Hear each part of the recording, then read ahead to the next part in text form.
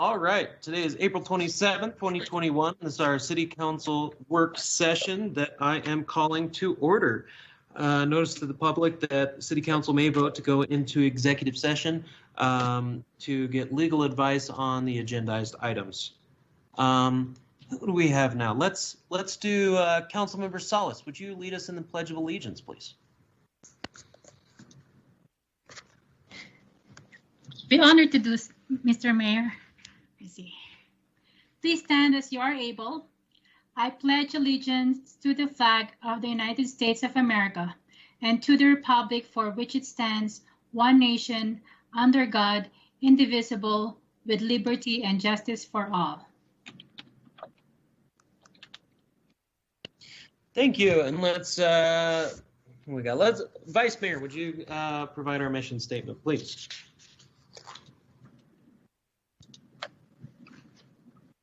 Yes, I will. I just needed to find the mute button. The mission of the City of Flagstaff is to protect and enhance the quality of life for all. Excellent. Thank you much. We're down to public participation, agenda item 4. Do we have anyone, Ms. Fobar? Mayor, we need to do roll call, please. Oh, my goodness. Yeah, getting too excited here. Thank you. Roll call, please. Mayor Deasy. Here. Vice Mayor Daggett. Here. Councilmember Aslan. I'm here. Councilmember McCarthy. Councilmember Salas. Present. Councilmember Shimoni. Here. Councilmember Sweet. Present. All right, now we're to public participation. So, Ms. Fobar, do we have anyone for this evening? Mayor, our first speaker is Marissa Malloy from Sustainability. Thank you. Good afternoon, Mayor and Council. My name is Maggie Toomey, the City of Flagstaff Sustainability, and I'm here to introduce Marissa. Marissa is our new administrative assistant, and she does a great deal of work with our Community Stewards program. Marissa, take it away. Great. Can everyone hear me and can everyone see my screen? We can hear you, and now we can see your screen. Yep. Okay. Wonderful. Good Mayor and Council, and thank you, Maggie Toomey. After the success of our previous campaigns, we have decided to do another Literati A Day in May anti-litter campaign. We are encouraging citizens and visitors alike to download Literati, a free app, mask up, and pick up litter as they are out and about in Flagstaff. We'd like to invite you to do the same. This program works like this. Download Literati from Google Play or the Apple Store. Use challenge code the number 1 a day May.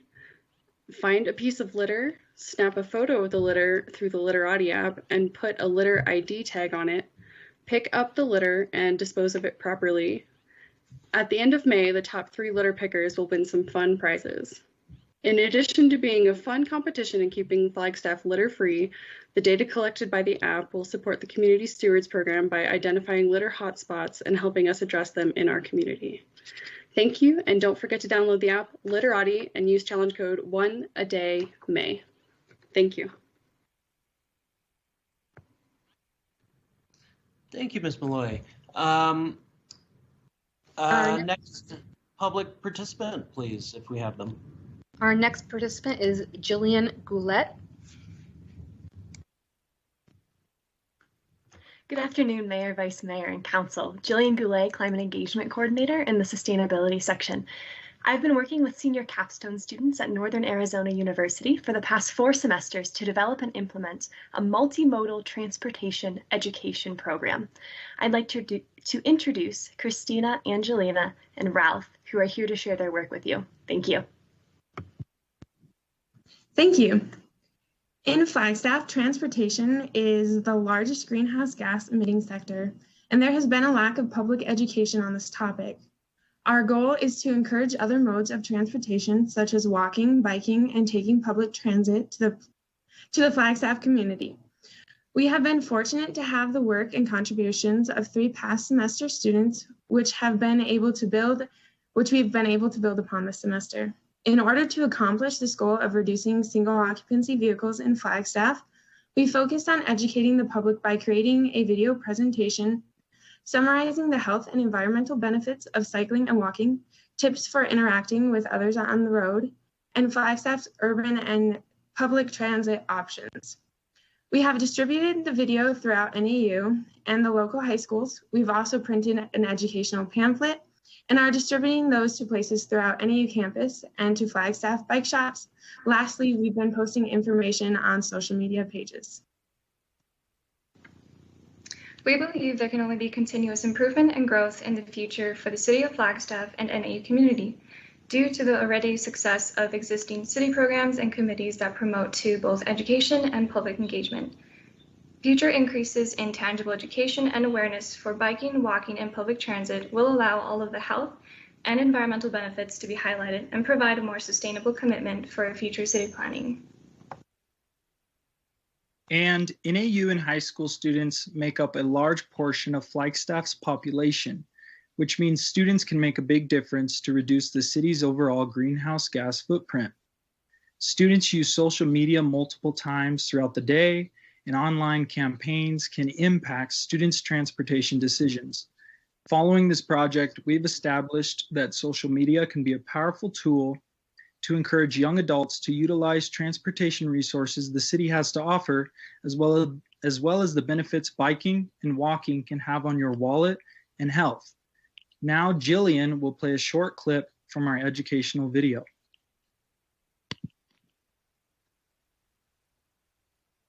It's no surprise that transportation can have a huge impact on our environmental footprint. Single occupancy vehicles account for 72% of all transport emissions. Traveling by bike or on foot accounts for 0 direct emissions, and if commuting by bike or foot isn't possible for you, then carpooling is another great option to reduce your footprint. Carpooling with just one other person has the same impact as driving an electric car.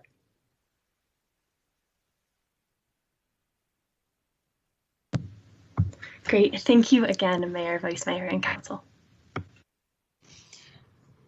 Thank you, Ms. Goulet and team. Thank you much. Ms. Fobar, do we have more public participants? We do. We do have one more that's scheduled for Teams. Ralph Bardsley. Is he available? Yeah, I presented in the last group just now on SOV transportation team. Oh, okay. Thank you so much. We do have 2 people that are being called. The first is Savannah Gray. Stacy Salzberg, do you have her on the line? I do. Savannah, you can go ahead and give your comments now. Okay. Hello, my name is Savannah Gray, and I've been working with a capstone group project with other NAU seniors this semester called Planting a Seed of Knowledge About Food Insecurity. In our research, we found that 22% of residents in Coconino County are food insecure, which means these households are not always certain they will have enough to eat. Our mission was to inform the community about the community gardens and encourage residents to utilize resources available to them as they work to make healthy food more accessible to low-income households. For our intervention project, we filmed instructional cooking and gardening videos and created a website including them, as well as short surveys before and after watching in order to evaluate what people learned. We created a QR code directing people to the website and put the QR code on a flyer with information about the O'Leary Street Garden and attached a seed packet to each flyer. Then we passed these flyers out to 65 houses located on the same street as the O'Leary Street Garden. Overall, our goal was to raise awareness about both the O'Leary Street Community Garden and food insecurity. Community gardens are a great way for community members to pick up skills such as gardening and learning how to incorporate nutritional food into their daily life. This is also a great way to have affordable access to nutritional and healthy foods. In addition, community gardens promote community members to interact with one another and revitalize the benefits of the community. The surveys we used let us know what people already knew and what they learned from our videos. We saw an increase in knowledge, and hopefully we will see an increase in foot traffic to the O'Leary Street Community Garden. We hope that it continues to increase even after the end of this project. If anyone's interested, there are 3 community gardens here in Flagstaff accepting applications for the growing season. O'Leary Street Garden is the least utilized of the 3 and is a convenient 7-minute walk from the NAU campus. They offer virtual cooking and gardening classes in addition to other events that are available online for sign-up. If anyone's interested, their website name is terrorbirds.com. Thank you for your time. Thank you. Ms. Fobar, next calling. Jessica, is she ready? It is Karen Edeby. Sorry, cannot pronounce the last name. Sharon, you can go ahead and speak now. Yeah, go ahead. Start now? Yes, start now. So I'm Karen Edeby. I live at 811 West Cherry Avenue and have been a longtime resident of Flagstaff. So thank you, Mayor Deasy and Council, for allowing me to speak. This comment is in regard to the sustainability section and control of non-native invasive weed species in the city of Flagstaff.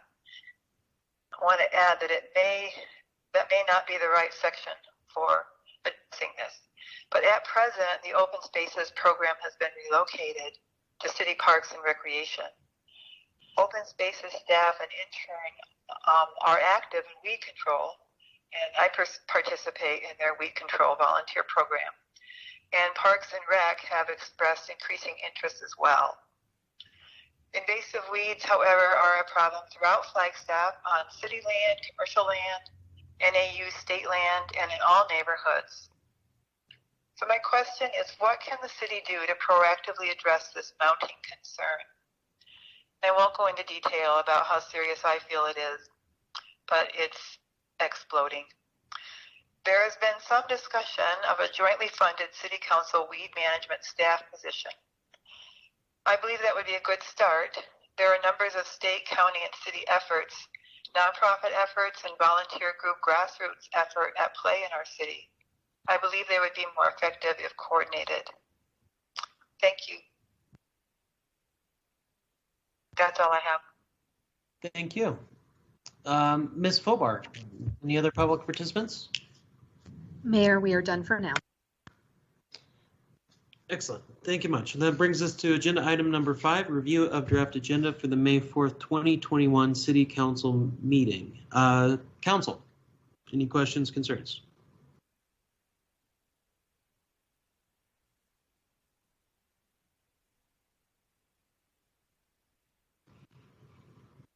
All right. I am not seeing any in the chat box. That brings us to our agenda item number 6, the proclamation for the Stacys. Right here. It is the 52nd annual Professional Municipal Clerks Week. And per that, here is the proclamation. The office of the Professional Municipal Clerk, a time-honored and vital part of local government, exists throughout the world. And the office of the Professional Municipal Clerk is the oldest among public servants. And the office of the Professional Municipal Clerk provides the professional link between the citizens, the local governing bodies, and agencies of government at other levels. And professional municipal clerks have pledged to be ever mindful of their neutrality and impartiality, rendering equal service to all. The professional municipal clerk serves as the information center on functions of local government and community. Professional municipal clerks continually strive to improve the administration of the affairs of the Office of the Professional Municipal Clerk through participation in education programs, seminars, workshops, and the annual meetings of their state, provincial, county, and international professional organizations. It is most appropriate that we recognize the accomplishments of the Office of the Professional Municipal Clerk. Now, therefore, I, Paul J. Deasy, Mayor of the City of Flagstaff, do recognize the week of May 2nd through May 8th, 2021 as Professional Municipal Clerks Week, and further extend appreciation to our City Clerk's office and to all professional municipal clerks for the vital services they perform and their exemplary dedication to the communities they represent. And I will add, especially this year, where we have relied on Ms. Salzberg and Ms. Fobar and our professional municipal clerk office to be able to run these meetings on Teams, to be able to get us through and help out with all the nitty-gritty that honestly unless you're really in these seats in office, it's hard to understand how much work and dedication and skill it takes to make us operate efficiently. So thank you, Ms. Altsberg. Thank you, Ms. Fobar, for all that you do for us. Truly. That being said, we are down to agenda item number 7, our Management Services Division overview. City staff, take it away.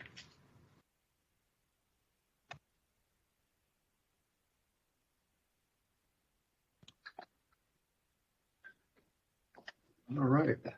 Thank you, Mayor. Hello, Mayor, Vice Mayor, City Council. I am Rick Tatter, your Management Service Director and City Treasurer. It's great to be in front of you for the 4th straight council meeting, but this time we get to talk inward about the great team and the services that the Management Services Division provides for our organization throughout the city of Flagstaff. I am proud of our team, and you're going to hear some great accomplishments and great work that we're doing, and hear a little bit more about our staff. So with that, we will dive into our overview. It's going to be an overview of our divisions. We're going to talk about our budget and staffing just briefly, and then review each of our sections for you. First off, we want to kind of show you how we fit in the organizational chart of the city of Flagstaff. Here we are represented, reporting to a deputy city manager, who is Shane Dilley, is the one that we report to, and we're pleased to work with him. Management Services then has myself as the Director of Management Services, and I oversee 3 sections, which is the purchasing section, the finance section, and revenue section. First off, I want to just give you a little bit of information or background about my experience with the city of Flagstaff. I moved to Flagstaff 34 years ago to come to NAU, where I did get my accounting degree. Go Lumberjacks. Shortly after that, I was hired with the city of Flagstaff in 1995 as an accountant for the city. I spent 11 years in a couple of different accounting positions. Then I was fortunate to be the customer service manager for the organization. Held that for about 4 years. Then I moved to the finance director and held that position for about 6 years. And currently I'm serving as the city management service director since December 2015. I'm thrilled to have had the leadership and the supervisors that helped me develop the organization.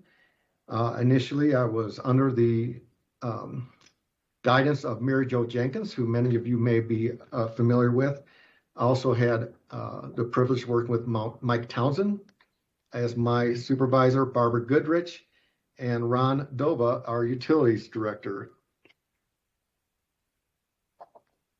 We'll talk a little bit about each of our sections. Patrick Brown is our purchasing director. He has been the director since February 2016. September 2016. Sorry, I got the date wrong, Patrick.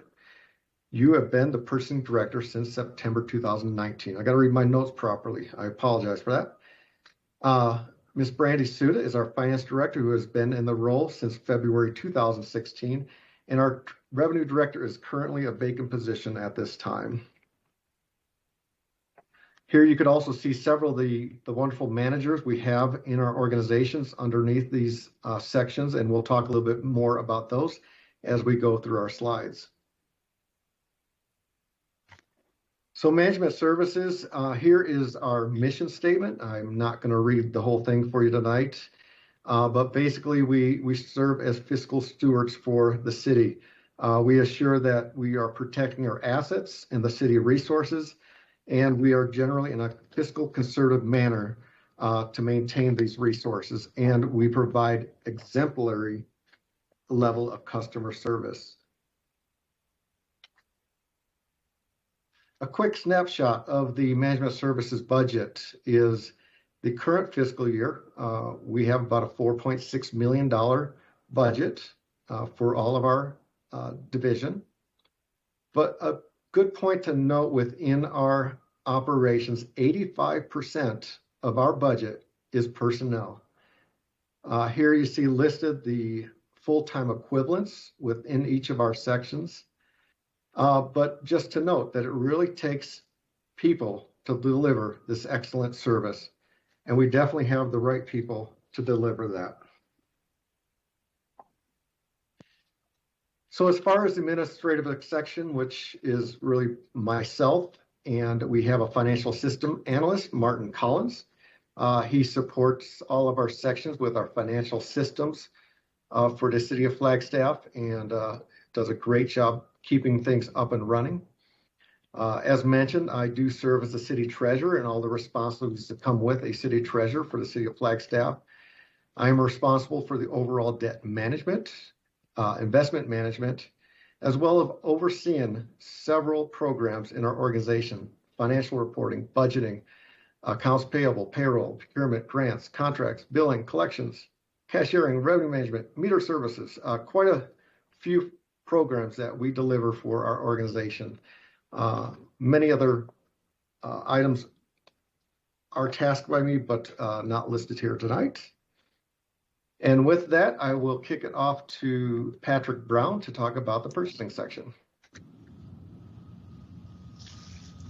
Thank you, Rick. I'm Patrick Brown. I am the purchasing director for the city of Flagstaff. I'll give a little bit about myself, but first I'd like to thank you for the opportunity to give a little bit of information. I emphasize a little bit of information because there's so much that happens with purchasing, it's hard to cover it in just a few slides. So thank you for giving me the opportunity to provide you with a little bit of information regarding our section. I'll go over a little bit more about myself in the next slide, but you'll see up here our mission statement. I won't go over the whole mission statement, but in a nutshell, we provide professional procurement, grants, and contract management decisions while maintaining an ethical standard, all within the local, state, and federal rules and regulations. Okay, Rick, next slide. Thank you. Okay, purchasing director, that's me. So I'll give you a little bit of history about Patrick. I have been with the city for 13 3/4 years. I have been in the purchasing section for that long. I've been the director for the last little over a year and a half, and then prior to that, 2 years as a purchasing manager, and then prior to that, I was the procurement specialist. I have 2 certifications from highly regarded purchasing organizations in the industry. I have a certified professional public buyer certification, which is CPBB. We like to talk in acronyms these days, so there you go. And we get that through our National Institute of Governmental Purchasing, NIGP. And then I have a certified procurement manager certification, and that's a lifetime certification that I obtained through the Institute of Supply Management. And Institute of Supply Management is the premier procurement organization, not only in the country, but in the world. So I have a lifetime certification from that. The certification requires a minimum of like 20 years of experience and training and ongoing membership. So I fulfilled that some years back, and well, here I am. As I said, I've been in the purchasing industry for 28 years, 24 years of that being in government.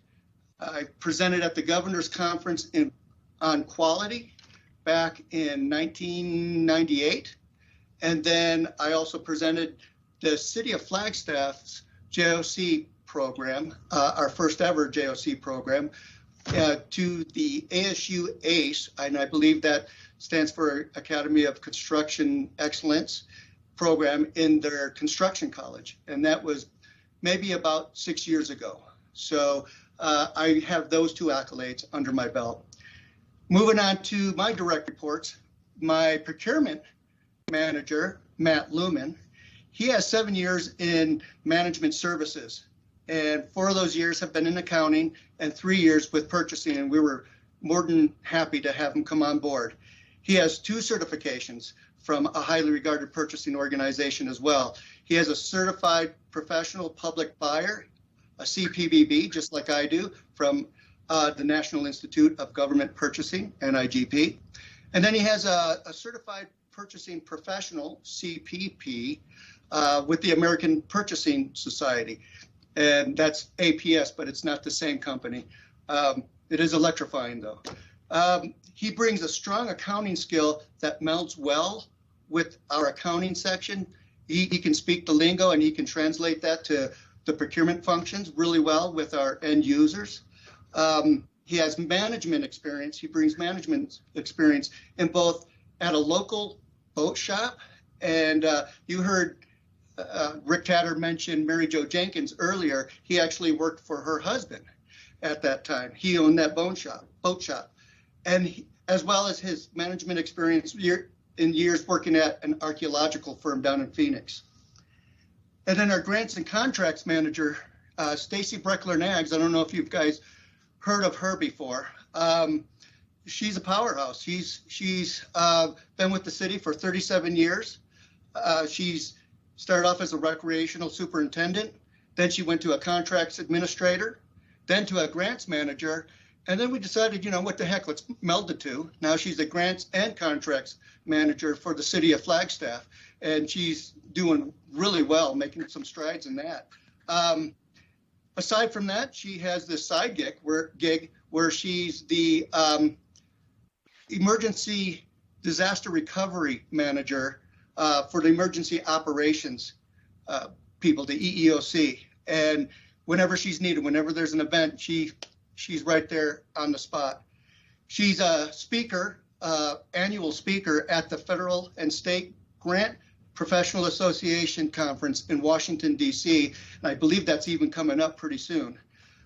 She's certified in National Incident Management Systems, Advanced Incident Commands, ICS. So she's really good at what she does, and she's very knowledgeable. If you ever have any questions regarding grants, contracts, or emergency operations, she's your huckleberry.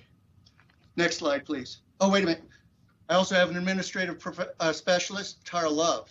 I don't want to leave her out. She provides quite a lot of support, but not just for the purchasing section. She also supports management services as a whole, as well as IT on many of their administrative needs. And as of recently, she's helping out the city manager's office with payroll. So she's a dynamo too. She really gets it done. All right, Rick. Next slide. So what we do, we oversee all procurements, grants, and contracts for the city, as every division, every section. Just a couple of procurement bullet points for you. We manage all procurements conducted at the city, whether it's a small procurement or a large procurement. Smaller ones, we kind of give a little flexibility to the end users to be able to do themselves. We oversee the purchasing card program, or P card program, and that's our credit card program for paying contractors and firms for the services and materials and goods that they provide us.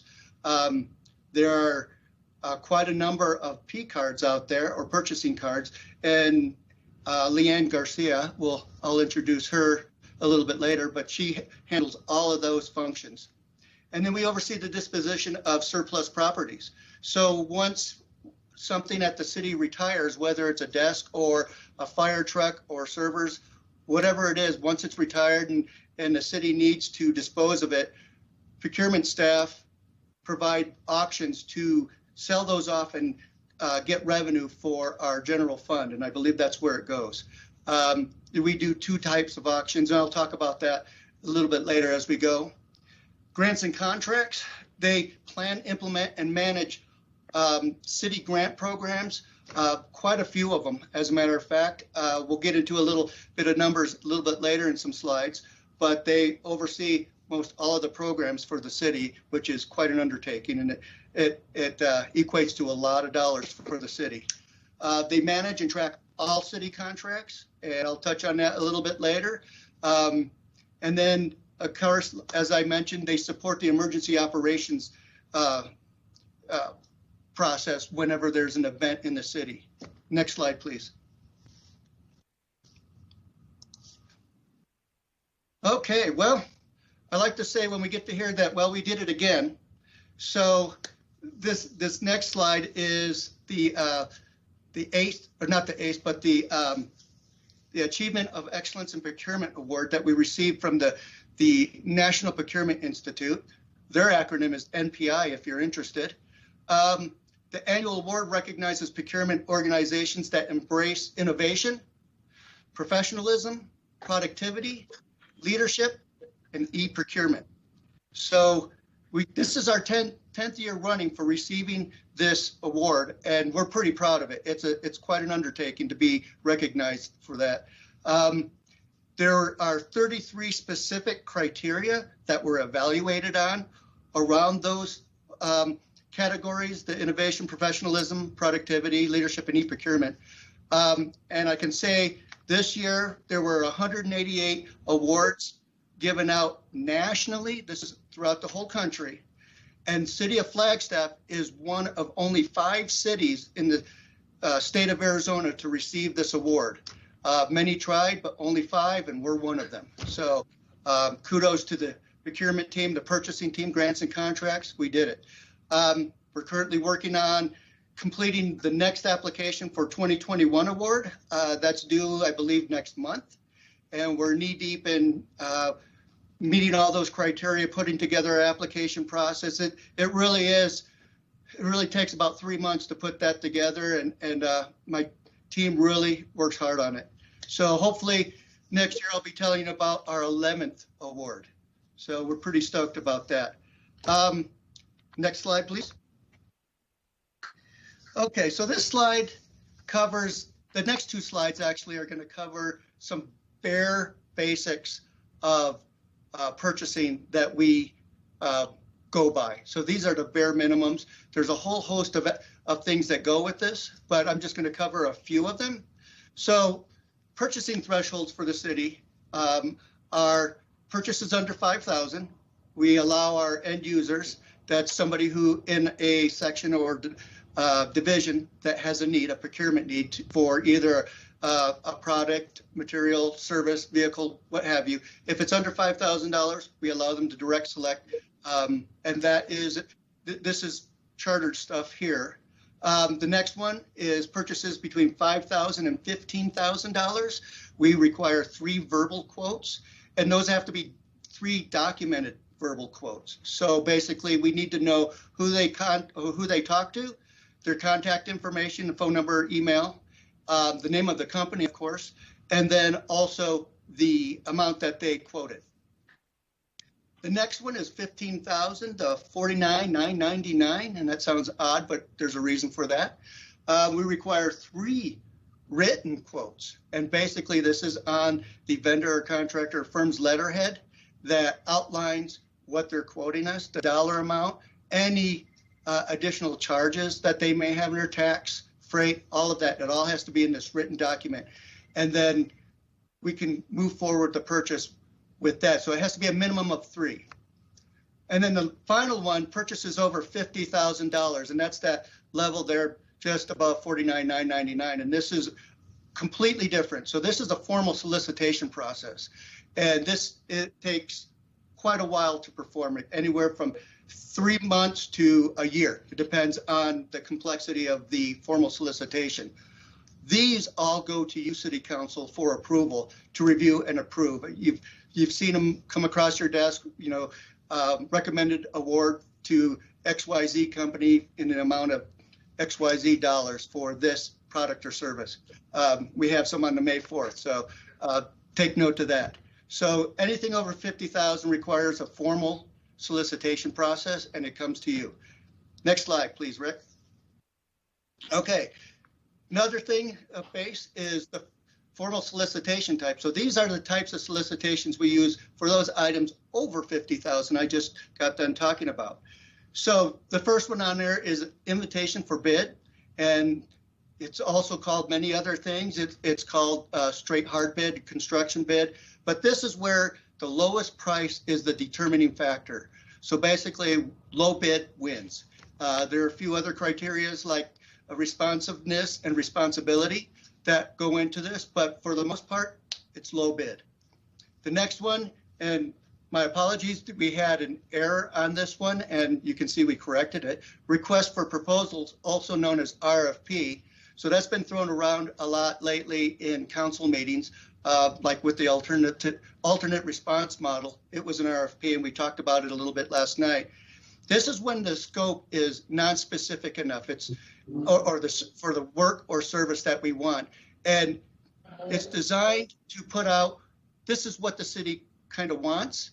Help us get to meet our wants. We have these guidelines and criteria, but show us what you think it looks like. It's an evaluation-based criteria, and price is included in it, but it's not the only factor in determining the award. So price is one of the factors.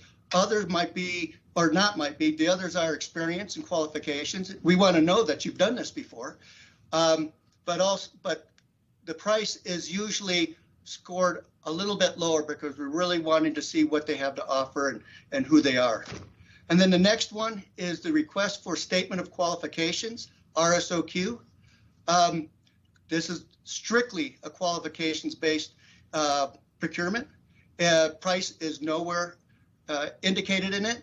They cannot include a price. So we're evaluating them just on their qualifications, skills, certifications, that kind of thing, past experiences, because when we have something that is really complex or high profile, super high profile that we know nothing about, well, we may know something about, mostly used in like construction. So a good example is the Lone Tree Overpass. That was done with an RSOQ for a design build. And what we wanted to know, we wanted to make sure that the design build team has done this before. They have the qualifications, the experience, the know-how, the equipment, the people. So we evaluate them on that. And when we get to the highest scoring, like on the RFP, it's highest scoring, then we can negotiate price on that, the budget for that. This is all just basic stuff. If you want to know anything more about any of this or a little more detail about purchasing basics, purchasing 101, if you will, let me know. I'd be happy to meet with you one-on-one and go over in more detail what the purchasing section does and doesn't do and can and can't do. So I'm open. Rick, next slide, please. So let's talk a little bit about our procurement team led by Matt Lumen. The procurement team handles all purchases for all divisions. Anytime there's a need for anything to be purchased, they handle it. The buyers work collaboratively with their end users. So whoever that is that has that need, because they're not familiar with purchasing functions, they're more familiar with what they were hired to do. You know, maybe it's water services, they're hired to maintain the water treatment plant. They don't know purchasing. So we work with those end users to establish first the appropriate solicitation type. Is it a IFB, hard bid, RFP, RSOQ, that kind of thing. We help them develop the scope and service and evaluation criteria if it's an RFP or RSOQ. And then we help them develop the appropriate contract for the purchase, because each of those associated solicitation types have their own types of contracts that go with it. So we help them to develop that contract. They also, what I don't have on there, the liaison with our legal department to come up with those documents that are solid to protect the city and make sure that whatever goes out, they're great, they're solid. So we got a great team in the legal department. They help us out quite a bit. They manage vendors. If there's issues with vendors, they get into the weeds with it and help mitigate any issues that there might be. They help keep them on board with whatever purchasing practices we have. We do training now and then to refresh them on how to do business with the city. Usually it's mostly the local people, but that respond and come to it, which is great. But we have had a few out-of-towners. So we'll meet with them and talk to them and discuss with them how they can work with the city. We do debriefs with them after a procurement, after a contract is approved by council. They'll want to debrief if they didn't get the award and want to know, hey, how did we do? Where did we fall? Or how did we score? That kind of thing. So they do those kind of things. Again, they administer the purchasing P card program or purchasing card program. Again, that's all the credit cards throughout the city, and there's quite a few of them. They reconcile the bank statement at the end of the month with the transactions that of all of the employees that have used the P card. They make sure it balances. They put out the little reminders. You may have seen them, those who have P cards. You may have seen reminders from Leanne Garcia. She's very diligent about that. We're on a set schedule to have this done. So, please do your P card, get them in on time. The next thing, they administer the city auctions, and I spoke to that a little bit earlier. And there's two types of auctions that are conducted.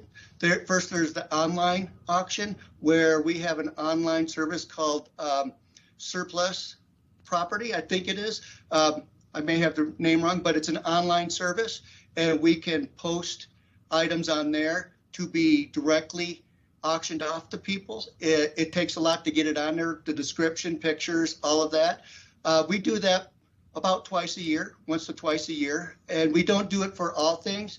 Usually we reserve that for the maybe higher dollar thing so we can get more of a direct dollar back for that item. For example, maybe a server that IT no longer needs, or a fire truck that is retired from the fire station. And then the other means is we have a contract. We have a partnership with the Lions Club, and they conduct a in-person auction. And so basically we gather up all of the auction items, all the surplus items that we need, and we get help from our facility superintendent, Craig Smith. Thank you, Craig. He helps us to gather that stuff and then also get it over to the Lions Club, and then they sort it out and they categorize it and they advertise the auction. We give them a small percentage of that revenue for conducting the auction, but it comes back to the city. And they get a lot of local people that come to that, so that's really cool about that. And then again, they administer the cell phone program. I don't think I talked about that earlier, but they do administer the cell phone program. Again, that's provided by them. We have many cell phones at the city, distributing them, getting upgrades, troubleshooting them. I think there may have been a few of you that have worked with Leanne Garcia, who oversees the cell phone program. You may have had issues with your cell phone or what have you, but she takes care of those services, the cell phone program. So that's a lot to handle sometimes, especially when there's a lot of problems at the same time, or an influx of new employees that need cell phones. So kudos to Leanne for managing that well. Next slide, please, Rick.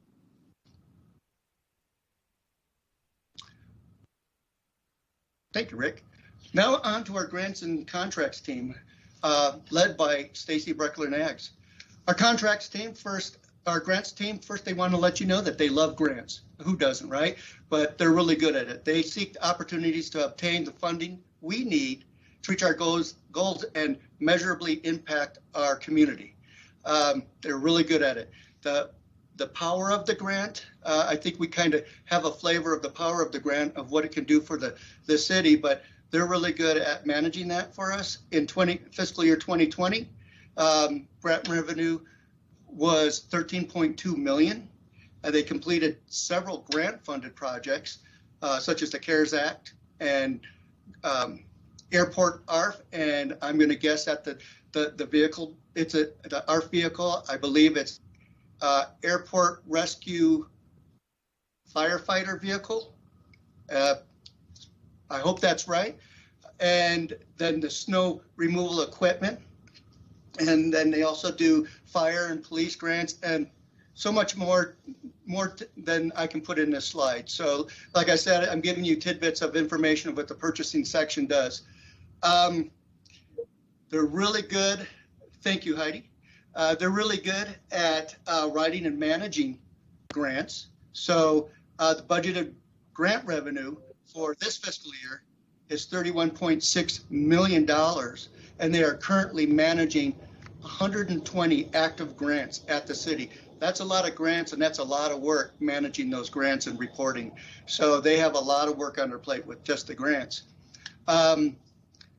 If you have any grant issues, or if you want a grant or you see a grant out there, if you want to know if there's a grant out there, contact our grant professionals. Let the grant professionals help you. That should be their slogan. They're there to assist you through the life cycle of the grant process, and that's the program development, the pre-award, award, post-award, and closeout. And I'll actually show you that life cycle in the next few slides. We have some graphs for you too. Rick, next slide, please. The grants team, here's the emergency management portion of it. Disaster recovery manager, Stacy Breckler, oversees. So she directly, actually the grants team are directly involved in preparing, responding, recovery, and mitigation of local emergencies. And we've had a few of them. And here's a few. There's been 5 declared since 2018, encompassing flooding, fire, winter storm. I don't know if you heard about this, but pandemic and protests. We've had that just last night, not to the degree where it was a catastrophic event, but it happens. They assist in performing damage site assessments, tracking project process or progress, and financial costing during and after the event. They really track this stuff down to the dollar, and they're very good at it. They just recently, here's some things that have just recently happened. They drafted an intergovernmental agreement, IGA, if you will, which is for an emergency management mutual aid with the 5 agencies up here in Northern Arizona, basically to share services during an emergency, and not just services, but facilities and equipment. There's an agreement. So for example, and this is just a loose example, but say there's a flood and we have to dump sandbags and sand somewhere close to the vicinity. If one of those agencies has a facility there, they'll offer up the parking lot or open up that facility for whatever clerical work that needs to be done. So it's shared services amongst all the 5 agencies in Northern Arizona when there's an event. So that's really cool. And then I talked about this earlier, Stacy, receiving the FEMA Advanced Incident Management Training recently. So she's certified in that, and way to go, Stacy. Next slide, please. Okay, contracts team. Contracts team, boy, they handle a lot of contracts, and I'll show you a little graph on that at the end of my presentation here, but they'll assist you through the life cycle of the contract process. And I think what you're going to see here is our grants and contract teams like to put things in life cycle, which is appropriate. But they're there to help you through the life cycle of the contract. They do the contract indexing, processing, records retention, fiscal year 20 alone. They reviewed and routed over 400 agreement contracts for the city of Flagstaff. That's a lot of contracts, and that's just that year. Contracts are growing more and more each year. They assist in mitigating risk with these contracts. They monitor and oversee those contracts for obligations and milestones in an effective manner to ensure that the contract is effective and that we're recouping or we're getting those dollars we should be getting if there's any escalator clauses in them or percentage increases within the contract. So they monitor that to ensure that we're getting the revenue that we're supposed to be getting with that contract. They're working on a few things coming soon, if you will, quarterly status report of all citywide agreements. They're going to have this nice report for our divisions that you can see what the status of your contract is, your agreement. You want to know what's happening with your XYZ contract. It'll be on that list. Oh, it's going to renew in about 6 months. Okay, I've got time. So they're putting together a report for you for that. That's coming up. Good things. They're researching contract management databases. We have a couple of ideas in the hopper for that to make the program more efficient and for document filing and for tracking. 400 contracts with 2 or 3 people is a lot of contracts, so we're looking for assistance with managing that. So hopefully in the near future, you'll see in the budget request a contracts management system if we get to that, or when we get to that. My apologies, Stacy, when we get to that. Next slide, please. So remember I was talking about grants and contracts team having a love for cyclical things or life cycle things. Here they are. I talked about a few of them. The grants, under grants, it's program development, pre-award, award, post-award, and closeout. Emergency management is preparedness, response, recovery, and mitigation. And then contracts, well, I can't even read that, sorry, it is pretty small. Well, you can read it in your packet. It's right there. It's the cycle of a contract that they manage and handle on behalf of the city. So you can just see right here the amount of work that goes in, just covered in these cycles right here. Next slide, please. So I'm gonna, on my last slide, and this is my last slide, you don't have to listen to me talk anymore. I'm going to just throw a few stats at you. Of course, there's so many more, but we just wanted to throw a few at you. So for the procurement team, that top left one, that's solicitations that were conducted in the last 2 years or current and the last year. So we had 188 solicitations that were performed by our procurement team. And of those 188, 56 of those were formal solicitations. Now remember, I said the formal solicitations are complex and they take a little while to complete. They can go anywhere from 3 months to a year, depending on the complexity of them. So 56 of those amongst 4 people is quite a chunk. This fiscal year alone, we have 168 solicitations on the register. And we still have 2 months, a little more than 2 months to go. Of those 168, our staff has done 67 or are in the process of performing 67 formal solicitations. While that is a lot of work, but they do it well and they're experts at what they do. So if you have any questions about that, please reach out to your assigned buyer. We have that in a flow chart as well if you need it. Underneath that are the contracts executed at the city for fiscal year 2019-2020. And bar charts here, I just want to say, I'm going to sum it up. There are 402 contracts in this bar chart. 61 of them are by the mayor. And what this represents are the contracts that these individuals signed on behalf of the city. So they're signing this contract, and that takes time away from them. Not really away from it, but part of what they do. 402 contracts. If you look at the city manager signs contracts both under 50,000, but above 10,000, but also over 50,000. And a cumulative for Greg last year, he signed 265 contracts. And I'm surprised his fingers still work at this point. But that's a lot of contracts. The contracts are building, and this time next year it's just going to be higher. But they do a great job managing and monitoring and tracking these contracts. Great team. And then to the right there, you'll see the federal and state grants budgeted that were awarded or going to be awarded. So I'm just going to go to 18 and 19. You can see there they're at, I can't read that. I think it's 27 million, but most importantly, this year we're at 31.6 million, and that's a lot of grants. That's a lot of work, and that's a lot of revenue to the city. And kudos to the grants team. They got it done.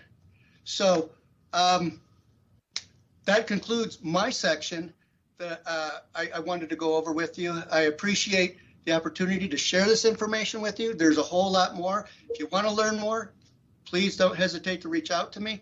I'll be happy to meet with you one-on-one. And with that, I'm going to turn it over to Brandy Suda so she can go over a tidbit of the finance section. Brandy? Thank you, Patrick. Good afternoon, Mayor, Vice Mayor, and Council. Brandy Suda, the city's finance director, and I'm going to do a brief overview of our finance section. The finance section's mission is to ethically provide oversight, fiscal management, customer service through accountability and transparency. Next slide, please, Rick. So a little bit about the finance team. Me as your finance director. So a little bit about me. Prior to moving to Flagstaff in 2007, I worked for a CPA firm where I specialized in auditing and assisting local governments such as school districts, cities, towns, counties, utilities, as well as nonprofit colleges. After moving to Flagstaff, I got a job here at the city as an accountant. I then was promoted in 2009 to finance manager, and then lastly as your city finance director in 2016. I have an amazing team that includes Assistant Finance Director Heidi Derryberry. Heidi's been with us since 2016. She is a CPA. Her prior experience includes working for a CPA firm, as well as working at the county and Prescott Valley. I like to say that I stole her from the county and brought her over to the city. And she has an amazing team here of accountants, assistant finance managers, finance specialists, and a finance clerk. Next slide, please. Also on our team, we have our payroll manager, our acting payroll manager, Dawn Nelson. She's been with the city since 2007, and she comes to us with a lot of experience in payroll, benefits, and HR. And her team, as well as our accounts payable or our accounts specialist, Carol Ann McCoy. Carol Ann has been with the city since 1994, and she will be retiring over the next 6 months with us. Next slide, please.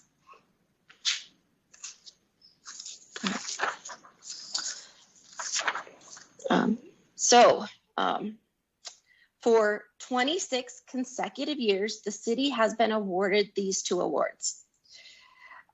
These are the Government Finance Officers Association Distinguished Budget Award for our annual budget book, as well as the GFOA's Certificate of Achievement and Excellence for Financial Reporting for the city's comprehensive annual financial reports.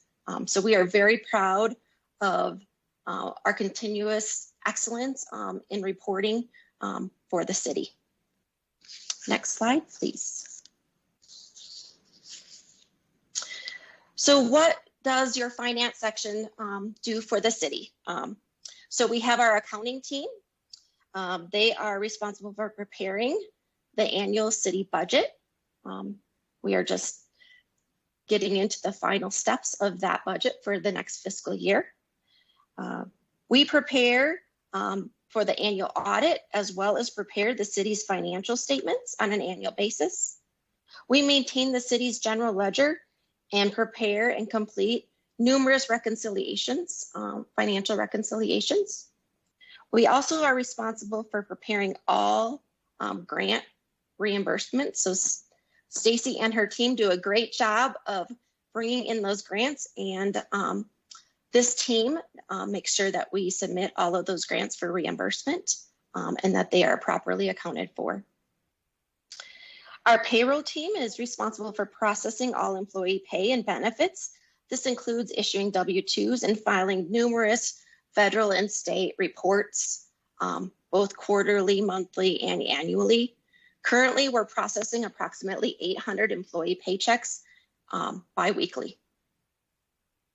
And then lastly, we have our accounts payable team, headed by Carol Ann. We process all vendor payments to ensure timely and accurate payments, including issuing 1099s and filing the city's sales tax returns. In fiscal year 2019-2020, we processed $143.6 million in vendor payments, which was 8,681 separate payments. So that is some amazing work for 1.5 staff. So next slide, Rick. In addition to our GFOA awards, here are some key accomplishments and highlights for the finance section. This includes maintaining a strong financial management to help maintain our strong and outstanding bond ratings. We also, during this past year, implemented several changes to employee leaves due to the pandemic. We also implemented the 14-day fire work cycle to match the city's biweekly pay periods. And we processed over $13.3 million in grant financial reimbursements in fiscal year 2019-2020. Currently, we're working on an implementation to automate the city's time entry system, which will save significant time throughout the organization, including our payroll and finance team, as well as we will be working on a future implementation on a new human resources HR payroll system. And that concludes my presentation, and I will turn it over back to Rick. Thank you. Thank you, Brandy. Now I will have the opportunity to go over the revenue section for the City of Flagstaff. The revenue section sees over a couple areas that we'll talk about in a little bit, but this is one of the larger sections in management services with over 20 full-time equivalent staff members in this section. Here's the mission statement here for you to read. But basically, we're about accurate billing and collection of revenues for our organization by following appropriate city, state, and federal regulations. Our revenue director position is currently vacant, so I am currently having the privilege to oversee this wonderful staff in the revenue section. First program within revenue is our billings and collections. And Sharon Gonzalez is the manager of billing and collections. She's been with the city for over 28 years. And thank you for your long-term commitment there. And she's been the billing and collections manager since June of 2017. She has 3 staff members that report to her. Kim Burns, who focuses on the municipal billing for our organization. Sabrina James, who has a focus on the accounts receivable, the general accounts receivable, and Jenny Lins, who is our collections specialist. The other program is customer service, and we're happy to have Jessica Hewlett as our customer service manager for the City of Flagstaff. She's been with us for just over 2 years, and we are happy of the service that she's providing our organization. She has a couple direct reports in Daniel Tiedemann is the customer service supervisor, and she oversees a group of specialists that you may often see at the front counter in the copy center of the organization at City Hall. And she oversees Matthew Scheid, who is the meter tech supervisor, and it oversees our meter tech staff of 4. And just a note that currently we do have 4 vacancies in this section, and we will be looking forward to filling those now that the recession recovery has begun.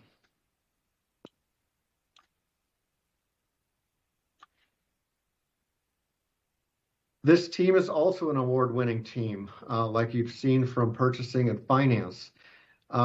This is a team of service, and it is always at a higher elevation.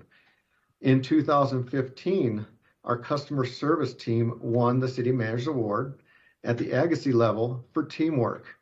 Their valuable work in our organization, providing that service level that our customers need, definitely received that recognition at the time. And most recently, this whole team, the whole revenue team, was awarded the City Manager's Excellent Award for their service, and they received the Oak Award for that teamwork related to many services that they worked together for the meter replacement program and billing or meter system upgrades. So they're a recent winner there. You've heard about them very recently. So as I went through the names earlier, you've heard those within the last month or so, and definitely proud of the service this team provides. In the revenue section, what we do is investment management. The director supports me with investments and managing the portfolio and how we have our assets aligned.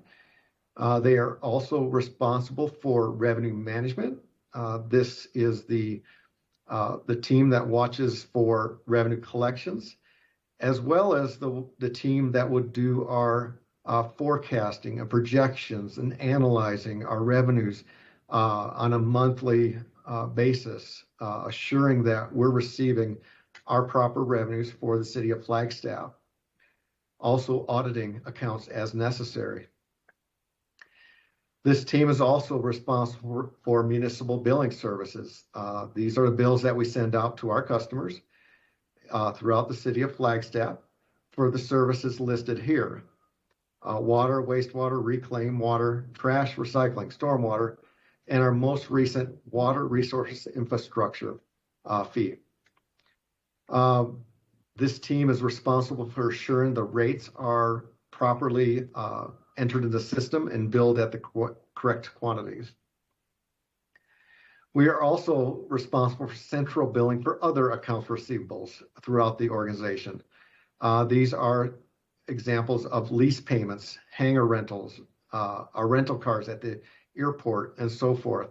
All these billings come through our revenue section. This section is also responsible for collections on accounts. They are the team that is out there assuring that the City of Flagstaff receives our revenues for the services that we provide to our customers, and they do the work to assure that we collect as much as possible when accounts become delinquent. This team is also responsible for centralized cashiering. You see the team downstairs at City Hall overseeing the cashiering and receiving monies from all parts of the city, in addition to the municipal billing. They are also responsible for customer care at that front counter.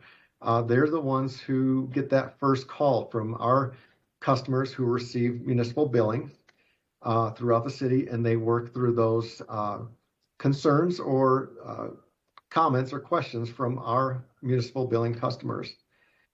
This team is also responsible for the citywide switchboard during open hours at City Hall.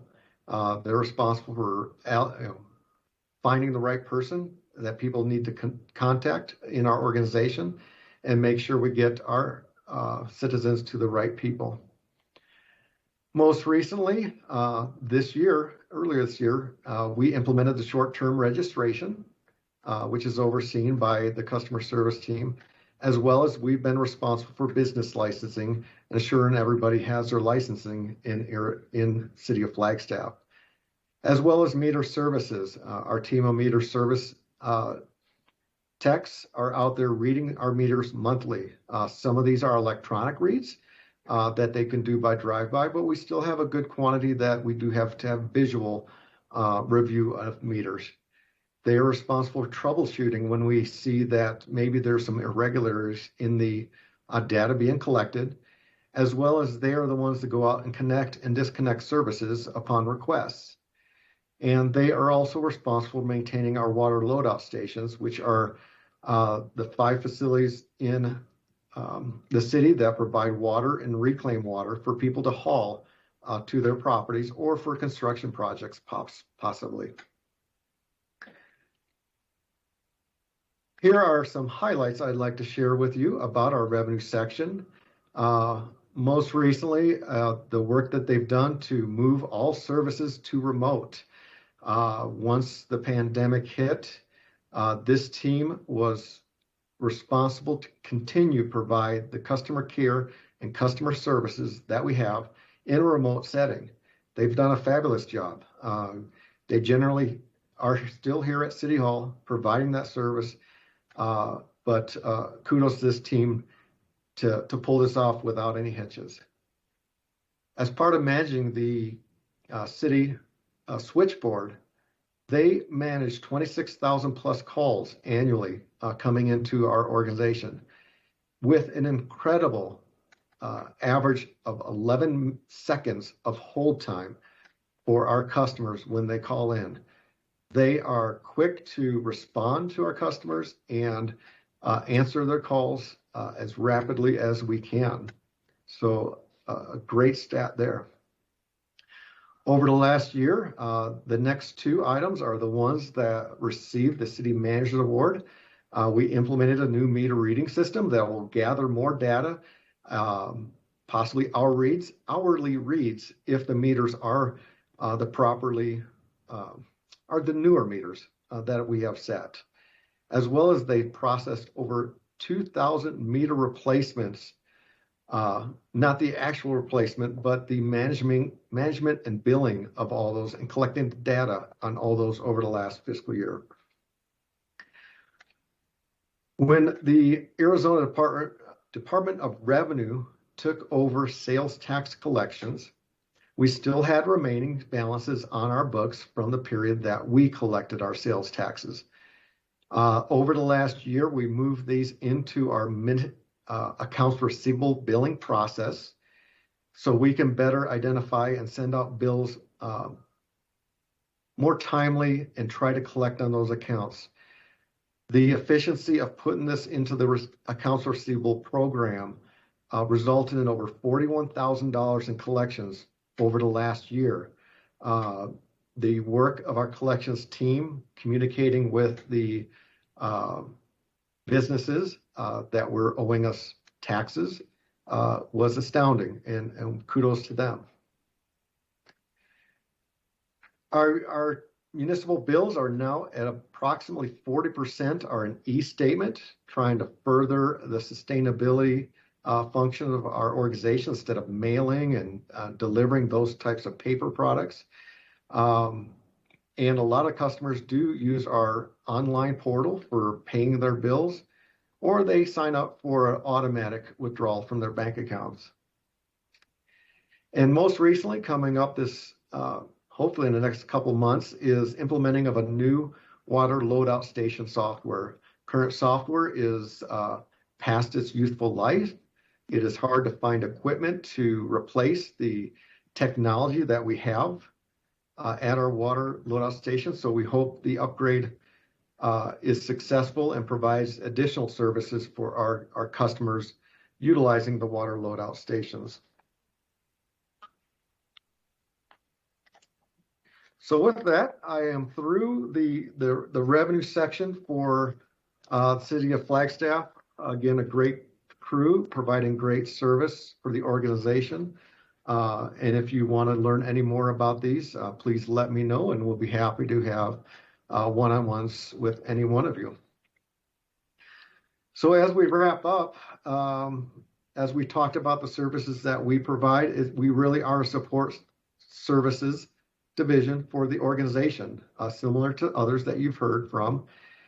All services go through the City of Flagstaff Finance Department for the financial transactions, the procurement section for procurement, grants, and contracts, as well as collections of revenues and billing through our revenue section of the City of Flagstaff. We're here to help, we're here to support, and we're here for all of Team Flagstaff for the services that you need. And with that, I thank you for the opportunity to speak to you, Council, once again. And please reach out to any one of us if you would like to learn more about the Management Service Division and the services that we provide. And with that, I will open up for any questions.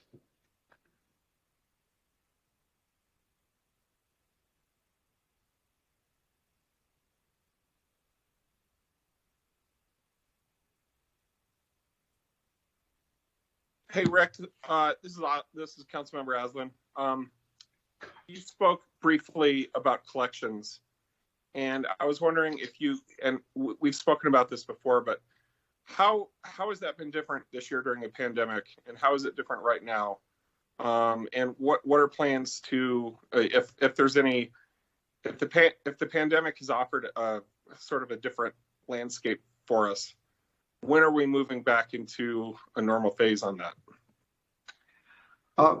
Yeah, thank you for asking that question, because we've been thinking about that. How do we move out of the stage that we're in. Right now, our policy and practice is to not disconnect any water service customer that has not paid.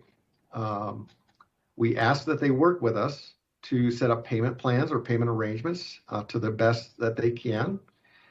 I will say our staff has reached out to the majority of customers with back billings for our organization and have set up payment plans. There's just a handful that have not contacted us that we're a little bit concerned about, but it's a dozen out of the 20,000 customers that we have. So we're pretty happy with our customers who receive the service. Now, granted, bills are getting higher as people are paying or are making those arrangements and delaying their payments. Recently, we created a flyer to send out to our customers to identify those resources. The federal government has put a lot of money out for rent assistance, utility assistance, and so forth. So we're getting that information out to our customers. The next stage is a conversation about those who have not made any attempt to contact us. That's the next group that we want to consider maybe a higher level of action. We've sent them specific letters saying you need to contact us. But our goal is to keep the water on until we're comfortable the health of the community is where it needs to be to potentially turn off water services. So we're starting to talk about the plan, but there's nothing in place right now. Is that something that would come before council for direction, or is that internal for you guys?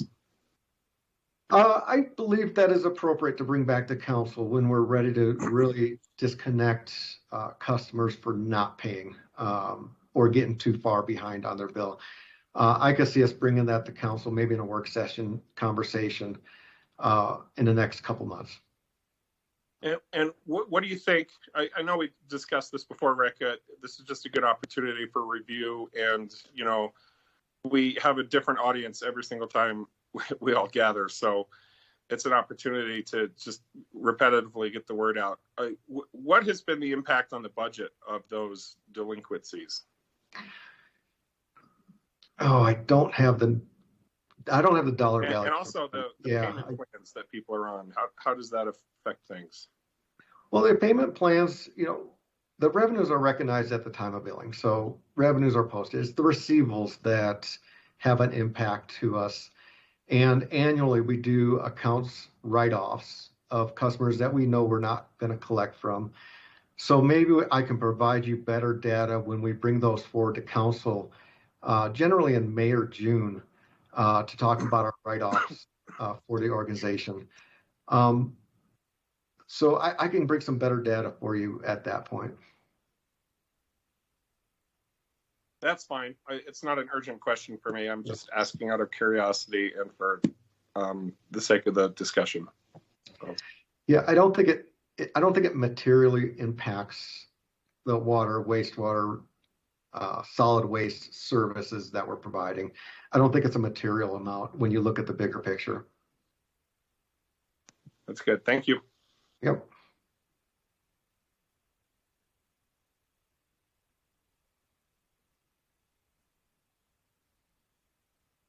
Mayor, are you with us? Okay, well, I'm going to jump in. Rick, thank you for presenting to us. Actually, that should be the vice mayor, Councilmember Shimoni. Okay, Vice Mayor, I have a question. May I jump in? Yes, you may. Thank you. Rick, thank you for the presentation. Brandy and Patrick, thank you for the presentation. Great information shared and great work by our teams and our different little divisions and departments and efforts. Really proud of Team Flagstaff tonight. So Councilmember Aslan, thank you for bringing that up. I'm really glad you brought that up. That was on my mind as well. And Rick, I do support that coming back before council before moving forward in city manager. I think that'd be a good idea. And I don't have any other questions at the moment, but I really appreciate the presentations and all the hard work. Thank you, everybody. Thank you. Oh, jumped in here. Thank you to our Management Services Division. I'm sorry I have a few little issues here, but I now have them all plugged in, so rather than Wi-Fi in it. Regardless, I mean, I'm really appreciative of all these presentations from our city staff. I think it is really great that our population gets to see what all the hard work it takes to do all the things that they don't even know what we're doing. So thank you so much. I really appreciate it. Thank you for the opportunity.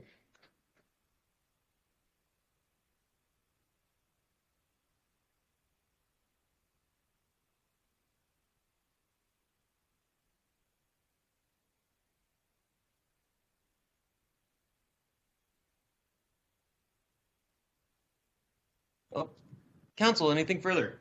I'm not seeing anything in the chat box. So that does bring us down to agenda item number 8, our City Manager Division update. Thank you, Mr. Mayor, Council. Thank you, Rick Tyler and your team for a nice presentation. Actually, an excellent presentation. It's very nice. I believe the presentation we will now have, if I'm not mistaken, is the last one.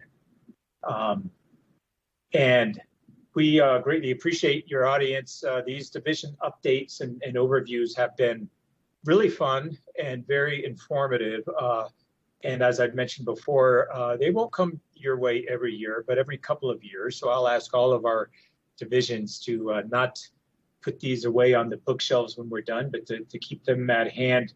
And in a couple of years, we'll do this this roadshow once again.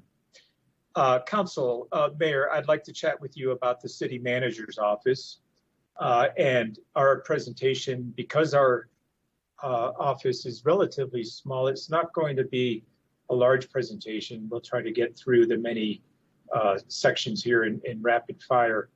But I will start with an introduction of the 2 deputy city managers along with myself. We will talk a little bit about the overview of the divisions by the deputies and myself. We'll put that in the framework of the organizational chart. We'll talk about some section overviews that are specific to this office.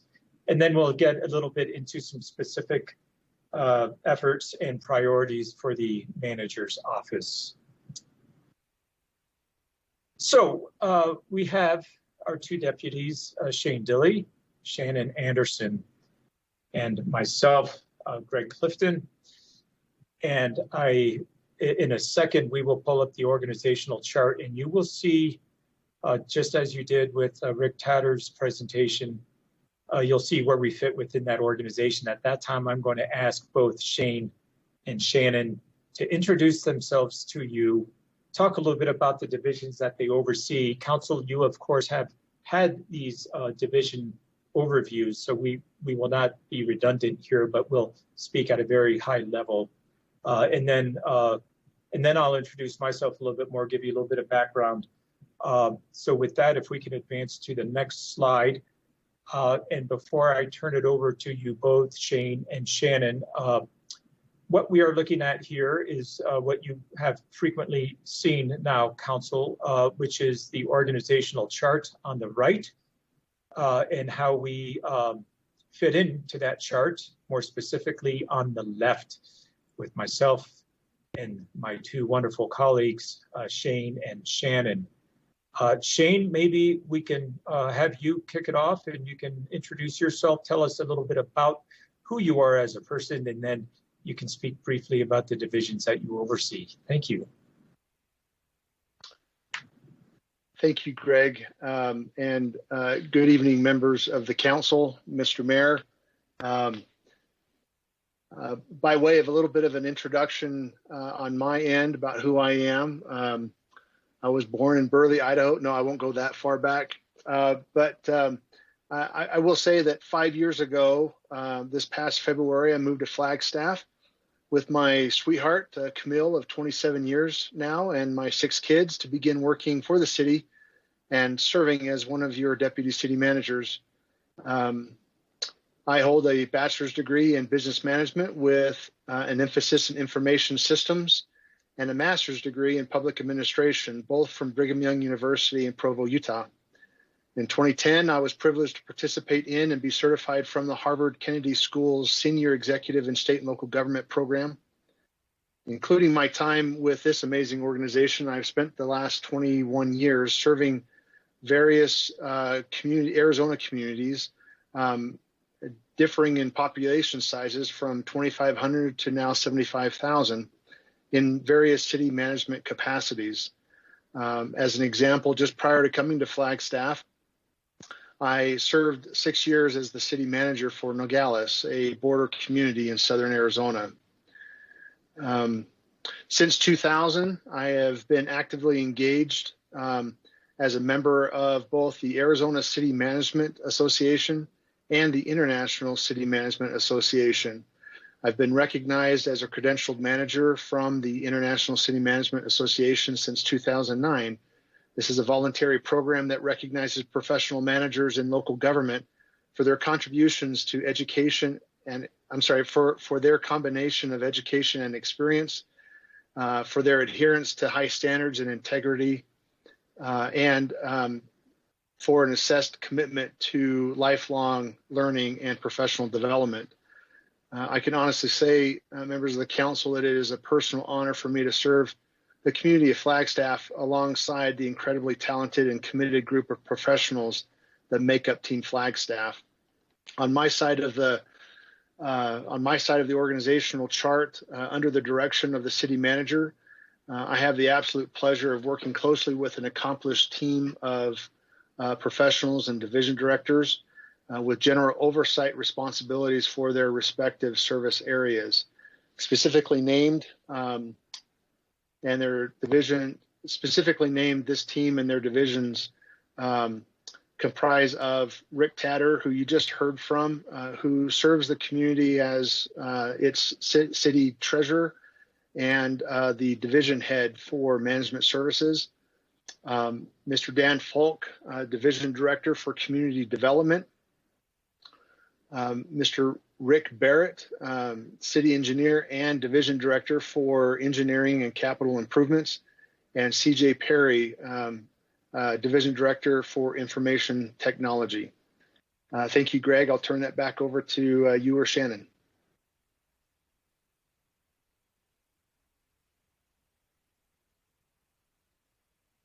Thank you, Shane. Shannon, are you, very nice, Shane. It's great to hear from you. Shannon, are you queued up and ready to go?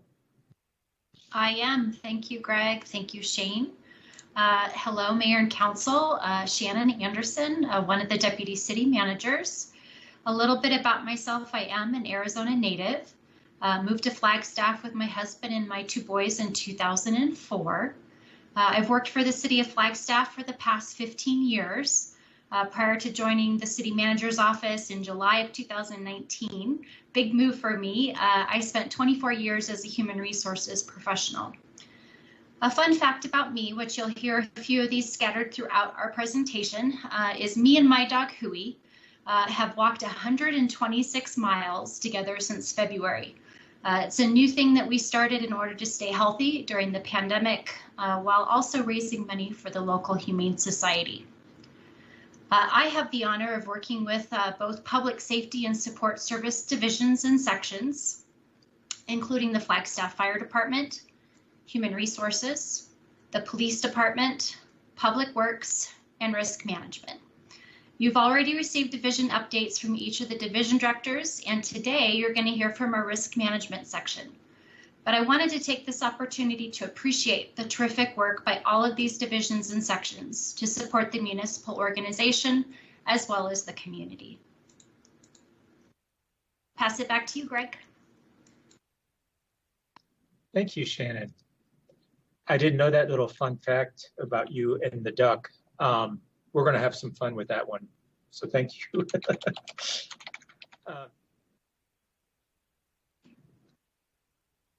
Mayor, Council, alongside the two deputies who you just heard from, I serve your dog Huey. I got that right, Shannon.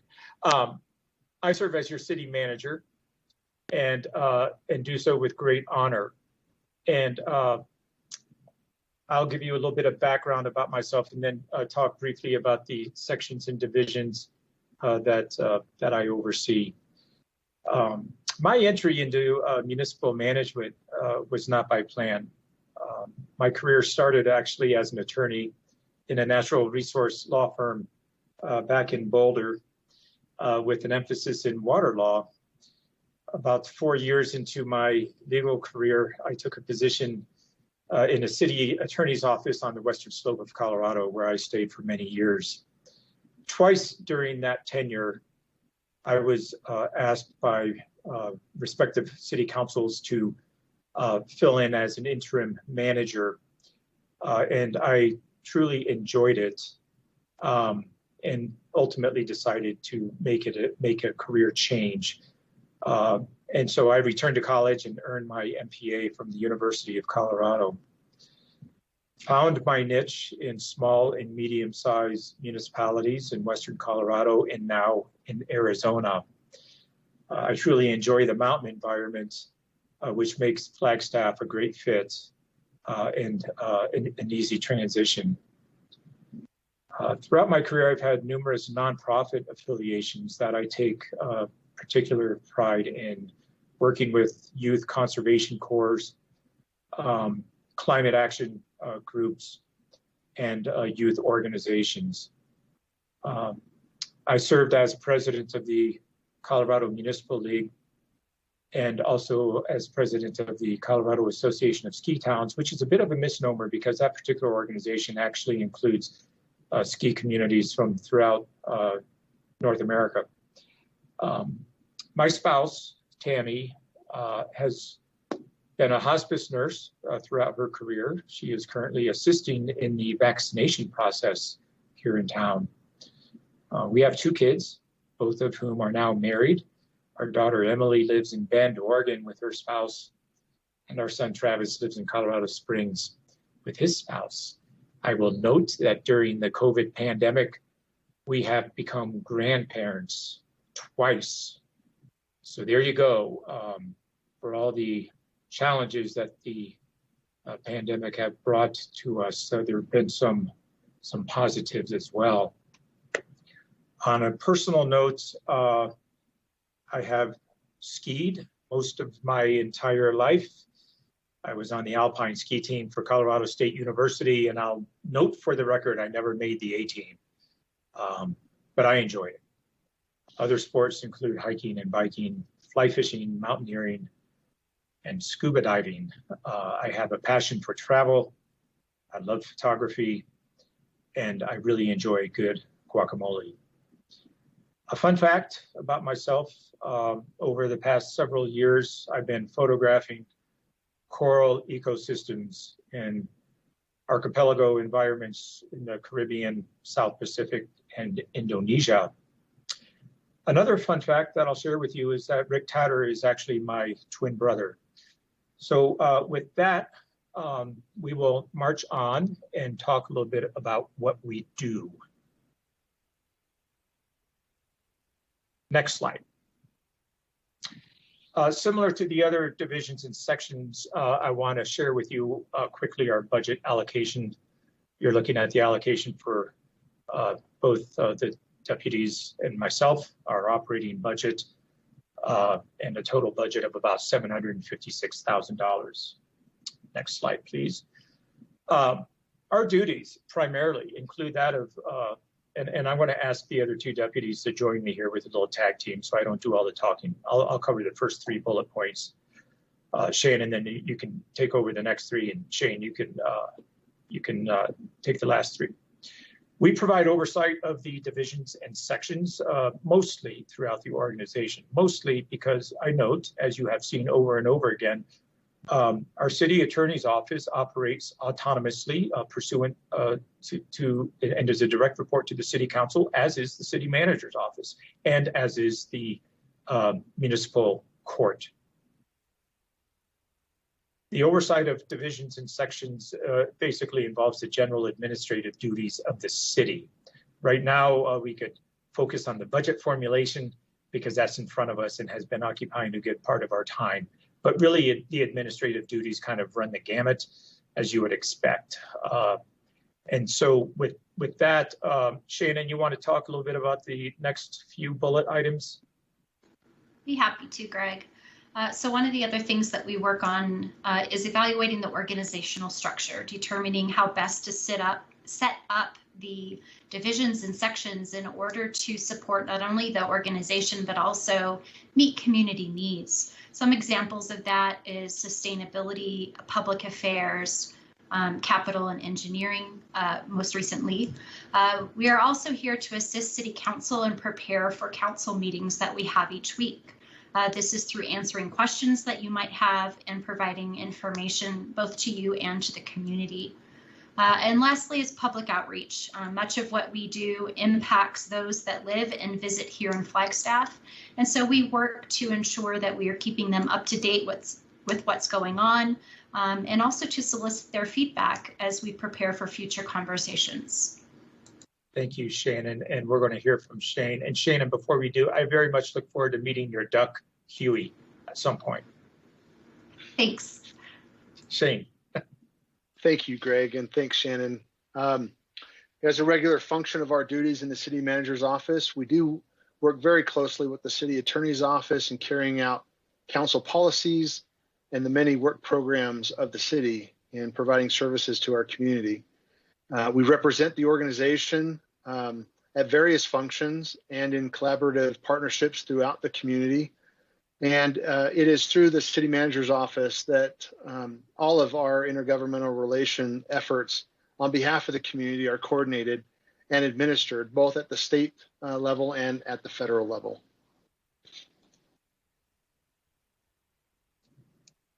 Thank you, Shane.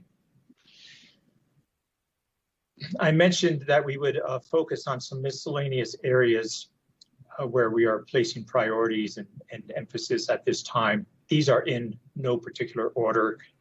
And Shannon and Shane, I might ask you to once again do a little tag team with me on this. At the top of the list is parking. And why is parking on this list? Well, you know, parking is one of those things, like many of the things that we deal with in the city that may not neatly fall within one particular division. We, of course, have our Park Flag team in economic vitality, and they do a stellar job. We basically give them a little bit of assistance. And some of the parking that we're talking about here actually goes beyond Park Flag at the moment. For example, the airport. And as you have heard about in some updates and will continue to hear about, we are working on a new parking lot out there. This is an exciting project for us. It's about as exciting as parking can be. But you know, the airport has been struggling with parking issues for some time. That I think took a little bit of a recess during COVID, but it'll be back as we're seeing employments increase and activity out there. We will be prepared for it, and we'll have new parking infrastructure to help. The other interesting thing about that is with paid parking, which will be an eventual reality at the airport, it will help us toward the continued establishment of the airport as an enterprise. More recently, and something that will be back in front of council soon, is the parking that we're doing in conjunction with the project by Mountain Line, the Downtown Connection Center. Very exciting project, multifaceted. Yes, it will include significant civic space, as well as the beautiful connection center itself, providing transit connection throughout the community. And we will do our part to try to retain some meaningful parking at that site. Also downtown parking, and Dave McIntyre and others have been, and Dan Folk and his team have been involved in working in tandem with the Foundation for Senior Living to make sure that the city comes away with some parking in the structured lot there when it's built. That will accommodate the new courthouse and provide some peripheral parking for the downtown area as well. Enough about parking. I would like to touch briefly on a couple of other things that, again, do not fall neatly within one division. These represent team efforts. And you've heard a lot about these, Mayor and Council, in recent times for good reason, because both of these teams have come about during COVID, and they are providing invaluable functions to the organization and to the community. The first is the expanded use of rights-of-way team. I got tired of saying that, so we gave it an abbreviation. We call it Euro.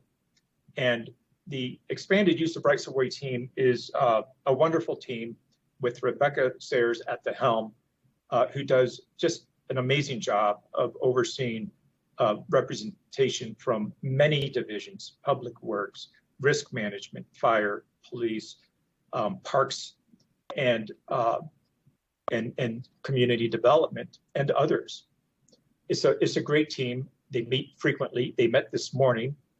They are largely responsible. Oh, by the way, also on that team is our liaison to the city. I say that loosely, but Terry Bedexa, who serves as the director for the Downtown Business Alliance, actually is a very close connection to the city on many fronts. I sit on their board. She's actively involved with Euro. We work hand in hand on many issues. So we've had some representation from the business community as well. But the Euro team is largely responsible for the things that we have seen materialize during COVID that have really benefited the community, namely the outdoor seating capacity in our downtown area, and the gazebos that you now see in Heritage Park, the closure of a part of Aspen Street over the last year, the parklets where people are now dining outside under umbrellas in what have been traditional parking spaces now have been converted into these cool little environments. The park and the takeout service, same comment. Many of the parking spaces have been devoted for quick parking and pickup service from our restaurants. That has been hugely successful. And the closure of an alleyway also across the street from Heritage Plaza. Some of these things, Council, are likely to endure, and the team will probably see a metamorphosis where it goes into goes out of the pandemic arena and more into a permanent discussion or long-term discussion about things we can do differently, not just downtown, but throughout our community, to expand the use of our rights-of-way in a manner that is beneficial to all. There's some exciting things in play. I'm not going to steal the thunder. Stay tuned, Mayor and Council, for the unveiling of some very cool flower pots that will flower boxes that will be multifunctional and help us with our street closures. And the team has been very busy on that. Those are a work in progress. The re-entry team has had Shannon Anderson at the helm, and a similar comment there is that the team is comprised of members of all the divisions within our organization.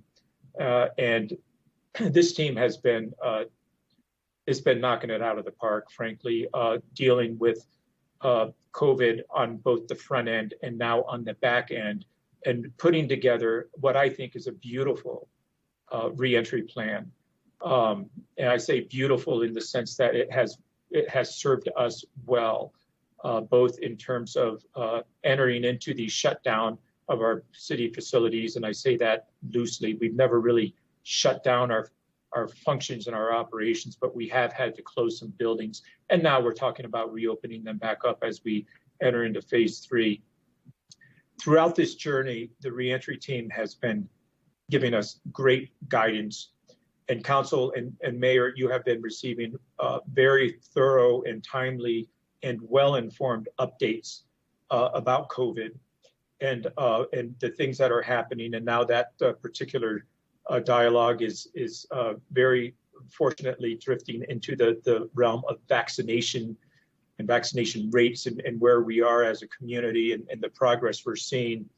And the narrative has become quite positive. But we have been able to do this because of very excellent teamwork. So the reentry team, both of these teams, Euro and the reentry team, 5-star teams, working very hard for you in this community. Finally, I'll make mention of a couple more bullet points. There is some very important nonprofit involvement involving our office. I made mention of the Downtown Business Alliance. Love that group, love being on the board. But I also want to mention something that is very near and dear to my heart and all of our hearts, and that is United Way. I am also on their board and very honored to be a member of that. I sit next to Stacy BK on that board. That's figuratively. We, of course, are meeting virtually.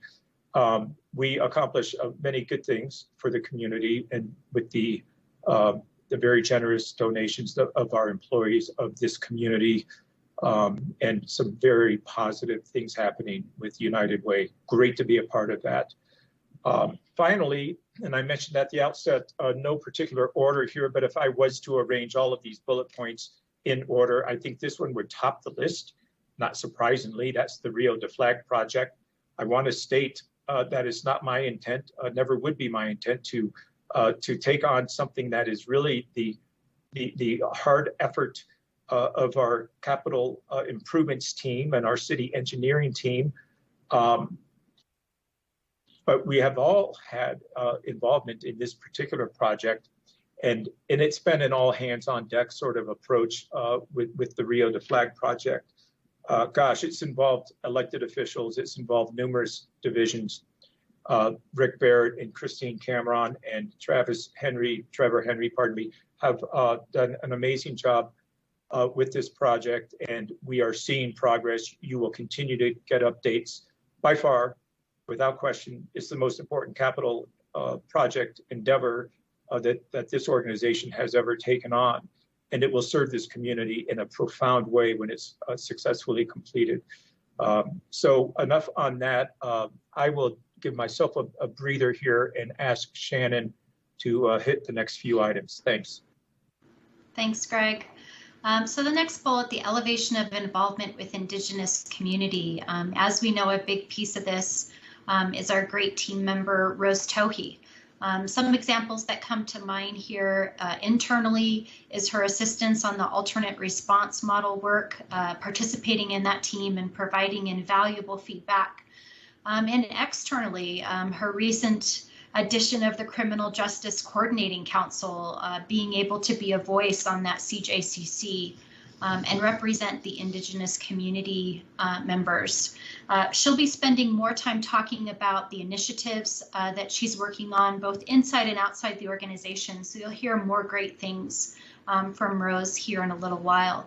Repurposing of decommissioned city facilities, thinking back after the recession in 2008, we often refer to that as the Great Recession.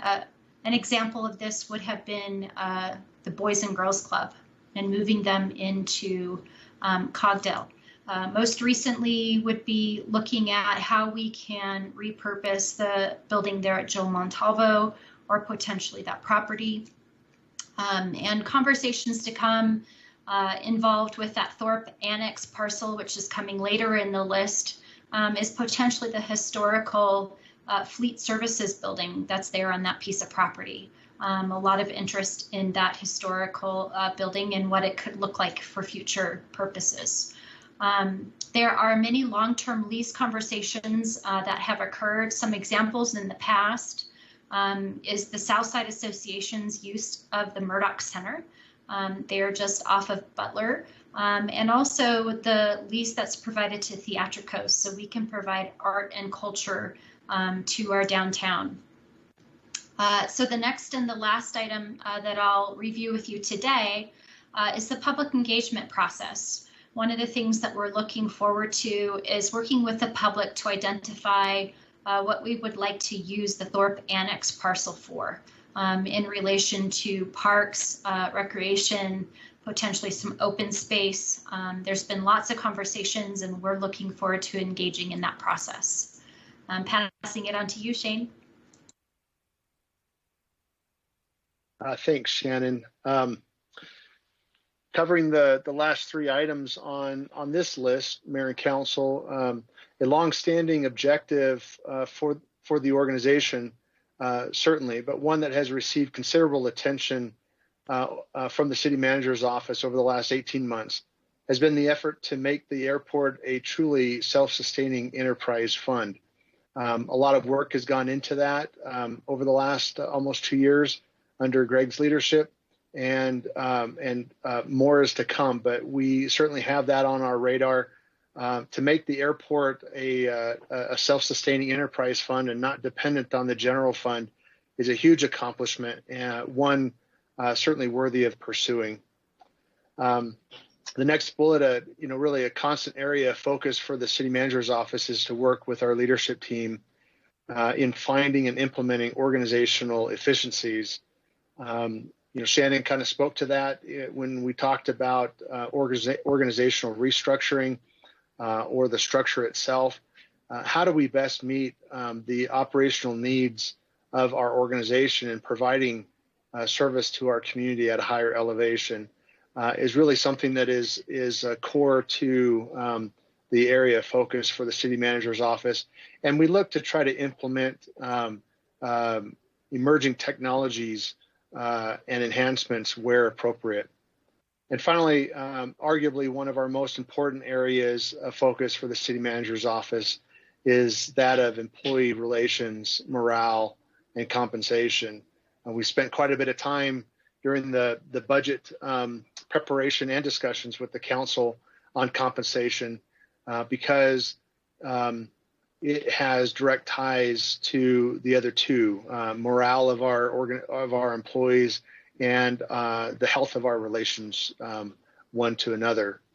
A few examples of the many ways that the city manager's office engages in this particular area are as follows. First that come to mind is the employee advisory committee.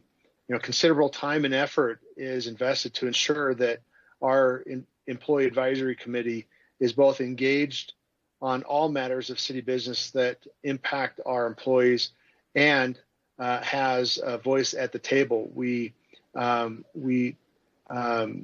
directly involved a representative from our EAC on our budget team to have a voice at the table, and the impact that has had on our outcomes has been invaluable. We've really appreciated that, and we appreciate our relationship with the EAC. The city manager's active participation in all of the new employee orientations is another example. At least one of the three of us are in front of all of our new employees at each of their orientations on their first day. We welcome them to our organizational family and provide insight into the culture that we have here in our organization, a culture of teamwork and of rendering community services at a higher elevation. Another example is the annual City Managers Employee and Excellence Award program. We saw that roll out on March 16th at one of your council meetings. Definitely a highlight for the city manager's office, and being able to take feedback that we've received from peers. So this is a nomination process, but we take those nominations, our employees nominating each other, and we determine the recipients of those wonderful awards in recognizing folks for their exemplary work and service in supporting our organizational values. And then most recently, you've seen in the city manager's biweekly reports to the mayor and council an effort to introduce employees on their work adversaries, to highlight or spotlight, retirements of our employees as they retire. And we highlight the special achievements of our employees. We take a lot of pride and certainly enjoy that aspect of our responsibilities in areas of focus. Thank you, Greg. Turn it back over to you. Thank you, Shane. That was very nice. It's a nice segue into the next slide, which is our management philosophies. And Shane, in a short while, I'm going to go through this quickly, and then I want to make introductions to the sections that I have direct oversight of. I'm wondering when we do that, if you can go back to that organizational chart briefly when I make that introduction. Shane, yeah, thank you. Shane talked at the end there about employee recognition and how important that is. All of these things are important, and what Council and Mayor, what you can glean from our priorities and the things we've talked about is the connectivity that exists between all of our divisions, and with that, the need for very collaborative and team-oriented work and strategizing. The problems that we address are quite complex, and the plans that we put together, sometimes the proactive planning is very engaged and very multifaceted, and all of these things, whether we're proactively planning or endeavoring to resolve complex problems, we cannot do that alone. Has often been stated that this is bigger than one person. It will always be bigger than one person. It is a true team effort. And that is the embodiment of our management philosophies. So we have really both figuratively when you look at the organizational chart and literally when you look at the functionality of our organization, we have endeavored to flatten our vertical hierarchy and in its place insert more of a horizontal inclusion whereby we have a growing number of divisions, and that's not endless.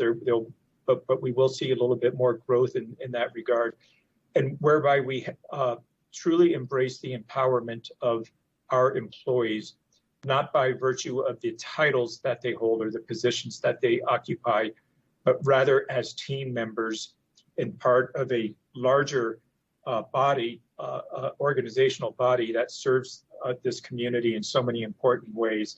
It is engagement at all levels. I would hope, Mayor and Council, that you have seen that represented in the presentations to you, not just the division overviews that have occurred, but in all the presentations that come your way.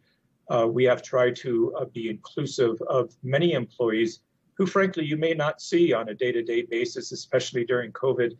But it's important that they have a name and a face and a voice in front of you and have a little bit of time to share with you on the myriad of important topics that concern the organization. Another philosophy that we, of course, adhere to and embrace is that of growth and advancement. We want our employees throughout the organization to see great opportunities ahead of them. And to encourage them to apply themselves in the most beneficial way and grow with the organization. You've already heard a couple of examples of that. You heard Shannon Anderson's background. You heard earlier from Stacy BK and a number of others who really embody exactly this, the growth and advancement. Collaboration we've touched upon, the team structure we have touched upon. And the last thing I will mention is we are also striving to make our meetings very meaningful. We've cut back a little bit on some of the meetings, the standing meetings that have occurred, and we have changed other meetings that have been occurring. And the bottom line is that we are striving to be an outcome-based organization where our meetings are actually producing outcomes and resolving complex problems and not simply sharing information and providing updates. So with that, as a quick foray into our management philosophies, Shane, thank you. Back to the organizational chart. You heard from both Shane and Shannon talk about the divisions that they oversee. On my end of things, and this is part of the more of the horizontal inclusion or the flattening of the vertical hierarchy, if you will. I now have more direct reports than I did when I came into the city. And I'm very proud of that fact and very much enjoy working with a little bit more hands-on involvement. Specifically, we have a public affairs section that you'll be hearing from them in a minute. That's a new creation. They did not exist over a year ago. They were created a year ago, the fall 2019. A wonderful section, doing wonderful things. We now have sustainability under the city manager's office as a direct report. I have truly enjoyed working with Nicole Antonopoulos and her team, and she's going to give you some really great information momentarily. I enjoy working with our city clerks section, and it's wonderful to single them out now that we've had our proclamation earlier, and you'll be receiving more good news ahead with respect to our city clerk. I'm not going to speak prematurely on that. Stay tuned for some really exciting news. City clerks section, invaluable, and you'll be hearing a little bit about what they do. They'll be leadoff batter here. Also, there are two divisions that I am overseeing right now. Economic vitality, you had a nice presentation from them. Water services, same comment. Both those are very important divisions. I am honored to be working with them. And one last comment before we hear from our city clerks section. You can see from this graphical depiction here, this illustration of the entire organization, and more specifically, the city manager's office. The connectivity is well displayed, and the lack of hierarchy is evidenced.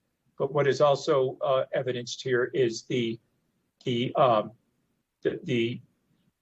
spreading out of the divisions, if you will, and having a little bit more engagement by our office to all of the divisions. Why is that important?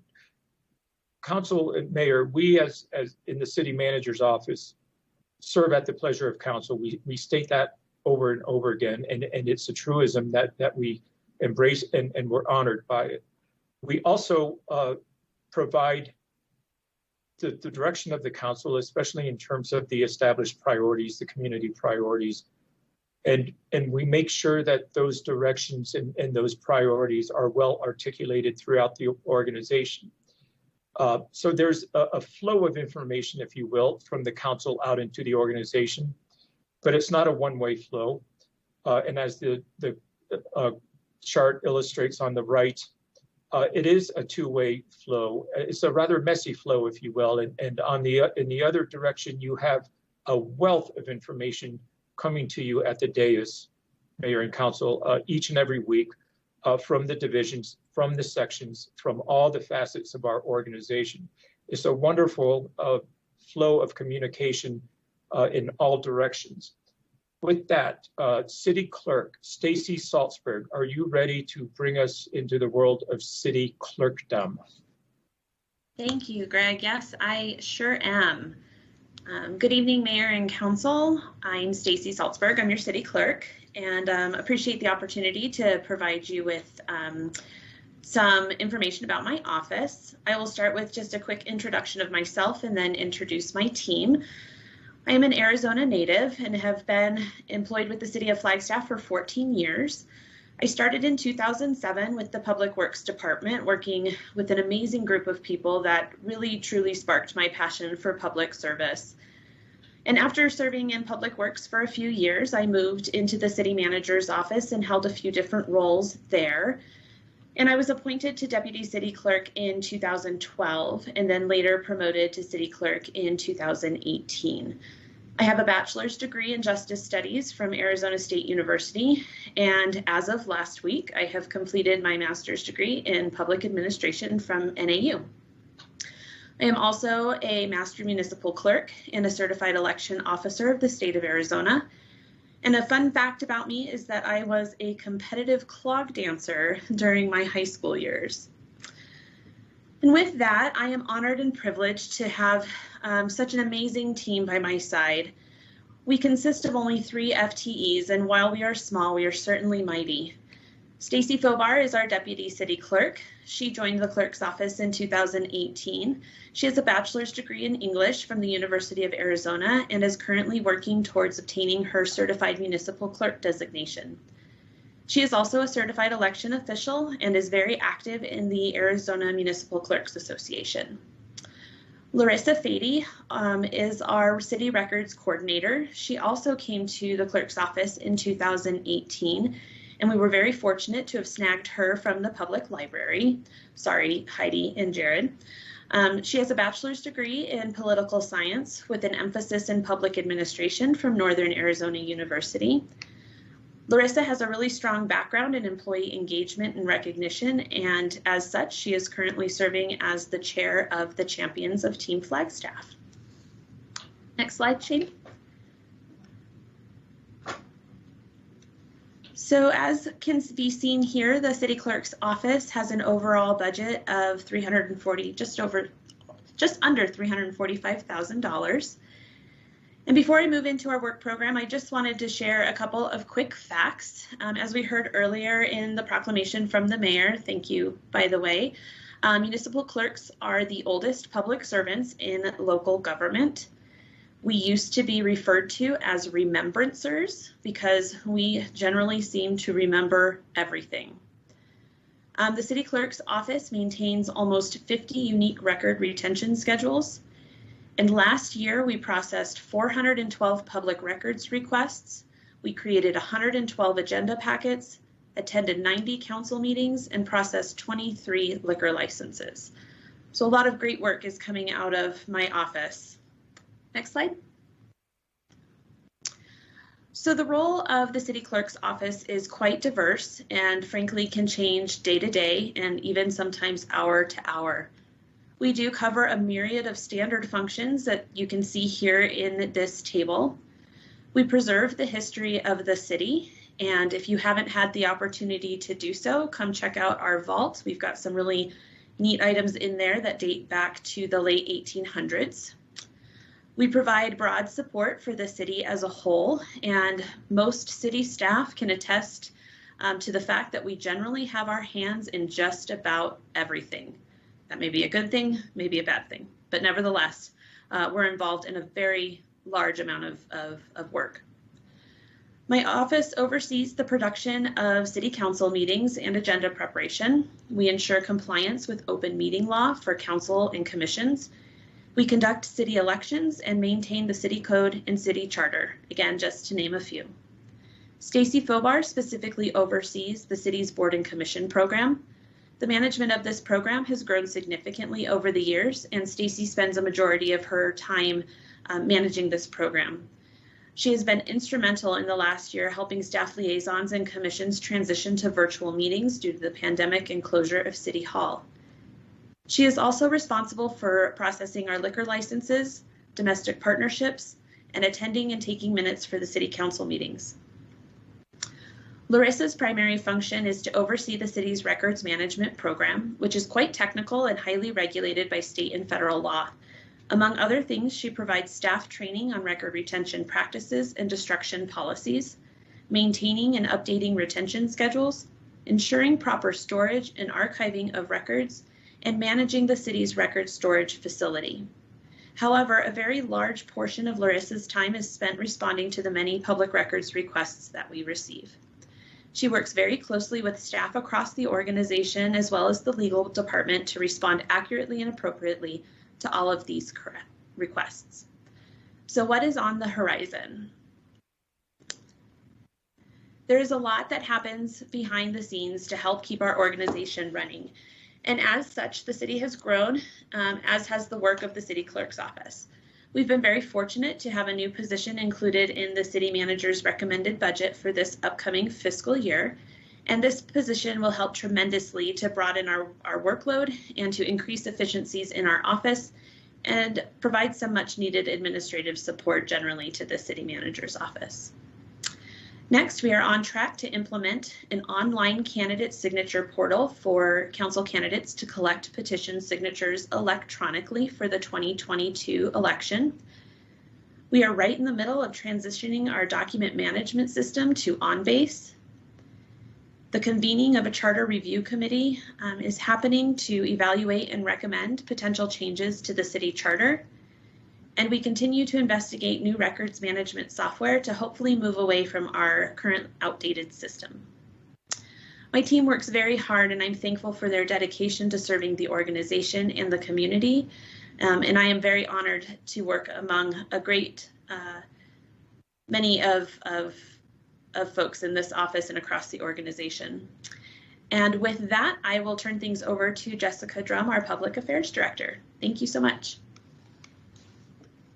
Thank you, Stacy. And you really left it on such a good note. I've got not much that can compete with online signature collection, but I'm going to try. I'm also going to, in the interest of preserving my internet bandwidth and ability to talk to you, turn off my video while I present.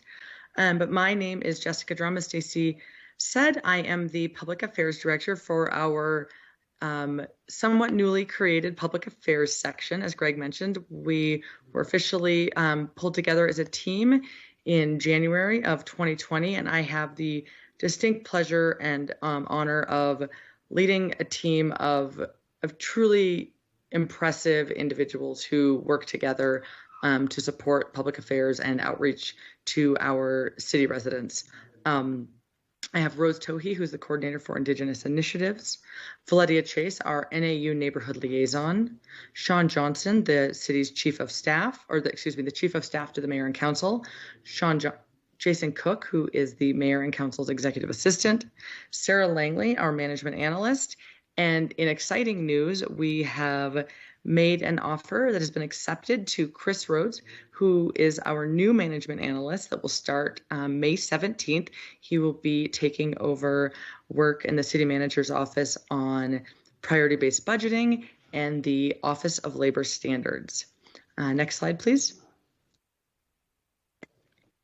The public affairs team was put together recognizing that the different spokes and all of these programs that assist, all of these separate programs that assist broad city programs with outreach and public engagement. And so staff in public affairs interface with media on behalf of the city and oversee our city social media programs, liaise with target audiences such as university students and our Indigenous population, among others. And we support those activities that don't neatly fall under other city programs. I know that Greg touched on a few of these items during his presentation, but a few others that public affairs have been involved in. I think PBB is one of them that spreads across the breadth of the city, as well as, for example, the Agassiz Street renaming effort. Currently, public affairs is comprised of 6.5 FTEs because the NAU Neighborhood Liaison Program is split with the Northern Arizona University. We have an operating budget of just shy of $56,000 a year. Next slide. The elected official support is provided by the public affairs team. We directly work with the public to address concerns and complaints. Particularly, the first face of this is Sean Johnson and Jason Cook. They, on a normal day, between the two of them, get between 10 and 20 substantive calls. On days like yesterday, I think they probably lost count. But it was definitely in the neighborhood of over 100 calls a day each. They're also responsible for efforts such as managing the mayor and council member schedules, coordinating meetings, planning travel, and conducting research on council directed topics and the associated correspondence that goes with those topics. Next slide, please. So as I introduced our management analysts in my previous slide, I mentioned Chris Rhodes in the Office of Labor Standards. That falls under the public affairs purview, and they are tasked with both administering and ensuring compliance with the city's minimum wage law, including public outreach and investigating complaints that are lodged by our constituents. This role was previously held by Jack Fitchett, who got an awesome opportunity in economic vitality, but under his purview, the team was able to solve 27 complaints, sometimes with multiple employees involved, that had a 60-day average case closure time. And I want to highlight that 60-day average case closure time because this is involving multiple constituents, some records that may or may not be easy to locate, that may or may not actually have been in a written form. They may be in text messages, and multiple cases where there were multiple interpreters involved and translators. And so they have worked really, really hard to ensure that when we receive complaints that are founded, that they are diligent in closing those as quickly as possible for the complainants and the businesses. Next slide, please. We also have our intergovernmental affairs work, which is led by Sarah Langley. This program is focused on lobbying both our state and federal representatives and offices on behalf of the city of Flagstaff. And to do that, we both work with our lobbyists as well as have memberships in a number of different organizations that help to keep us apprised of issues before they impact the city so that we can advocate on the city's behalf and work with our representatives and other municipalities and jurisdictions on issues of mutual importance. We're also subscribed to the legislation online Arizona that allows us to really stay informed on bill developments in a really, really timely fashion, which is a new development this year and something that we're really excited to be able to maintain. Next slide, please. And communication. So I realized in jumping in and Stacy's great news about signature collection, I didn't do any introduction of myself. And so my apologies for that. I started with the city of Flagstaff. It'll be 4 years ago in July as the communications manager. I, like our city manager, Greg Clifton, am a proud graduate of my undergrad from Colorado State University in political science. I have a master's in nuclear nonproliferation studies from the Middlebury Institute in Monterey. And before coming to the city of Flagstaff, I spent about a decade working with a variety of federal agencies on communications and outreach and education related to chemical, biological, radiological, and nuclear incidents. And so I was really excited to be able to transition into a role with the local community that I live in and be able to serve the city of Flagstaff. So in that role, oh, and my fun fact is that I'm very proud to have been able to work on the construction of, like as a construction worker, on the construction of the new South Pole Station that was built in Antarctica in a number of years ago that I won't name how long ago that was. Unfortunately, Greg, the duck is gone. But I do have a wide variety of other animals that you probably hear, or children on occasion while I am presenting. So I'm hopeful that they'll stay quiet today. So in my role of communications, though, I interface with the media on behalf of the city. So many of you have probably received emails from me requesting assistance with that, and thank you. Also responsible for management of the city website, development and oversight of citywide communication strategies, which includes but is not limited to our social media oversight and guidance across the city. While each city program that has a social media presence is responsible for oversight and upkeep and posting on that page, the general guidance and social media directives come out of the communications office with the city manager's office. Next slide, please. So what's coming next? This is where it gets really exciting. And I know we prefaced this in the budget retreat last week, but I'd like to bring it up again. We are looking at the inclusion of videography services in the FY 2022 budget. This will allow us to, for the first time, provide video updates on city projects and then also city council initiatives and efforts on a really regular basis going forward. So we're working on the schedule for that, so stay tuned. We're also excited that in the upcoming or the proposed budget has the inclusion of a community engagement specialist position that's going to enhance and improve our city's social media outreach efforts. This specialist can also be able to continue to refine the city's website that we recently redesigned. So look for more exciting news and updates on that in the near future. And next slide, please. I would also like to highlight the NAU Neighborhood Liaison position. I discussed during the budget overview that this is a split position with Northern Arizona University with the goal of fostering positive relationships between our long-term residents and then our students that live around in the neighborhoods that surround the campus.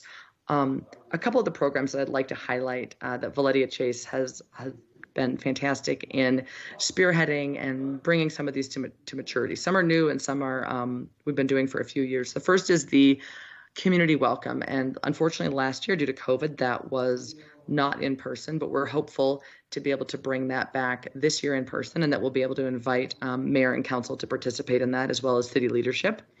We also have the Donate, Don't Ditch effort in coordination with our sustainability program that launches tomorrow in order to reduce the amount of waste that is left when students move out of their either their dorms or their apartment buildings at the end of the school year. So that's a really exciting initiative.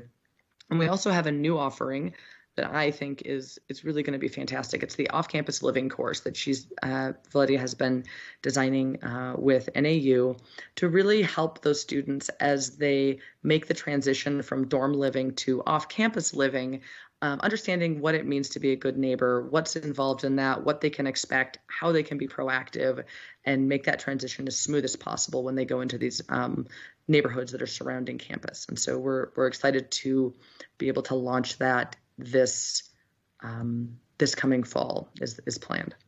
And with that, I would like to turn over the last two slides about the public affairs team to our coordinator for Indigenous initiatives, Rose Tohi.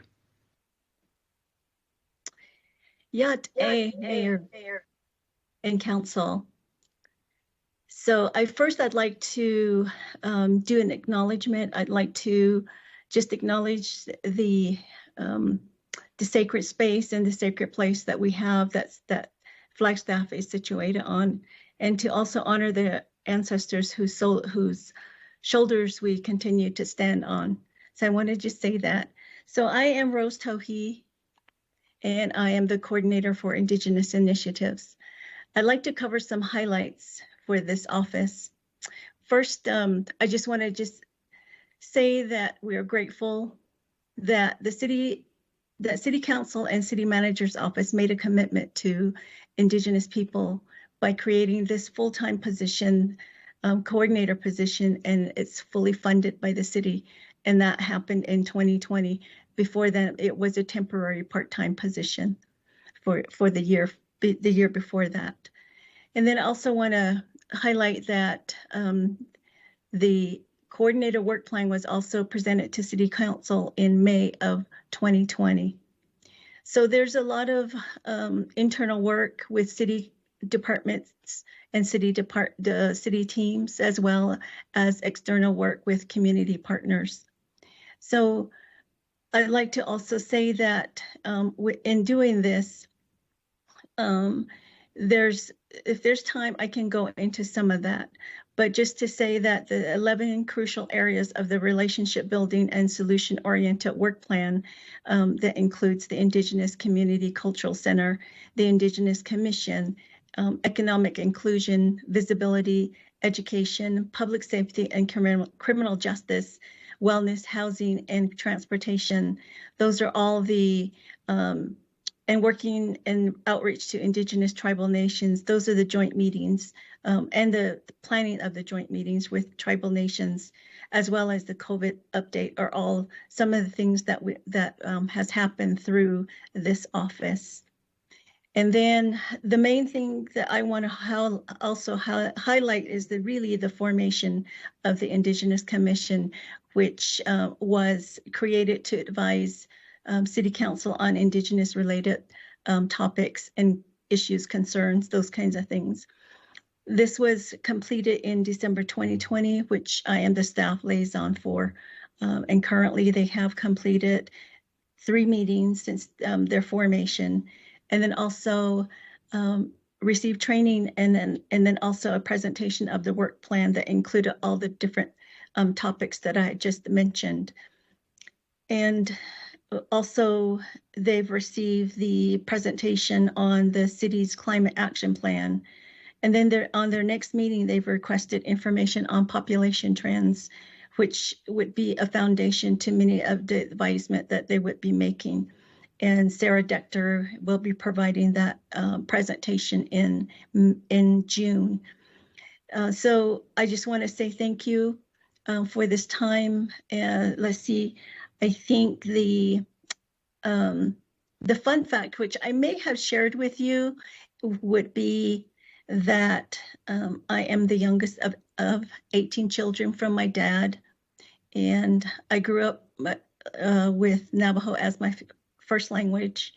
And I'm a first generation college graduate. So very proud of that. And also proud that having been an example for my family to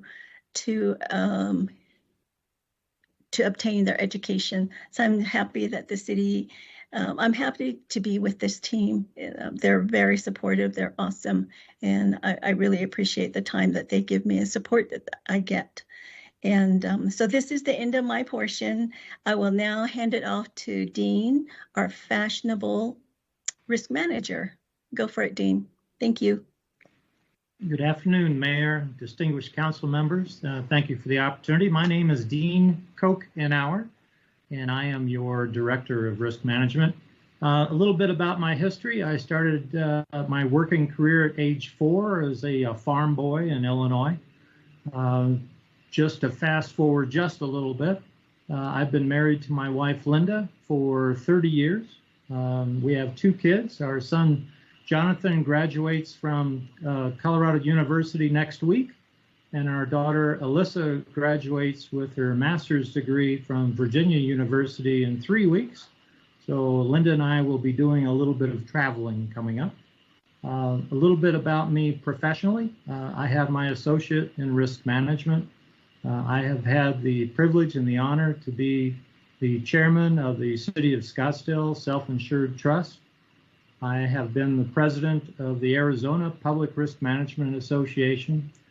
I have sat on the board of our current insurance carrier previously, the Arizona Municipal Risk Retention Pool. I have served as the president for the United States Public Risk Management Association, and I currently serve on their National Speakers Bureau as well.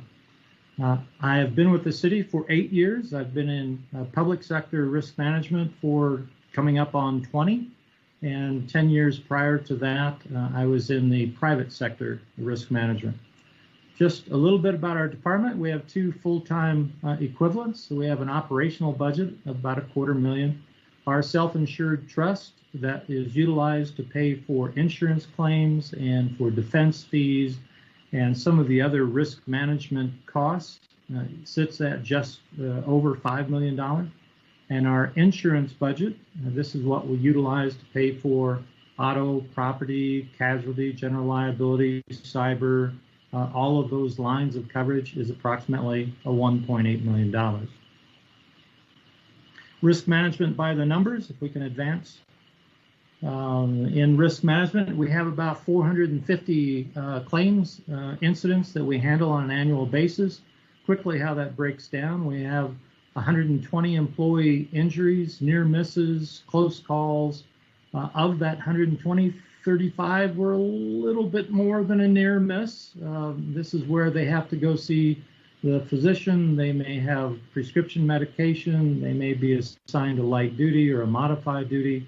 And we work with those employees to get them the best care and get them back into the same or similar condition that they were prior to the actual injury. We have 150 vehicle incidents with our equipment and vehicles on an annual basis, and 180 other types of incidents, whether it be property, liability, police use of force, those types of claims. And with that, I'm going to turn the next portion over to the risk specialist, and let me introduce you to Becky Pinato. Good evening, Mayor, Vice Mayor, and Council. My name is Becky Pinato, and I'm your risk management specialist. A little bit about me. I'm a Flagstaff native, and I've been with the city of Flagstaff for over 7 years now. I first started out as a lifeguard and swim instructor over at the Aquaplex in 2014.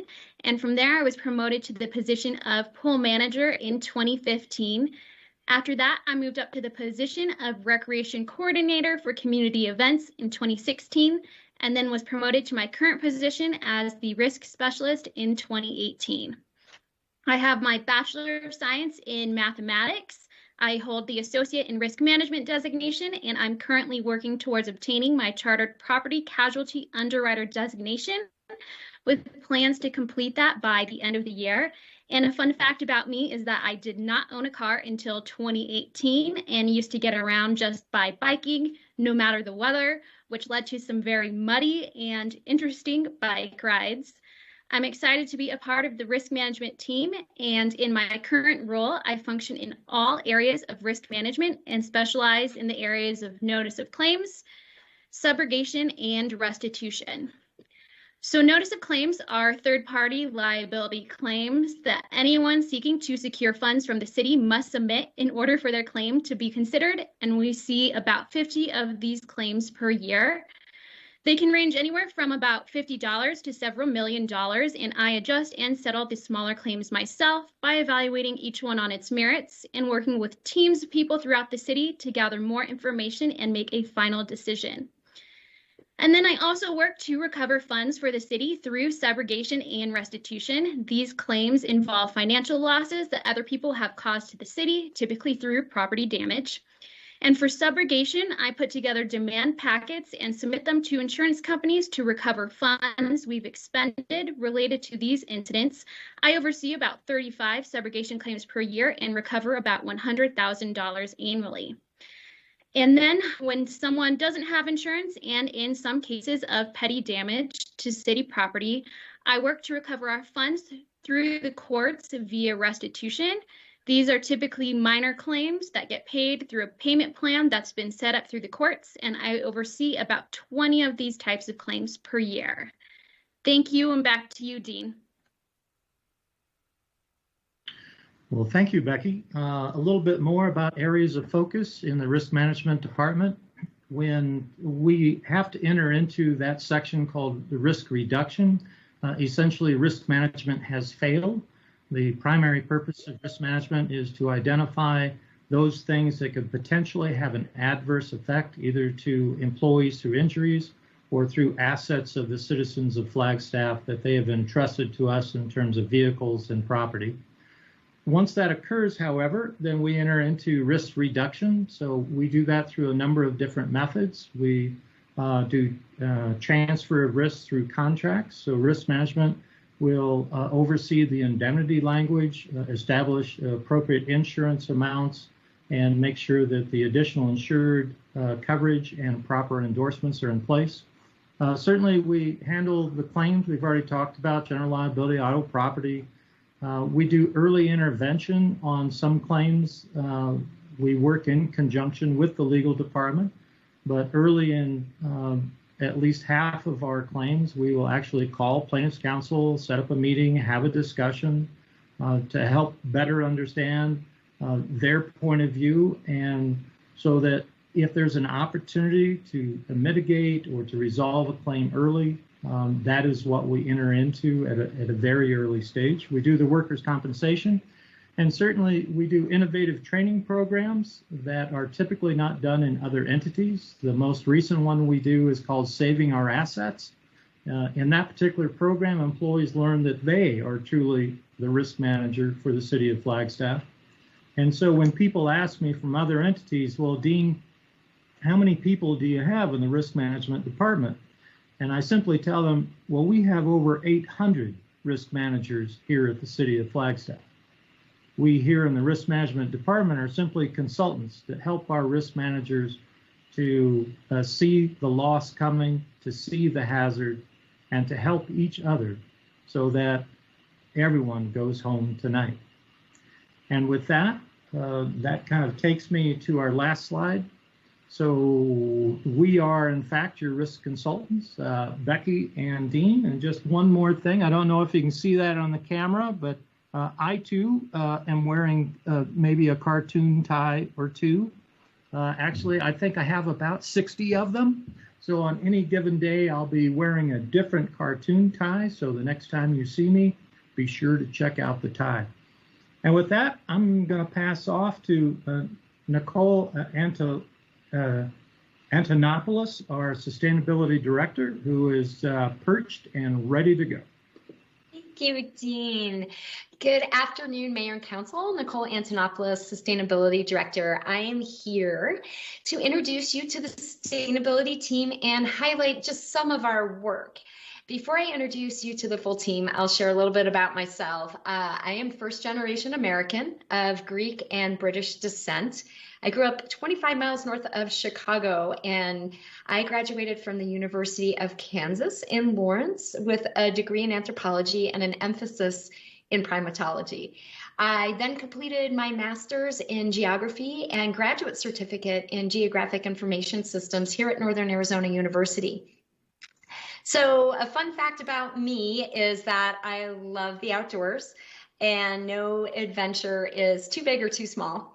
One additional fun fact is that in the summer of 2019, I got to complete a lifelong dream.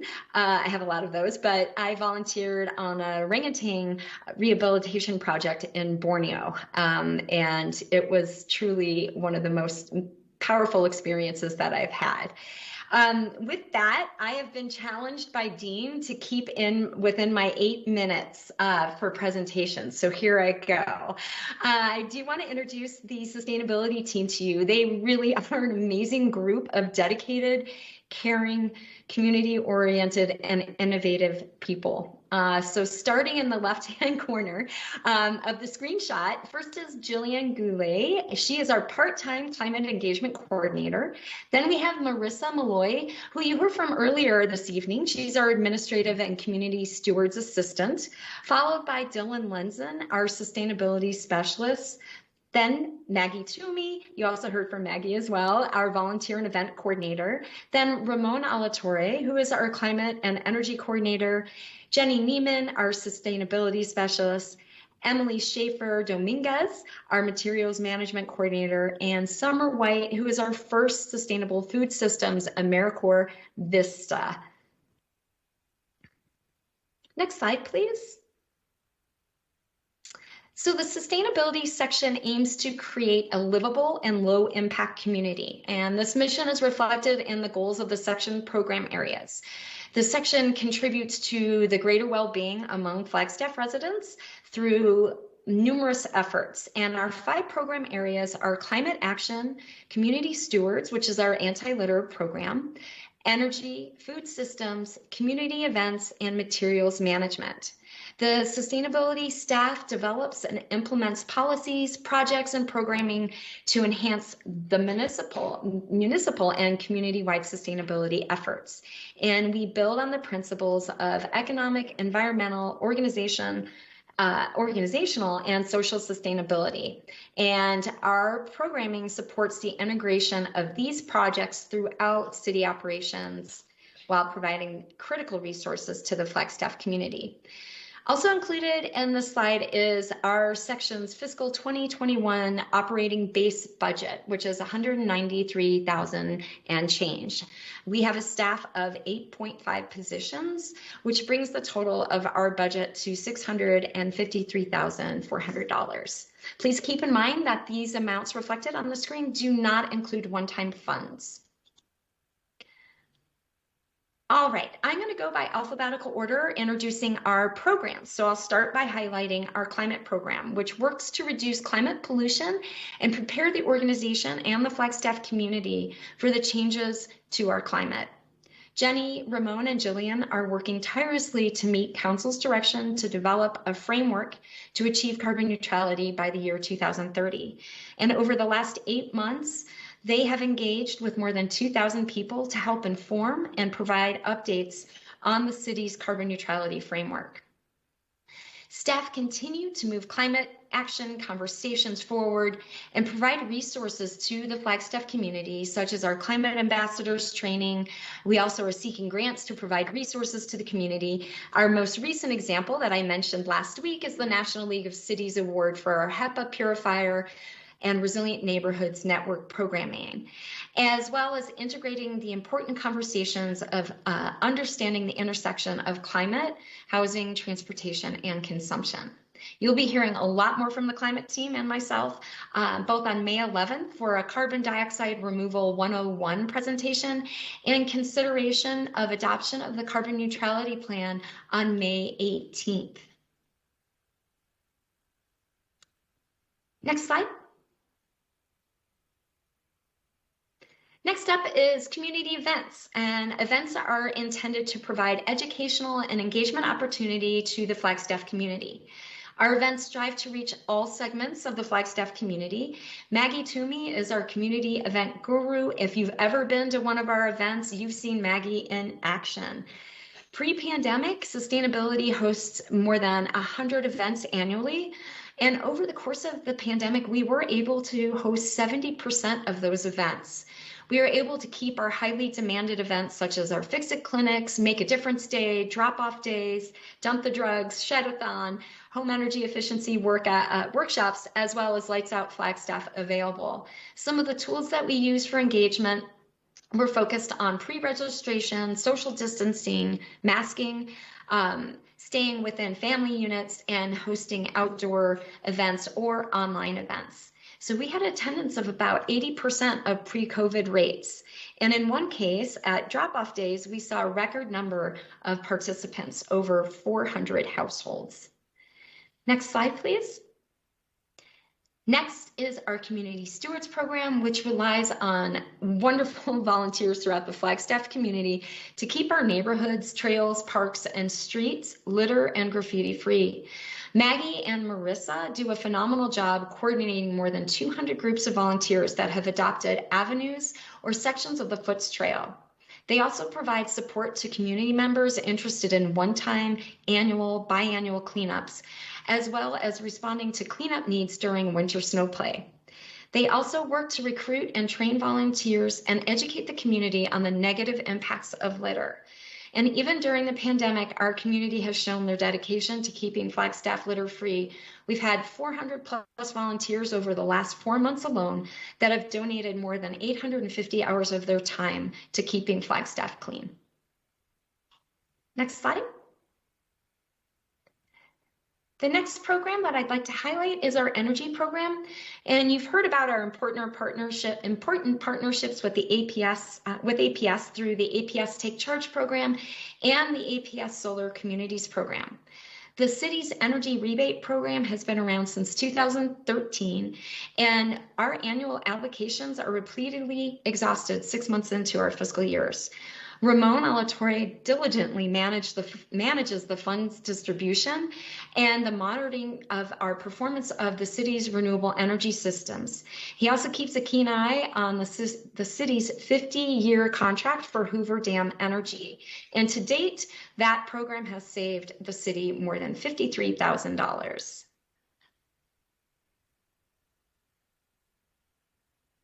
Our food systems program is led by Dylan Lenzen and Summer White. And through the city's 5 community gardens, including the O'Leary Garden, which you heard about a little bit earlier, staff oversee the gardens and assist Terra Birds with the day-to-day operations and managements, as well as educational opportunities for food systems and food growing. It's worth noting that the number of community gardeners grew significantly from 53 to 126 just over the course of the year during the pandemic. Dylan also spearheads the city's backyard livestock initiatives, including the internal processes, reporting, evaluation, processing of permits, as well as the code itself to stay current with the growing interest and application of livestock keeping in Flagstaff. Next slide. The last program area is materials management, which strives to enable Flagstaff residents to reduce the impact of their material consumption. Dylan and Emily work hard to implement the Rethink Waste plan. The city is currently in phase 1 of this plan, focusing on recycling, composting, and waste prevention. They are also working to optimize the city's infrastructure, including creating a consistent color scheme for all trash and recycling, as well as volumetric pricing and educational efforts. The image in this slide provides an example of bin inspections where we're trying to help community members recycle properly and congratulate them when they have done a great job, and then also help to course correct when items have been placed in recycling bins that shouldn't be. Dylan and Todd Hansen from Solid Waste have also been working hard to finalize the framework for the end of the material recoveries facility contract in the year 2023. The proposed framework could significantly increase the diversion rate by converting the facility into a transfer station and contracting with a processing facility in the Phoenix area. And finally, Dylan brought the pilot partnership with NAU to divert the city's organic waste through NAU's composting operation. And to date, this process has diverted almost 160 tons of green waste from city parks, residents, and businesses. And finally, what's to come? We've got a lot on deck. I won't go through all of these. These is just an example of the expanse of the work that sustainability has underway. We currently have a solicitation out, for example, for an energy savings performance contract that hit the streets a couple weeks ago and will close in about 4 weeks. The energy saving performance contract will include an audit of all city facilities, which will identify performance measure or conservation measures to be installed. It will also incorporate an electrification plan to assist the city in converting to electrification of our facilities and potentially provide a plan of action for electrifying our fleet. We did launch our first Spanish language online course for home energy efficiency and are going to start advertising that. We're going to start a number of community food system programming, including a garden mentor program, as well as an enhanced garden workshop series. We are working hard to incorporate youth into the work that we do in sustainability, and we're in the preliminary stages of working with a number of very active youth in Flagstaff to develop a youth advisory committee, as well as an equity advisory committee, which I have spoken with council in the past. And of course, as you know, One a Day in May anti-litter campaign is going to start here very soon, so please sign up. And we are also working to develop a regional litter prevention network with our neighbors throughout the state of Arizona. And then the HEPA air purifier program will launch here in a couple of days. And as a reminder, we are working with the fire department to bring these purifiers to vulnerable members of our community during high particulate matter days, and are really, really excited about this program launching. So with that, I am proud to wrap up this conversation and take any questions that might come. Thank you, Ms. Antonop. Council, do we have any questions? Oh, I'm not seeing anything in the chat box. Thank you so much. I just love seeing how much passion everyone has in their positions and all the great work everyone's doing. So thank you much. Oh, Councilmember Shimoni.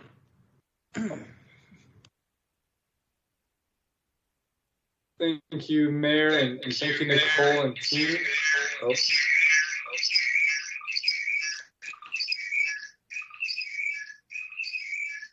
I'm sorry. Echo. Back. Just wanted to say thank you, Nicole, and to your team. Great work. I think y'all are doing incredible things for the city and the community. And just wanted to say keep it up. Thank you, Mayor. Alrighty. Thank you much. And I believe that wraps up our whole city manager team. Am I correct? That is it, Mayor and Councilman. Thanks for your audience and your attention. Yeah, thank you much. Well, with that, I think it might be time for a little bit of a break. So let's do 11 minutes and come back here at 6 o'clock, please. Streaming. All right. We are down to agenda item number 9, which is our COVID-19 update. Take it away, city staff. Thank you, Mayor DC. Hello, Mayor and Council. Shannon Anderson, Deputy City Manager. I'm here today with your COVID update. Today's agenda will include a look at the most recent data as well as continued conversation on outdoor special event permits on city property. The data presented to you today is from the Coconino County Health and Human Services Weekly Report ending on April 17th. The number of weekly cases in Flagstaff reduced from 141 cases to 133 week ending April 17th. This is the first reduction in the number of cases in Flagstaff since we began the upward trajectory 4 weeks ago. The number of hospital admissions increased from 2 to 6 this past week, with the bed capacity in ICU and the emergency department increasing, and a decrease in the number of medical surgical beds available at our Flagstaff Medical Center. The number of COVID-related deaths has been 0 for the past 2 weekly reports ending April 10th and April 17th. The community transmission level is moderate for Coconino County. The case benchmark remains substantial this week with 102.5 cases per 100,000. The percent positivity remains moderate at 6.4%, and percent of COVID-like illness at minimal with 1.6%. The number of Coconino County residents continues to grow, with 45.6% of the people vaccinated as of 4/17, compared to 43.5% the week prior. The Northern Arizona Healthcare Hospital Census for the Flagstaff Medical Center recorded an increase in both the number of positive and pending COVID patients as of April 26th. This data is important when considering the city's monitoring criteria adopted by City Council in the re-entry plan. There has been a downward trajectory in the hospitalization and COVID-related deaths over 4 weeks or more, with a few grace periods where we saw an uptick in the numbers, but less frequent than 2 weeks consecutive. The number of COVID-related cases did experience 2 consecutive weeks of uptick, causing the downward trajectory period to reset, which looks like it may have begun another downward trajectory period week ending April 17th. There's been a mixed response in Flagstaff in following the CDC guidelines, given the recent changes at the state level with the executive orders passed by Governor Ducey. Some businesses are choosing to still follow CDC guidelines, while others have become a little bit more relaxed. The information shared today and over the past several weeks demonstrates the ability to care for the seriously ill and continue testing, monitoring, and contact tracing. City Council most recently visited the topic of special event permits during the April 13th City Council meeting. During this meeting, Council agreed to use a capacity calculator with consideration for the type of event, setup, organization, and attendees to determine the number of individuals permitted to attend. In addition, following the CDC guidelines for larger events and gatherings seen here on this slide, along with a link to this page and the readiness and planning tool on the CDC website.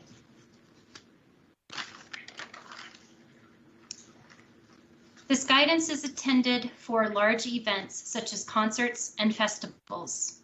The intent of this guidance is to supplement recommendations from state and local health authorities.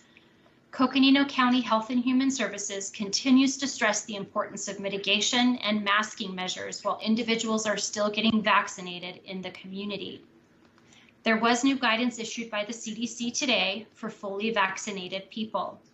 Although the risk of COVID-19 spread is low in outdoor settings, especially for those who are vaccinated, the following factors can increase risk.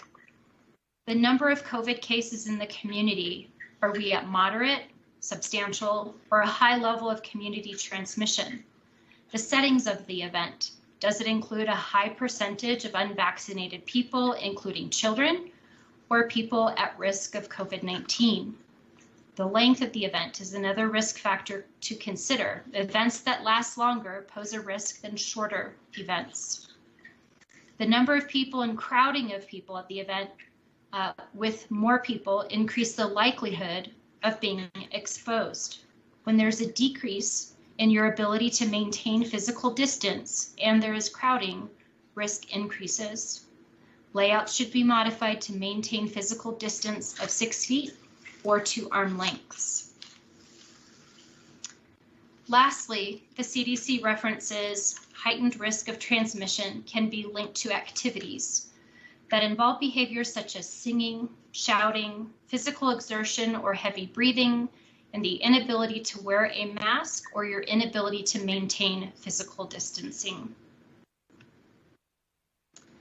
The CDC guiding principles for fully vaccinated people demonstrate with the statements here on this slide, and the chart on the next screen, the importance of wearing a mask when in crowded settings and venues to reduce the risk of COVID-19 transmission.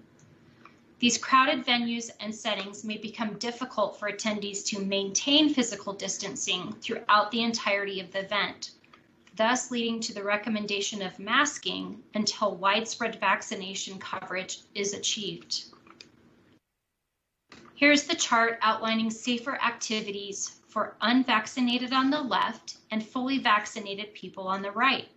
This section of the chart is specific to outdoor activities, as you see here in the middle of the slide.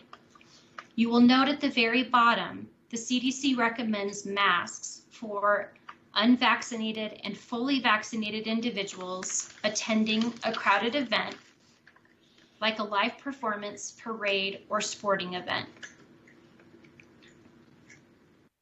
City staff have provided the recent guidance from the CDC and the local health authority, Coconino County Health and Human Services, to assist council in their discussion about COVID mitigation efforts at special events.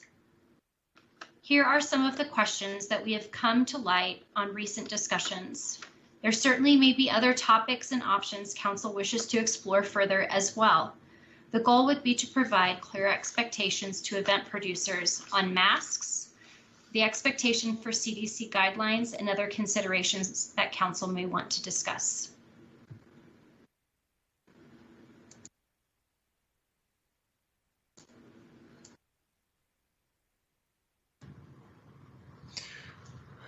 Thank you, Deputy City Manager. I understand we have 5 public comments, so I'd like to take those at this time. Mayor and Council, I have Zach Elman for you. Zach, you may speak. Hi. My public comment was just basically to see if the council and the county and the city health department folks might be now discussing a set firm date to start maybe doing an analytical kind of take a look at the opening up of outdoor events for the summertime and then the fall. I'm on the board for the annual Flagstaff Chili Cook-Off, which of course had to be, totally scrapped last year, and getting planning and getting everything worked out. We just didn't know if there was maybe a timetable that you guys were thinking of, especially with the new CDC kind of information that came out the last couple of days about outdoor events and mask wearing and things like that. If there was any progress on maybe opening it up a little bit more and what we could expect just for future planning, since getting the ball rolling usually takes at least 4 or 5 months on our event. So we need to kind of have a clear window of when we can expect some positive, hopefully, increases in numbers and get the planning going.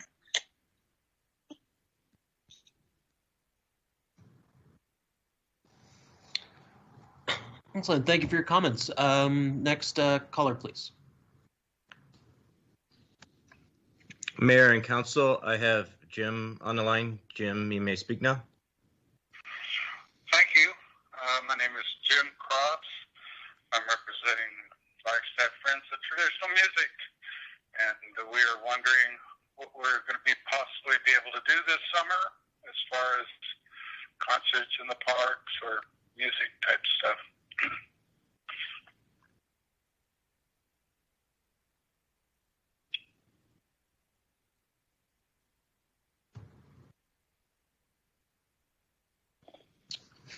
Thank you, and that's what we'll be looking into today. Next caller, please. Mayor, we have Matthew Ziegler on the line. Matthew, you can go ahead and give your comments now. Okay, great. Thank you. Hello, Mayor and City Council members. I want to begin by saying thank you for continuing this discussion and being willing to listen to community members like myself. It's been a rough year for all of us, but I am confident we can find a path forward together. As for my own event planning, I have come to the point at which I need to make a decision about whether to move forward with the Hullabaloo Community Festival. It usually takes over 10 months to plan this event. If we're to make an event work in August this year, we now have about 3 months.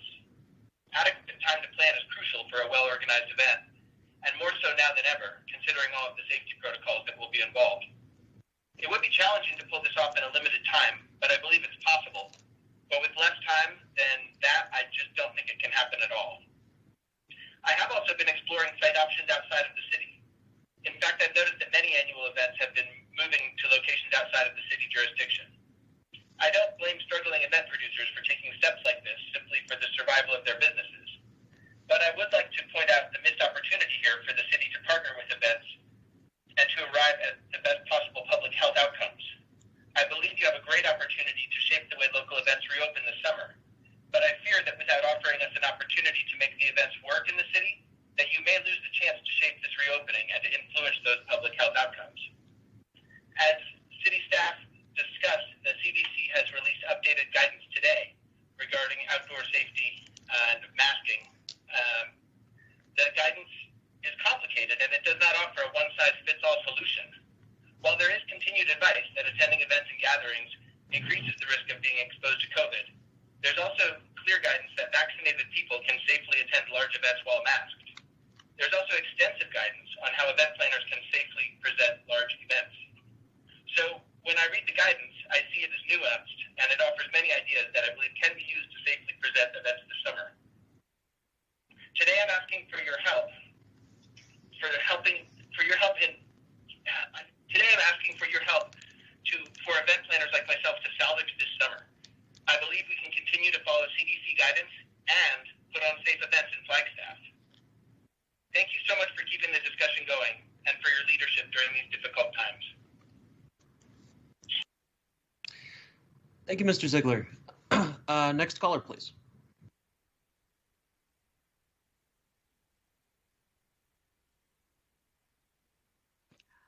Thank you, Mayor and Council. I have Chris Scully on the line. Good afternoon. Thank you guys for taking my call, and thank you guys for your service and leadership, especially in these very trying times.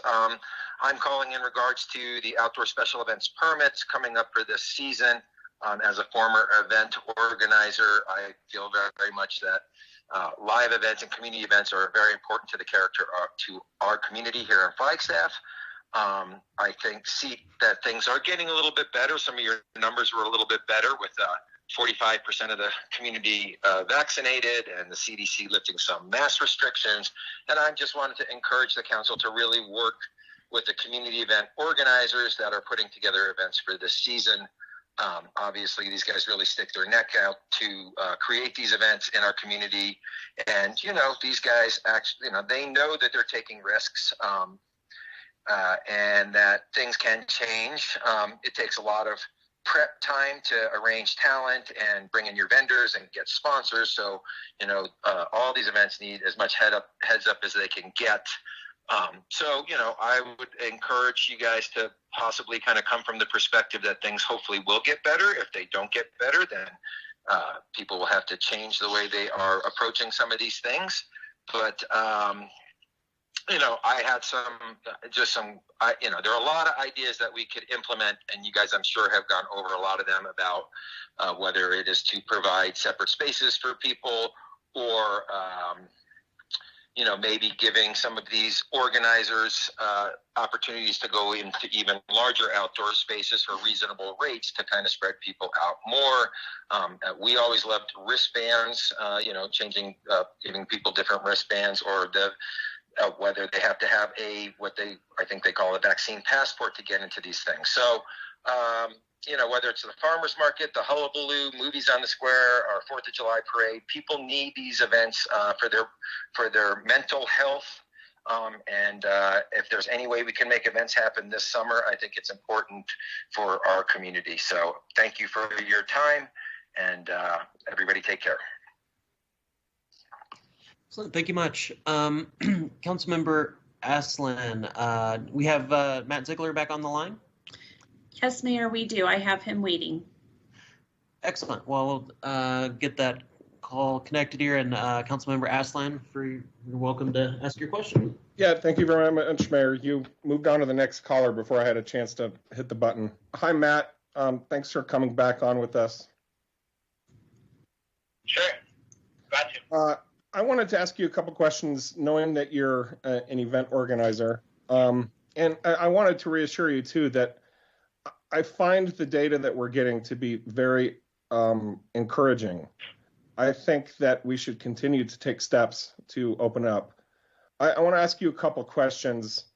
One is about vaccine passports. So do you have any inclination or idea how to implement something like requiring vaccine passports to get into Hullabaloo, for example, or would you even want to do that? Maybe you can just think through the challenges and also the opportunities of that with me for a minute. I'm not even sure if it's something we could specify to be clear, but I just want to think out loud. Sure. It's something I've thought a lot about, and I think there's definitely apps that are being developed that people could use for that sort of thing, but I thought it could go down to as simple of a level as just if people bring their vaccination card to be checked on the way in. It's something I've certainly considered. If it comes down to, I could do this event with vaccinated people, I would definitely be open to looking at that, especially because I think the vaccine does seem to provide a lot of protection, and with this new CDC guidance, it seems that you can safely attend an event outdoors, a large event, if you're vaccinated and wearing a mask. So I think that's something that we could figure out. If we're looking to do our event in August, we'll have to see how things look. It's possible something like that might not be necessary if things continue to trend downward, but it's definitely something I've looked into and I'm open to continuing to consider. Yeah, Matt, there's some cross conversation happening here. Apparently, it's not even feasible. The governor has precluded that sort of activity. I wonder if incentives can be engaged upon by an event anyway. Maybe a free corn dog if you have your vaccine card or something like that. Well, my understanding is that the governor, in his executive order, has said that municipalities and cities cannot require vaccines for anything, but private businesses are allowed to do that. And so my lay legal understanding of the situation is, as a private business renting out a facility, I have every right to choose to serve or not serve whoever comes through. That's my, like I said, lay legal understanding. We have our city attorney on the line. Maybe he wants to chime in as we're conversing here. Yep, I was going to call in as soon as you said passport. City Attorney, if you could comment on that, clarify, that would be great. I appreciate it, Mayor, and thank you, Councilmember Aslan, for the question. And I really appreciate the description given by the caller, because that really is the case. The governor did preempt counties, cities, and so on from requiring vaccination or vaccination passports, if you will, but that doesn't stop a private entity from doing so if they want to. It's just not something that the city can require. Thank you for that clarification. Matt, I did have another question for you, and I know your event is further out than the 4th of July festivities and other things that are going on this summer. I'd still like to ask you this question because it's sort of been a specter hanging over our decision-making for the past couple of weeks. Would you feel that your ability to plan Hullabaloo is impeded if we don't open up crowd limit size to infinity? In other words, are you okay with at least a stipulation of a minimum allowable crowd size and at least that gives you a chance to plan, or do you really need to have an understanding that you can have as many people there as you can fit in a park?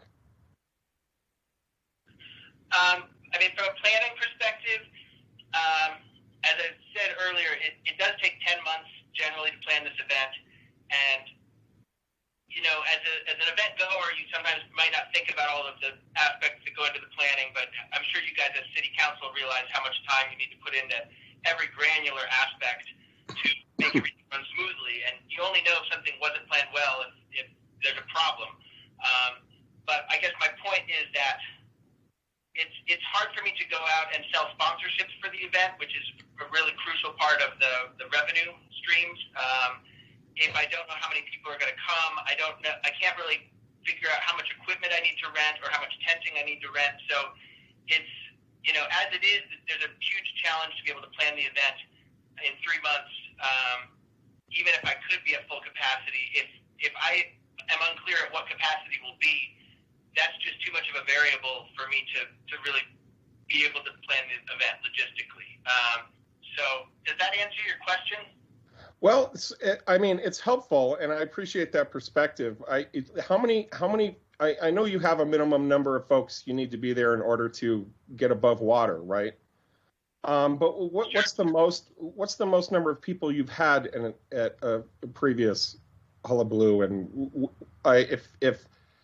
if everything was opened up, sky was the limit, how many people would you anticipate coming to this year's hullabaloo? And this is only useful in, you know, it's just an exercise in theoreticals, but I think it's still interesting to think through this with you a little bit while I have you here. For sure. I mean, pre-pandemic, you know, the capacity, I believe, at Wheeler Park is 2,500. And typically at our peak, we've had up to about 2,000 or 2,200. But it's a long event. People cycle in and out throughout the course of the day. Usually the families come in the morning, and younger folks kind of start coming in the middle of the day or the evening. So rarely do we ever have, you know, we might have 5,000 people over the course of the Saturday-Sunday event, but they're never all there at once. There's a lot of people cycling in and out. So in a regular year at capacity, we might have about, you know, 2,000 at peak, but probably about 5,000 coming in and out of the door over the whole weekend. That's very helpful. Thank you. I wonder if we're developing these capacity calculators, if someone can figure out, just for comparison purposes, if the capacities we're suggesting with our density calculator supersede that number as it is, or if it comes in far below that number. I'd be curious to know that comparison as we move forward this evening. Thank you very much, Matt. I really appreciate you coming back online, and I really appreciate the conundrum that you and other event organizers are in. It hasn't been easy. Your dedication to your craft is something to behold. I'm sure a lot of event organizers and planners called it quits in the past year, and we certainly hope that doesn't happen with Hullabaloo and all the other events and the callers that are calling and asking about their music festivals and their chili cook-offs. I think there's a path forward here, and I think there's also room for a little bit of caution as we move into the summer, but we can talk about that more during the council discussion. Thank you. May I say one last thing? Yes, go ahead. I just wanted to say, you know, if suppose council did give me the direction that I could plan the event at full capacity, planning these events takes a huge amount of risk to begin with. If it rains, or if there's another, you know, festival that comes up, or, you know, whatever it is, there's a lot of risk involved with people maybe not coming. There's a lot of financial risk. And so I guess my point is, if there's another spike, if there's some super strain that comes through, you know, if things go badly, I fully expect that it's completely possible that I could start planning this whole event and we could get into August and it turns out it's not feasible. I don't want to put the event on if the hospital's full and the case numbers are spiking. Nobody would want to attend the event in the first place. all I'm saying is I'm just asking for you to let me take the risk of moving forward with planning and to tell me that I can make this, I can do it at capacity, full capacity, if things are going okay. And if it's not going okay, you know, I'm not asking you to tell me I can do it without a doubt no matter what. I fully expect that I would have to have it be canceled if things didn't go well. So I guess I'm just asking today for you to tell me, you know, let me make it work. And if things don't go well with the metrics, you know, we're back to square one. But please let me take that risk. Thank you, Mr. Ziegler. Do we have one more caller, or was that the end of our callers, Ms. Weber? All right, well, that was the end. So I'll turn it back into council discussion, and I see that Ms. Sayers has the information regarding the capacity calculator for Wheeler Park and such. So if you'd like to, Ms. Sayers, let us know. Good evening, Mayor and Council. Rebecca Sayers, Parks and Recreation and Open Space Director. So yes, just a quick calculation. Wheeler Park, for an example, is about 60,000 square feet. That's just a rough, drawing a rectangle on the park. And at a capacity of 150 square feet per person, it would be 400 people capacity. At 113, it would be 531. Thank you, Ms. Sayers. I appreciate that. Well, Council, let's hear from us here, and maybe let's start on where we ended at our last conversation before we go into these items that we're seeing in this presentation, which is the discussion we had before in terms of the July 1st of complete reopening. So anyways, I would like to get your 2 cents on that aspect of it, because it seems that is probably the crux of what the event planners need to know. So I will start it out with Councilmember Shimoni. Thank you, Mayor, and thank you everybody who has called in tonight. It's great to see the numbers heading downward as of recent and kind of leveling off. Mayor, to jump right to it, into your question, I am completely comfortable with us completely reopening for outdoor special event permitted events on July 1st.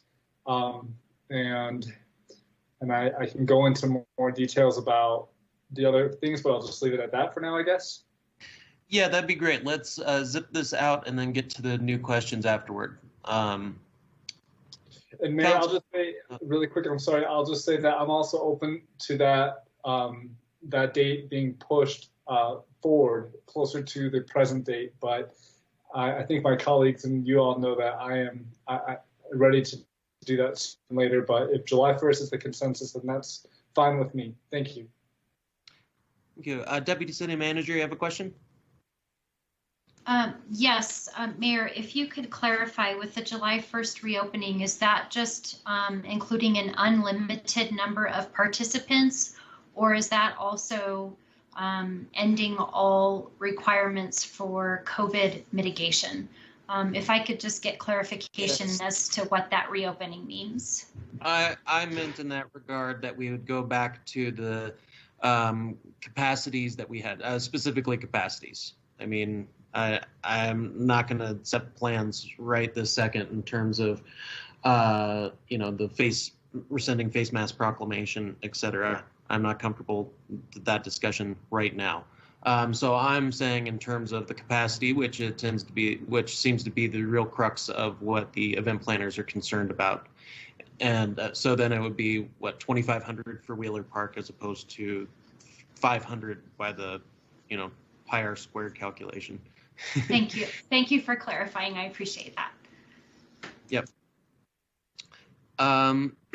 And hear from the rest of council. Let's about the July 1st going back to the standard capacities.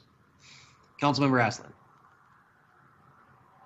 We'll do a little bit of counterpoint here, I guess.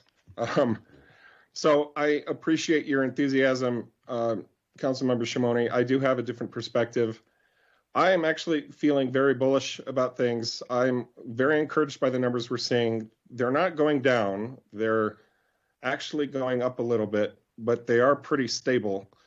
And they've been more or less more stable than anything we've seen in the past for a little while now. And I think that says a lot. I think it means that we can expect a funner summer. We also have the CDC coming out with new guidelines. I was paying attention to that very closely all morning. And thank you, Deputy Manager Anderson, for sending out some of that data mid-afternoon for us to look at as well.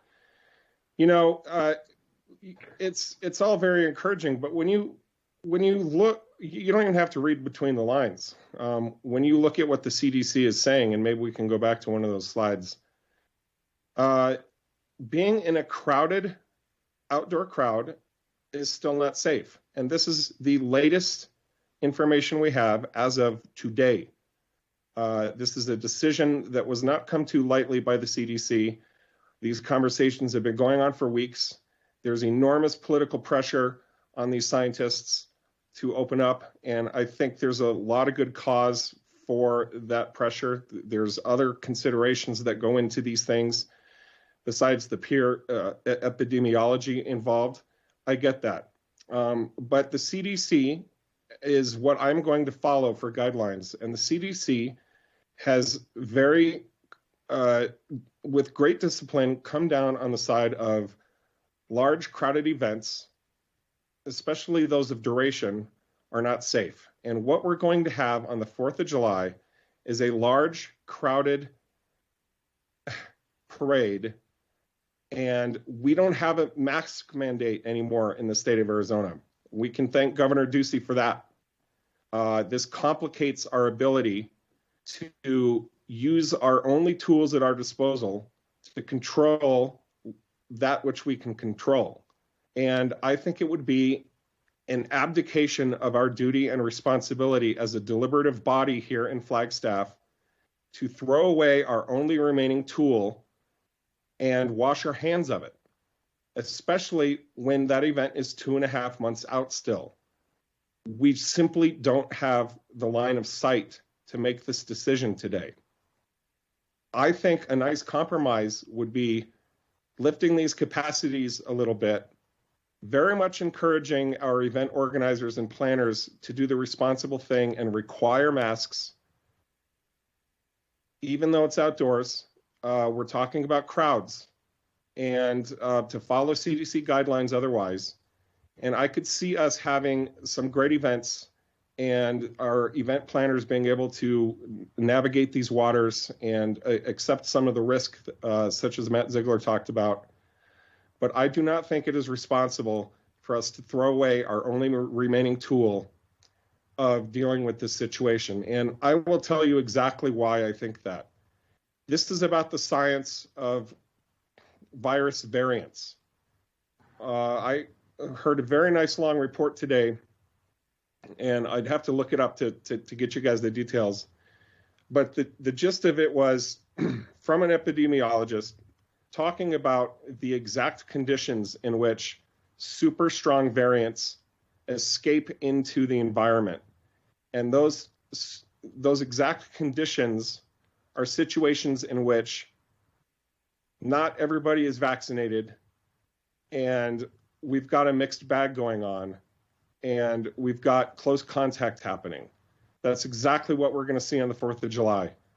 We're doing a good job of vaccinating here in Flagstaff, but we are going to have large crowds from out of town, and we haven't even reached immunity herd capacity yet here in Flagstaff, much less further afield.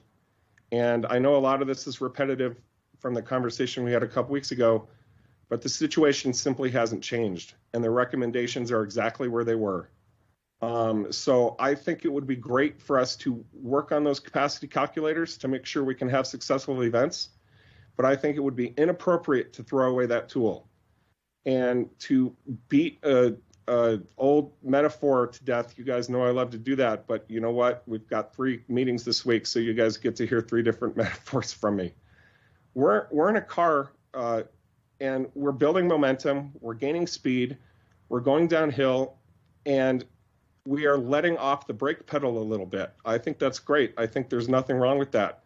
But we do not see the road ahead of us, and I think it would be totally inappropriate for us to get out and go under the car and sever the brake line fluid right now.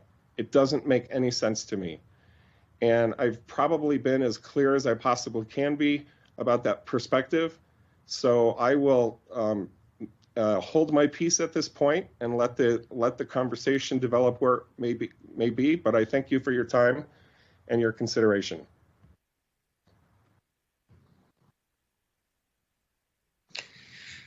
Thank you, Councilmember Aslan. I'd like to hear from other members of council regarding this. Vice Mayor. Thank you, Mayor. I'm comfortable with a July 1st date for allowing events to go on. And I would without the capacity calculator, and I would just ask event organizers to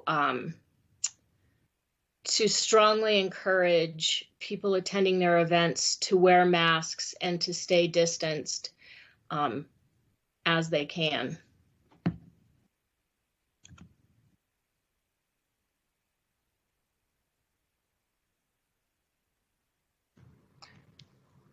Thank you, Vice Mayor. Other council members?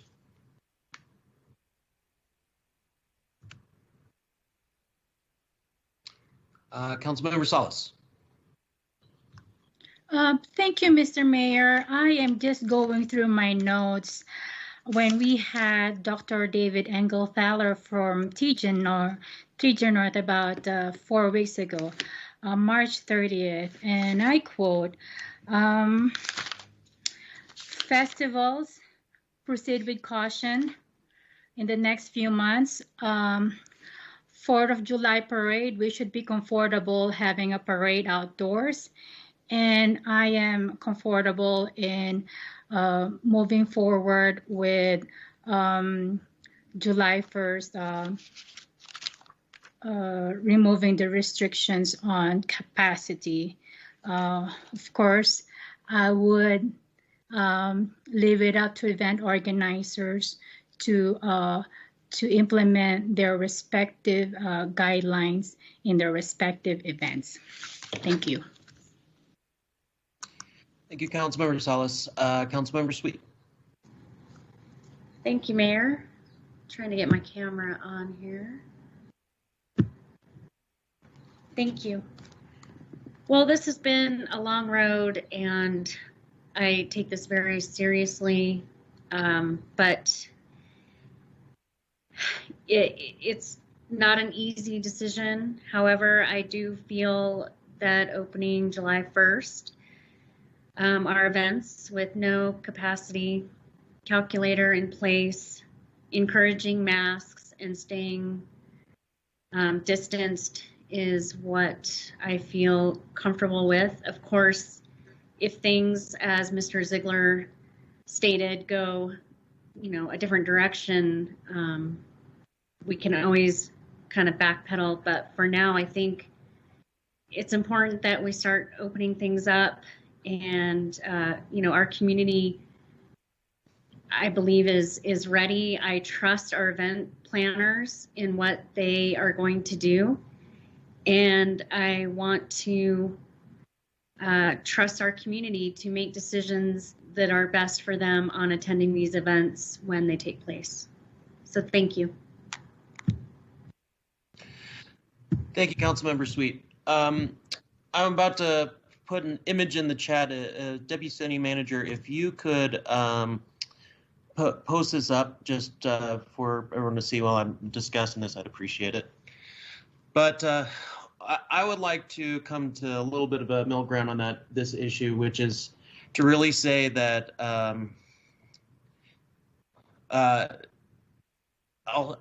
add an if to the July 1st date. I know we can't predict the future, and with that, I would like to say that we can open it. We'll open July 1st so long as we are at the minimal level of transmission and the other metrics that we are seeing, that we've been using thus far. Thank you, Deputy City Manager. If we can, maybe get that a little smaller. But I wanted to just want to show you this because this is how month to month each type of COVID variant has come to the United States and what they're detecting. So as you can see, so for example, B117, that is the British variant. So I'm just pointing this out that this is such a changing landscape with the variants and what is going on, and recognize that we can't predict the future here. None of us can. And again, this is December, January. First column on the left is December. The last one is April. So December, January, February, March, April. So in the United States, it can change on a dime on what variant exists, and we don't know how it's going to vary in the future. That being said, I recognize the need for the planning. I recognize council members who are in a reasonable manner saying that July 1st is they're okay with opening up, but I would like to just add July 1st, so long as we are at the minimal level of transmission, COVID-like symptoms, and positivity rate, the three metrics we've been using thus far. So I'd like to get council's consideration on that, in particular if even those that have already spoken, if they'd like to see if you'd be okay with that little addition. And if we're not at that minimal level at that point in time, then we need to sit down and talk about it, say mid-June. How does that sound? So we have kind of a clear guideline on, hey, here's the if that we would consider. Councilmember Shimoni. Thank you, Mayor. Interesting proposal, and I appreciate the graphic. I wonder if we can say, I want to say yes, but I also wonder if we can wait on making that decision and just say we'll revisit this topic in the middle of June and determine how to move forward if we are in the moderate category. Maybe being in the moderate category in the middle of June will spark a conversation. I'm sure we'll talk about it either way. I don't know. I guess that's my short answer. I think I support what you're pushing for. I'm curious what other people think. Thank you. Thank you, Councilmember Shimoni. And Councilmember Aslan asked in the chat box, what do you mean by minimal level of transmission? This would be where the prior metric that showed we were at substant, we showed in that slideshow, and we see every week that we are in minimum level right now of, yep, that's the one. So we would need to be in the minimum level on all three categories. And if we weren't on minimal, it would trigger reconsideration at let's say mid-June, whatever the mid-June date is for the council meeting. Because if we're setting a clear time when we're opening all the capacities here, I think we need to have a clear yellow light scenario on when we would really reconsider that situation, because I think that creates a little bit more clear guidelines. Councilmember Salas has a comment. Yeah, I have a point of order, Mr. Mayor. We have four members of council agreeing to move forward with the July 1st lifting of the capacity restriction.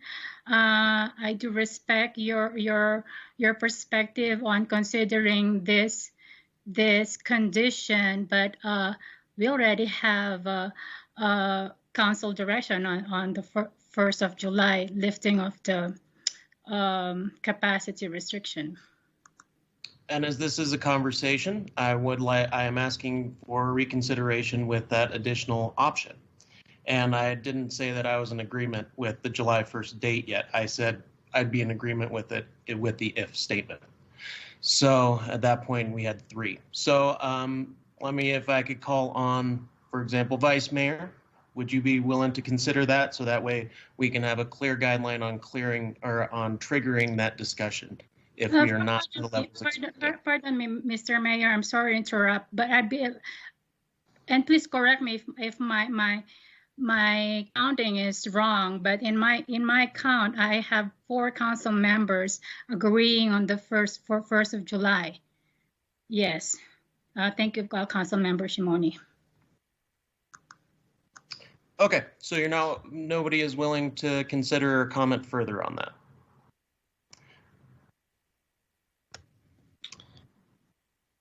If that's the case, we can move on to the next discussion items. But I think it's also important for us to have discussions where we can consider options that are newly presented on the table. I think that's an important part of our conversations and discussion. So we'll move on here to the... Excuse me, Mayor, does Councilmember Shimoni, is that a new C in the chat? Thank you, Vice Mayor. Yeah, Mayor, can I jump in really quick? Yeah, for sure. Go ahead. I was just going to say, Councilmember Salas, I appreciate you bringing up that point of order. And Mayor, I agree with you. We can have further conversation. I think it is good to recognize that we did have a majority support already on this. But I do support further conversation. So, yeah, just wanted to say that. Thank you, Vice Mayor, and thank you, Mayor. Thank you, Council Member. Vice Mayor Deggett. Thank you, Mayor. I think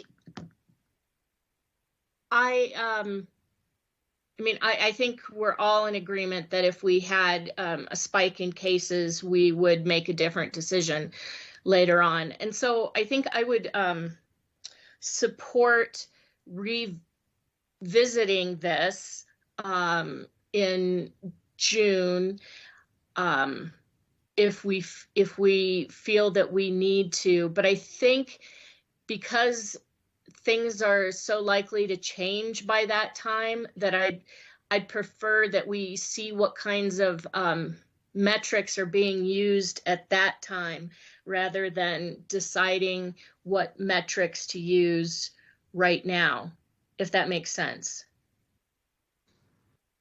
Understood. Thank you, Vice Mayor. Yes, we will also be getting, sure, more updated CDC guidelines as we move forward. City Attorney. Thank you, Mayor. Mayor and Council, as the chair of the meeting, the mayor typically is the one who regulates when the conversation continues and when it doesn't, unless a council member calls for a point of order and actually asks to appeal a ruling of the chair, and the council votes. There's no discussion of it. It's just a very simple motion, a second, should the ruling of the chair be sustained or upheld under Rule 801 of your rules of procedure. So in comment to Councilmember Salas's concern, as well as Councilmember Shimoni's, the mayor can continue the conversation to introduce a new item, even though there have been 4 that have spoken on it. If somebody wants to make a motion to appeal that ruling, that's the direction you would take under Rule 801. I just wanted that clarification out there for everyone.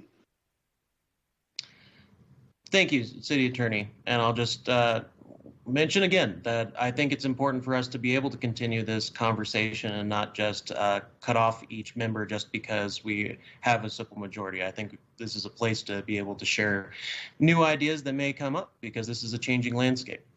So on to the council discussion regarding masks and the CDC guidelines as presented. I do want to point out something with this before we're going into it, particularly about this first option regarding the masks. So in the face covering proclamation, which has not been rescinded, it specifically states, face coverings are not a replacement for adhering to social distancing and hygiene practices.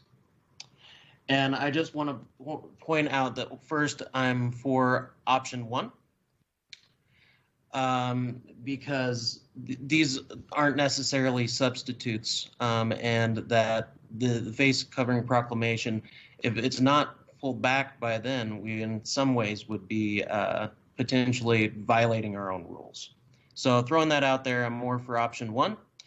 CDC guidelines for this, herd immunity has not been defined yet scientifically. So in essence, we're going to have to wait for what that actually means until we get new guidance from the CDC. So therefore, kind of option two really is option one, since we're going to have to hear what herd immunity actually is, and we'd be setting a metric that doesn't even exist yet. So I am for option one for both masks and option one for the CDC guidelines.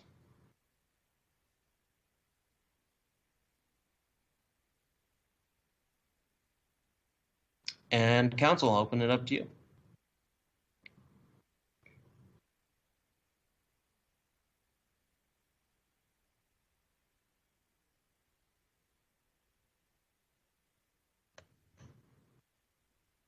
Vice Mayor.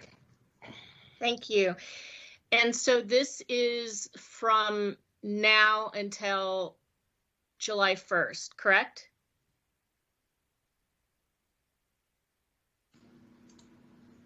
So Vice Mayor Daggett, my understanding is July 1st would allow capacity, but that didn't necessarily mean that we were getting rid of the COVID mitigation measures. So these actually could potentially stay in effect after July 1st, even though we would not limit the number of people that were allowed at an event. If I misunderstood that, please provide redirection. So I would say that option one under CDC guidelines, and then wouldn't that cover masks as well? It sure would. All right, so I would say follow CDC guidelines. Thank you. Thank you, Vice Mayor. Councilmember Shimoni. Mayor, did we skip Councilmember Aslan? It's okay. Go ahead. Well, I think my position on this is pretty clear. We should be following CDC guidelines. Thank you. Thank you, Councilmember. Councilmember Shimoni. Thank you, Mayor. Thank you, Councilmember Aslan. I'm good with option one for the CDC guidelines, which I believe, as the Vice Mayor mentioned, covers the masks. So I think that's good to me. Councilmember Sweet. Thank you, Mayor. And I am good with option one for the CDC guidelines. Thank you. And that covers the masks. All right. Sounds good. Looks like we're following the CDC guidelines. Councilmember Salas.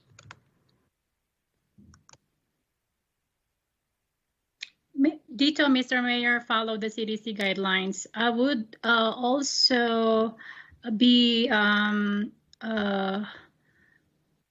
I'll also welcome future discussion about herd immunity in Coconino County, especially we have a joint meeting with the Board of Supervisors tomorrow and want to hear from them.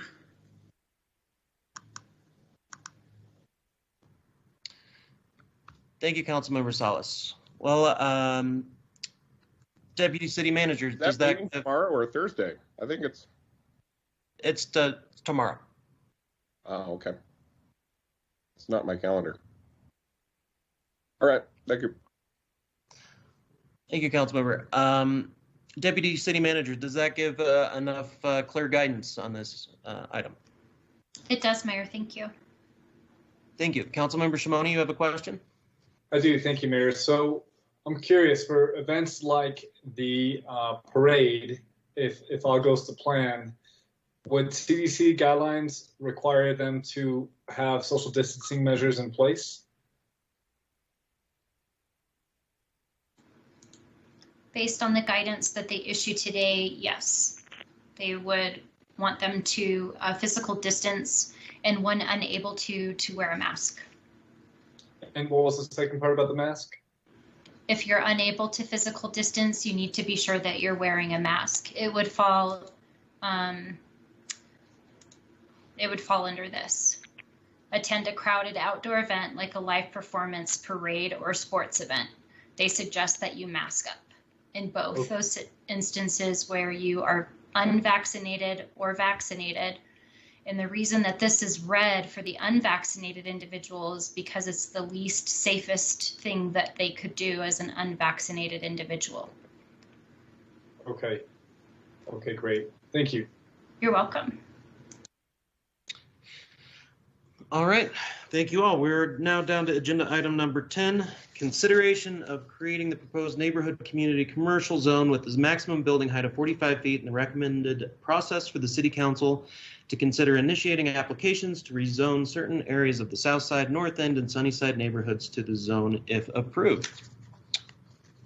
Mr. Simer.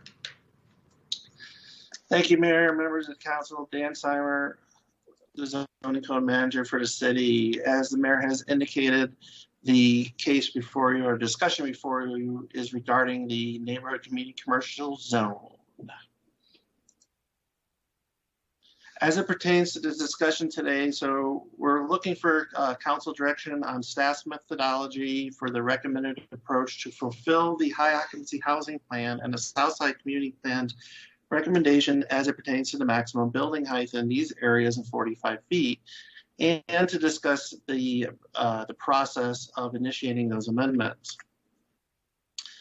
As I indicated earlier, the purpose of this code amendment is to implement the strategies of the high occupancy housing plan, high occupancy housing plan as it pertains to the community commercial zone. In that zone, there was a recommendation to modify the building height from 60 feet to 45 feet. And recently in the Southside community plan, there was a policy that no building should exceed 45 feet.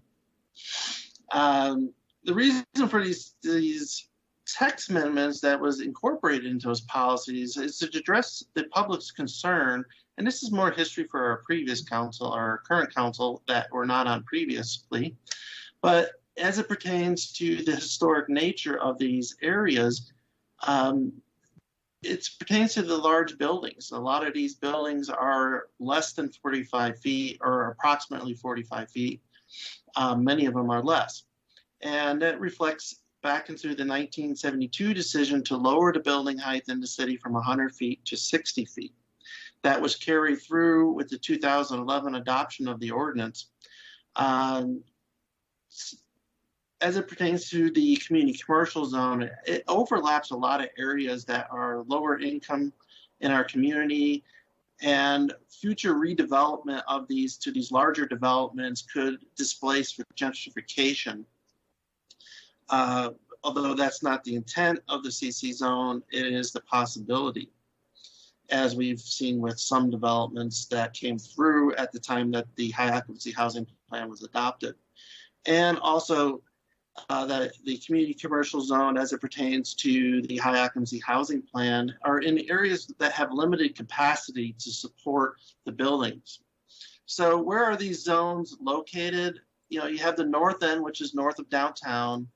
You have the south side, which is south of the tracks, and you have the Sunnyside area. So that's where our primary locations of our community commercial zones. Now, we did get a comment over the weekend that talked about the town site overlay. As you can see on the green hatching, it does encompass some of those areas that limit the building height to 25 feet, although there are exceptions in the town site overlay that allows the Historic Preservation Commission to approve heights greater than 25 feet up to the, by default, up to the maximum height of the CC zone, which is 60.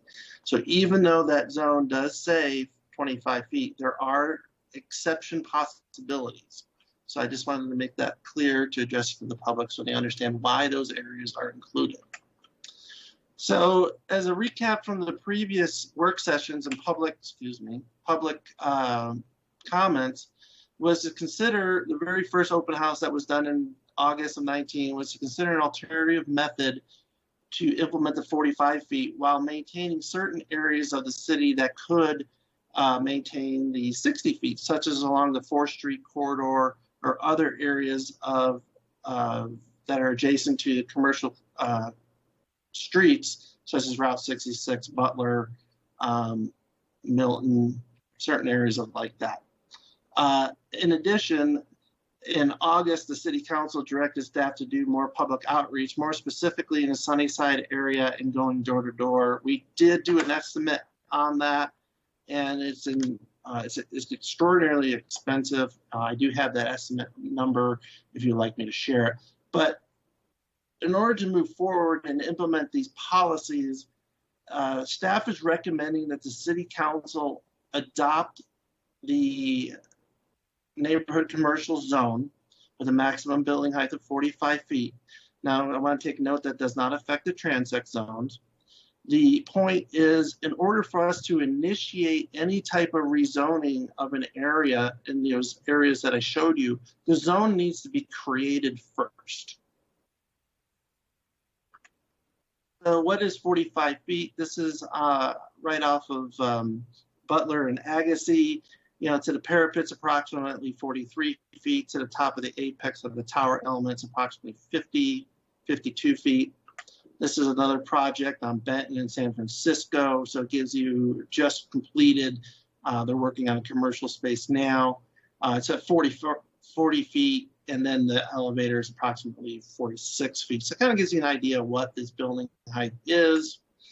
Now, after that zone is created, what we're recommending is allowing us to conduct the public outreach of each of the neighborhoods individually and cater that public outreach based on the needs of the neighborhood. So, for example, the South Side plan, the South Side area was heavily involved in the high occupancy housing plan. We just did a substantial amount of public outreach as it pertains to that neighborhood. And there's clear direction in the adopted policies to go with the 45 feet. We would do subsequent outreach in that neighborhood, although as it pertains to North Side, which actually had our least participation, we would want to do a much more robust public outreach initially, and then subsequently Sunnyside. And we would do these individually, and I'll kind of get on that in a second. Then we would return to council and discuss what that public outreach said and request council to initiate a separate map and zoning map amendment if it is feasible based on that public outreach. So the intent is to look at each neighborhood individually, tailor its public outreach based on the needs, and then come back to council for each specific area for initiation. Then we would start our rezoning. If the council decides to initiate a zoning map amendment, we would then start that process and do a subsequent public outreach. So it's a 2 outreach process, which is required in the zoning code. Technically only 1 if the planning director so decides, though, that a second one isn't needed. We are recommending to go straight with the code with 2 outreach processes. And then, of course, we go to Planning Commission and City Council for the map recommendations. Now, because of the amount of outreach that's been done already, and the much needed tailored outreach to the north end and the Sunnyside area, we were recommending that we do these individually in a systematic order. And the intent is to get those neighborhoods that are already have had a considerable amount of public outreach, have a specific plan saying we want to do this. Let's start there. And as that process is moving through, depending on weather and, of course, our COVID situations, we would move on to North End and then Sunnyside as it pertains to that, and tailor each one of those outreach efforts to that specific neighborhood, whether it is a much more robust outreach. We had I spoke with at least 10 different people on Sunnyside about how to go about that outreach. They each came back saying it's going to be very difficult, especially in the COVID situation, to get their participation and to get words out, especially with the number of rentals. So as we move forward, what we're recommending to council is to adopt that ordinance, direct staff to move forward with the adoption of that ordinance, and then come back with the separate public outreach efforts for each neighborhood individually in a systematic order. And what we're asking for is whether that's appropriate for you. If the council so chooses to implement the code, the new code, and then subsequently follow as staff recommended, we could potentially have the new zone to council before summer break. Now that I did talk with our legal staff this morning and our clerk, and it is feasible as long as we don't run into any hiccups. Otherwise, we would come back after the summer break. But what that would allow is us to start the clock on reaching out to the neighborhoods. So I'm available for any questions you would like at this time and any discussion.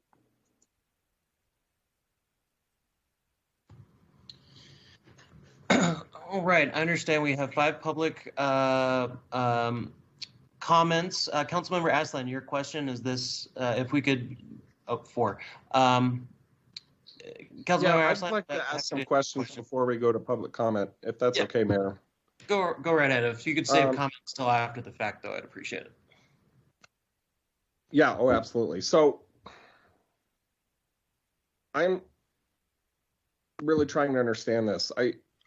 I suppose I'll just be kind of blunt. I have 2 major burning questions. Who is driving this process? Where's this coming from? And then also, I just really don't understand why we're going to vote on this and then go get public outreach. Sunnyside doesn't have a neighborhood plan yet. And I think that process needs to happen before we go through all this. What I'm gathering is that Southside neighborhood we have to do all this at once, right? We have to treat all 3 of these neighborhoods the same. And the Southside neighborhood would like to move forward with the limitations. Is that correct? That is true. And so in order to do that, we have to do this now. And then we go back and retro engineer the conversation in the other 2 neighborhoods. I'm genuinely very confused about this, and I apologize. So I kind of need to go through this again.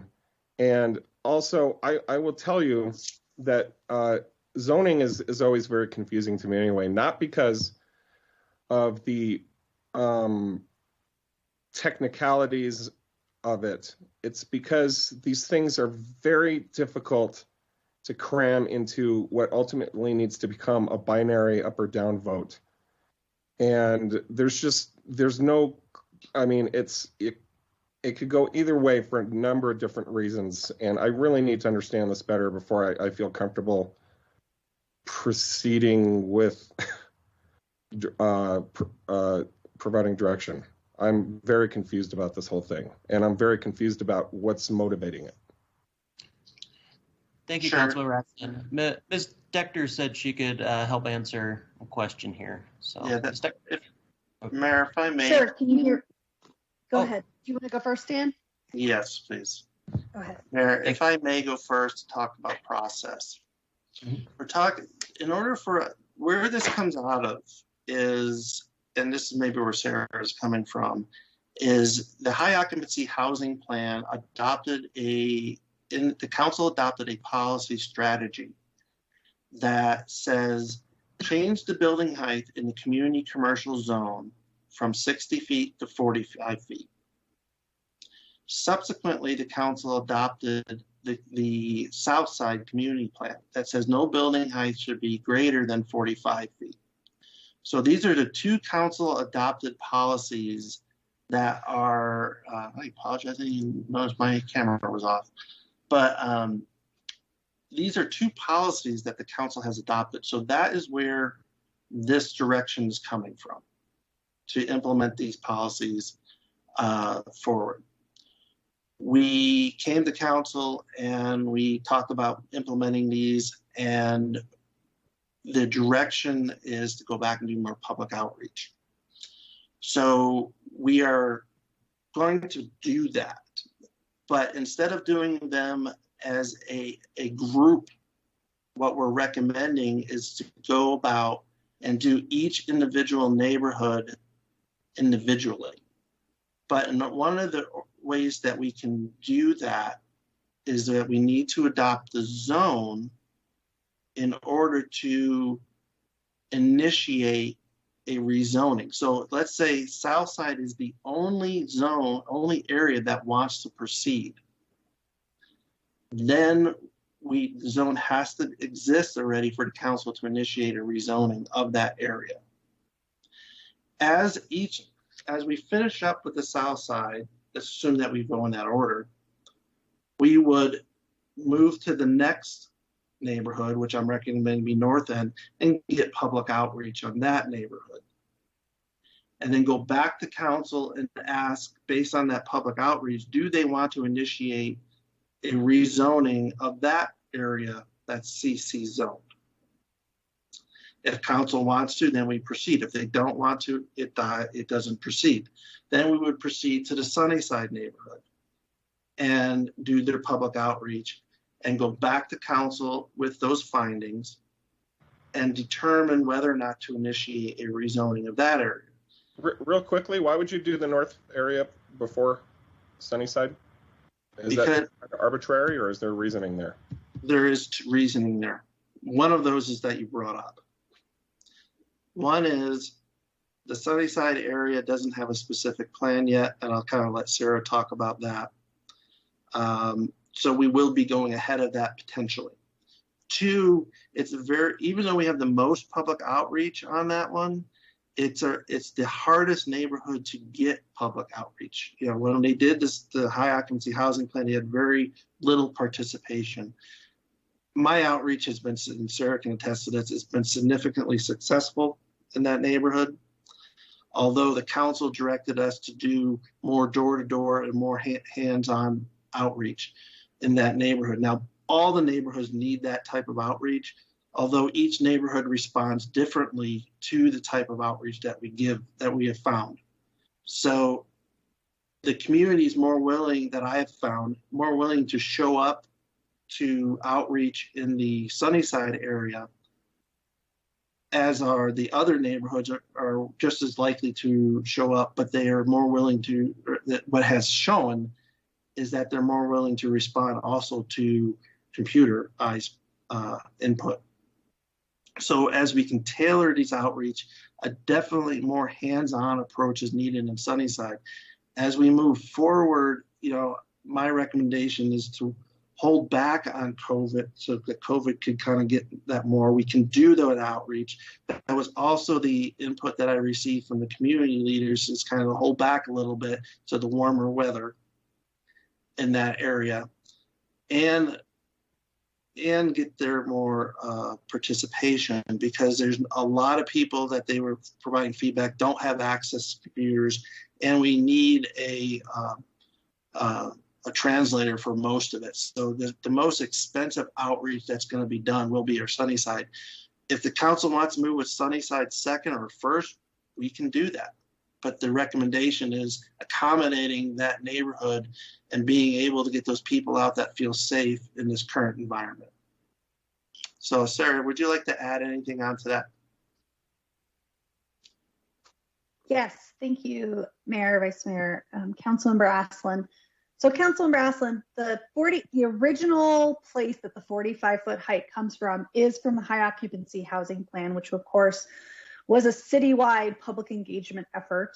And it was identified for a couple reasons. Dan named a few. That one, we were seeing kind of the most neighborhood issues in the places where the community commercial zoning is. Also, what we discovered is that keeping that 60-foot building height actually encourages lot consolidation and the demolition of single-family homes in that neighborhood, because it is helping accelerate gentrification. in those areas because people have lots that are very small. And on that individual lot, you can only really max out the building potential to about 45 feet. If you leave the building height as 60 feet, you are encouraging people to buy 2 and 3 lots, tear down the homes that are affordable. And these are some of our most affordable housing, especially in Sunnyside, and then put many more units at an unattainable price in that same location. And so I think that's a part that maybe doesn't come across very clearly. Dan, I know we'd asked the GIS department to take a look at, and we've been discovering how many lots really could build to that 60-foot height right away. And when we go neighborhood to neighborhood, we'll share that information very transparently and say your lot as currently configured can really only build to 45 feet. And we know that based on applications for redevelopment of similarly sized lots all through the areas using the existing code. So that was the analysis we did. Another reason we specifically talked about Sunnyside is that Sunnyside has more development potential at the 60-foot building height than the sewer system can sustain, because there's a pinch point where the sewer drains under the BNSF railway, and we cannot enlarge that. And so leaving the 60-foot building height in Sunnyside means that 60 feet, it may become available on a first come, first served basis, because at some point we would run out of capacity, and the next group of people who want to change their building height might have a different requirement than the group before. So those are the major concerns of why CC particularly was talked about as being more appropriate for a 45 building height. It addressed the gentrification concern we found in the literature and in the experience that we heard from the neighbors. It addressed the sewer issue in Sunnyside, which could be fixed but would be expensive, and possibly, given our experience with the Rio to Flag flood control process, getting something through BNSF is not the easiest thing to do. So we hate to think of making a commitment we can't keep when it comes to that kind of infrastructure. And so that's the kind of analysis on a citywide basis that came out of the high occupancy housing plan, and the rationale behind why we don't have to move super fast on this, but it needs to start moving forward. And there's some real quantitative reasons, and of course, social reasons why it's important for council to consider it and to consider carefully how we proceed.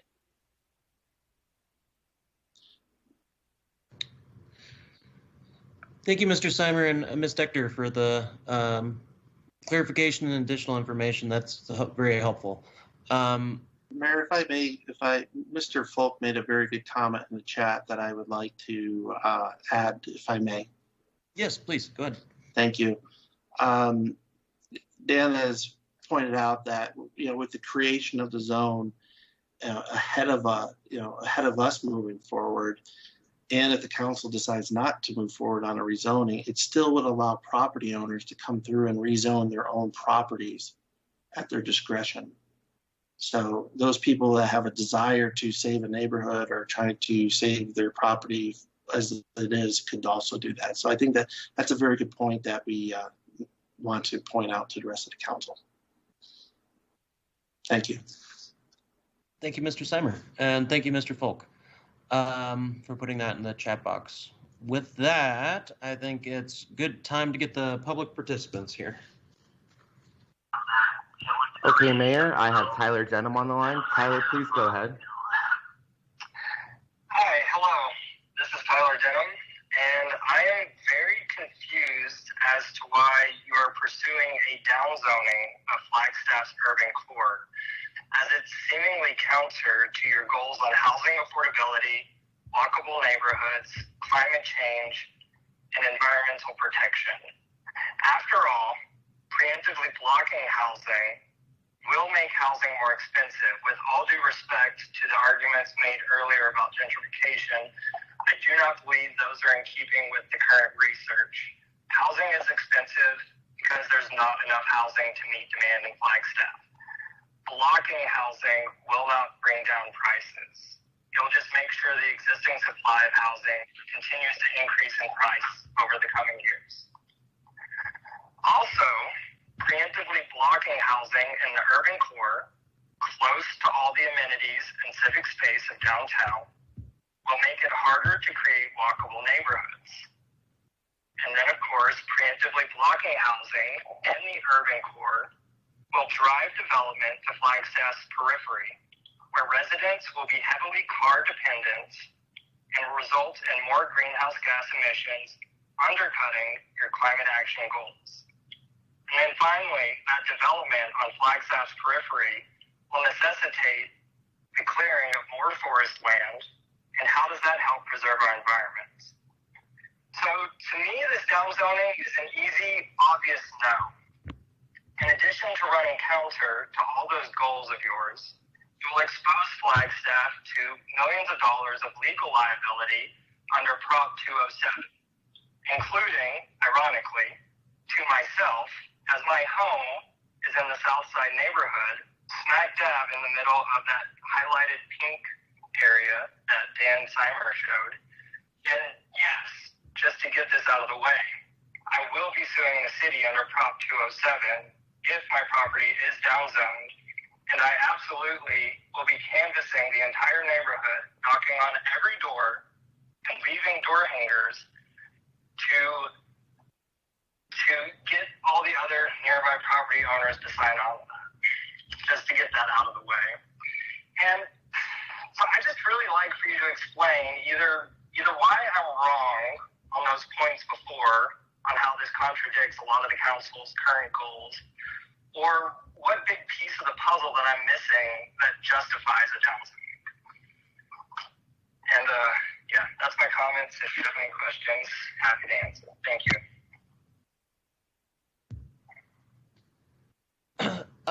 Thank you. Councilmember Aslan has a question for you, Mr. Denham. Yeah, Tyler, I'm sorry, I missed it. These often get confusing in my mind, but just because of did you say you were in Sunnyside or Southside? Southside. Okay. And then Sarah, the Southside has a master plan, correct?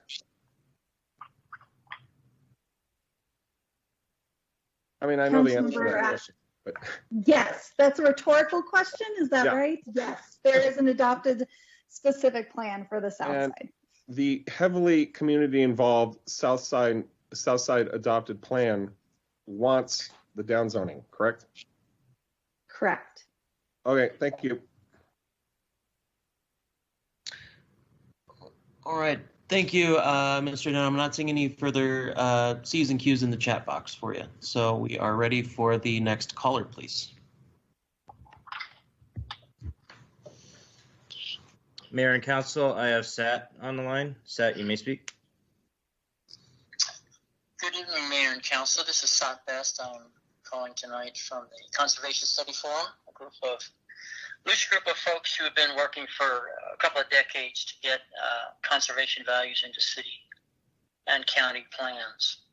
A couple of years ago, when the hub and the standard went up, we got very interested in view sheds, because that's certainly a critical part of community character and conservation as we define it. We didn't get very far, frankly. What we found was, first of all, that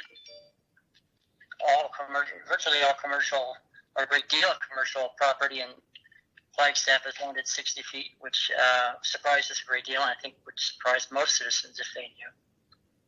And also the view sheds had to be defined, according to staff, from a point in the city to a specific destination. And then you have to work out angles and figure out next steps in protecting that view, and it became a very daunting process.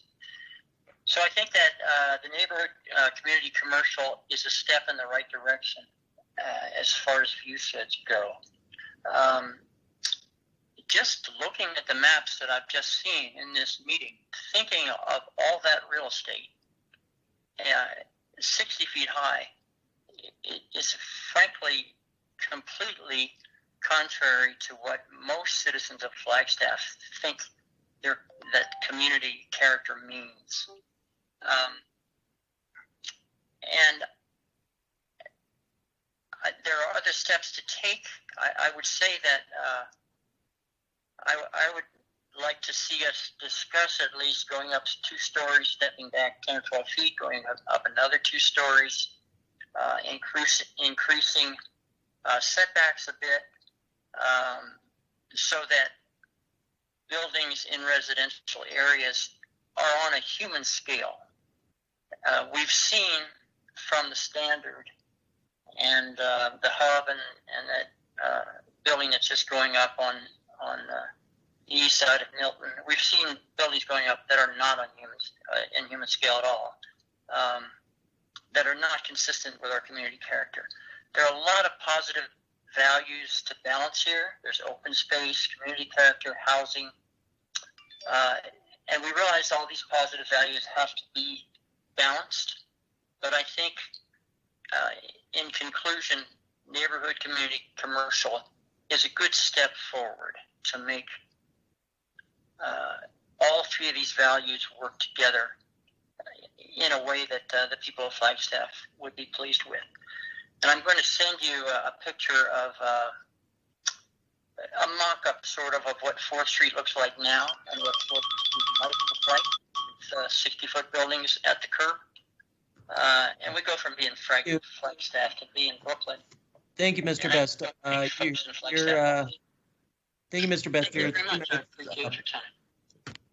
Thank you much. And I do believe we did receive that email with the pictures with what it would look like with 60-foot building. So thank you for the visual on that. Not necessarily technically correct, but it gives you the idea of what. For sure, and I appreciate that. I'm not seeing any C's and Q's in the chat box. So next caller, please. Thank you, Mayor. I have Michelle James on the line. Michelle, you can go ahead and give your comments now. Thank you. Hello, and thank you, Mayor, Vice Mayor, and Council. My name is Michelle James. I'm the Executive Director of Friends of Flagstaff's Future. FCUBE supports the Neighborhood Community Commercial Zone Amendment. The NCC zoning concept is a product of discussions with Flagstaff citizens during the development of the high occupancy housing specific plan. That plan was developed as a response to the building of a 6-story student housing unit in an historic neighborhood composed of 1- and 2-story homes. The concern of many citizens was that the hub did not fit with the character of the existing older neighborhood in which it was built.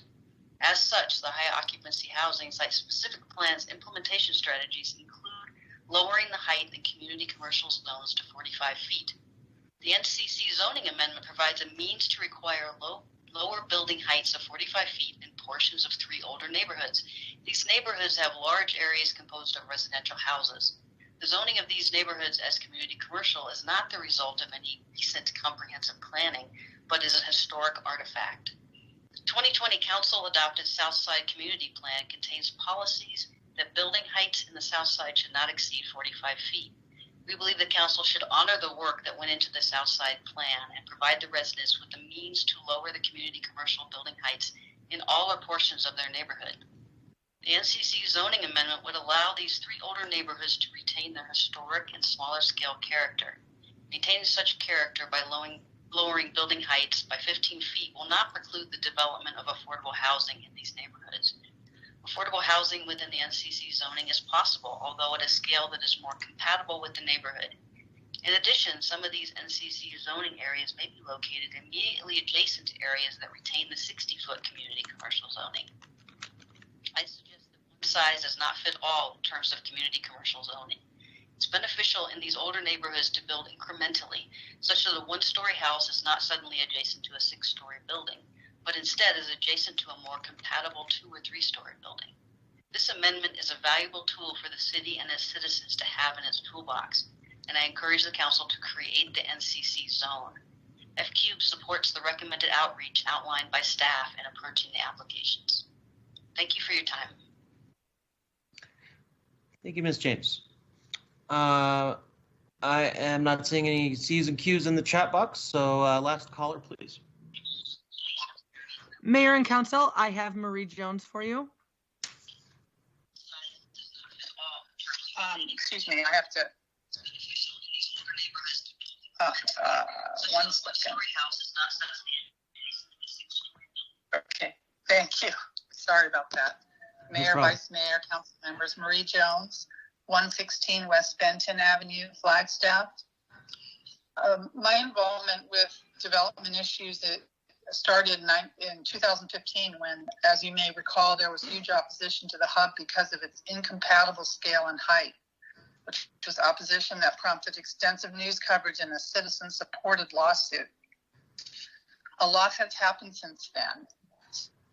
City Council passed the La Plaza Vieja neighborhood plan, the high occupancy housing plan, and the Southside community plan, all which were developed by a planning staff that had deeply absorbed and addressed the lessons of the hub, and with a significant contribution and endorsement of citizens. While none of these plans by itself solves the problems with our zoning code altogether that the hub pointed out, they each take great strides that collectively improve our zoning code, which is no easy task in the presence of preemptive state legislation. This neighborhood community commercial zone with 45-foot height limit is the next step in the zoning improvement process. It implements the goals and the approved plans that I mentioned, and also responds to the Climate Action Plan and Housing Emergency Declaration in allowing high density and a high occupancy, but without sacrificing the character the community has fought so hard to protect through the years. It is proposed for areas most everyone agrees merit preservation, and which constitute a very small percentage of the whole city. There are few property owners who feel their property will diminish in value without 60-foot height limits. If I had more time, I would argue that their properties will increase in value by being in a prestigious zone where size and scale of new development is compatible with historic patterns. Suffice to say that these few property owners are free to prove their personal loss and request an exemption. I urge you to view this amendment in both the recent and more distant historical context as a crucial step in an ongoing process to improve our zoning code, one that both accommodates growth while protecting community identity and infrastructure. The zoning code should benefit the community as a whole, and this amendment does. Thank you. Thank you, Ms. Jones. Council, any comments or questions before we turn it into internal discussion? I'm not seeing any at this time. So thank you for the public comments. And Council, I'd like to hear from you on this issue.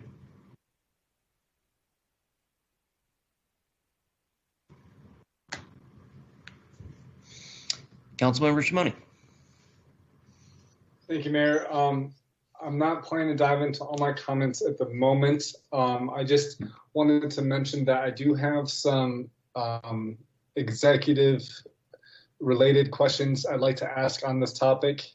So I'm happy to let council have a discussion, but I would like to see us talk to our legal team before I really dive into my own thoughts. So Mayor, however you want to handle that, I appreciate it. Yeah, thank you. Well, without jumping straight into executive session, there was a comment by Councilmember Aslan about 207, and that was mentioned by Mr. Denham. City Attorney, could you please just give us a quick little preview of that information? And yeah, what we can say without also mentioned by the Chamber of Commerce in their email comments to us. just to note that. Thank you, Council Member. Mr. Solomon. Yes, and when you say a quick little preview of that information, I'm wondering specifically to what you're referring. If you're referring to what Council Member Shimoni may want to ask in executive session with respect to legal advice, I'm not sure what those questions are. I have not discussed that in advance with Council Member Shimoni, so I'm not aware of what those are. Well, could you just help us inform the public what that proposition is? Just what is that legal thing that we may be discussing. I think it's important to know what for the public. And I guess that's my dilemma, quandary, if you will. I don't know what it is Councilmember Shimoni wants to ask about. Okay, well, I was just wanting the basic description. If you're referring to, sorry, go ahead, Mayor. Sorry, well, I can say basically that proposition was passed, in 2006, that if a municipality changes any zoning code that or whatnot that reduces the value of an individual's land, then the city is legally responsible to pay fair market value for it. So, okay. Yes, and that is it's Prop 207, not the most recent Prop 207 that dealt with recreational marijuana use. It was, and I didn't know if that's what Councilmember Shimoni wanted to ask about, and I wasn't trying to be coy in any way. I apologize, Mr. Mayor. I just wanted to understand what it was he wanted to ask about, and I wasn't sure that was it. So I wasn't sure what you were referring to. But yes, Prop 207 involves any change in land use regulations, and without going into great detail here, essentially it provided property owners with a means to indicate that they felt like there was devaluation to their land and that they would like to make a case out of that, if you will. And I can't go into great detail on that here, other than to say that is a law that's still on the books in Arizona revised statutes. Thank you. Thank you, City Attorney. And I could just use a little clarification here from staff. Tonight, what we're discussing about is it's not a vote. It's just a matter of, do we give direction to do the public outreach as outlined in the presentation? Am I correct in that? We're not saying we're absolutely doing it. It's a matter of, are these the steps in the public outreach effort that you would like to take so that we can bring this information back to the table? Am I correct in that, Mr. Seimer? Yes, Mayor. It's two-part. One is to proceed with adoption of the zone. So that will create it in the zoning code. It will not be placed on the map anywhere. And then the second part of that is to start the public outreach for each neighborhood. Because by creating a zone, it gives the ability to allow property owners, if they want to, while we're doing our public outreach, to rezone on their own. The other thing is, too, if council decides to rezone a portion of the city, the zone has to be created in order to initiate that zone and that rezoning. If the zone doesn't exist, the council cannot initiate a rezoning of the property. So the first is to create the zone, and if it's there then, whether it's used or not. So that's the first part. If council wants, we can bring this forward potentially before the break, because it's already been reviewed by council a few times and the planning commission. And the next is proceed with, and whether or not to proceed with the public outreach in these neighborhoods. So it's two-part.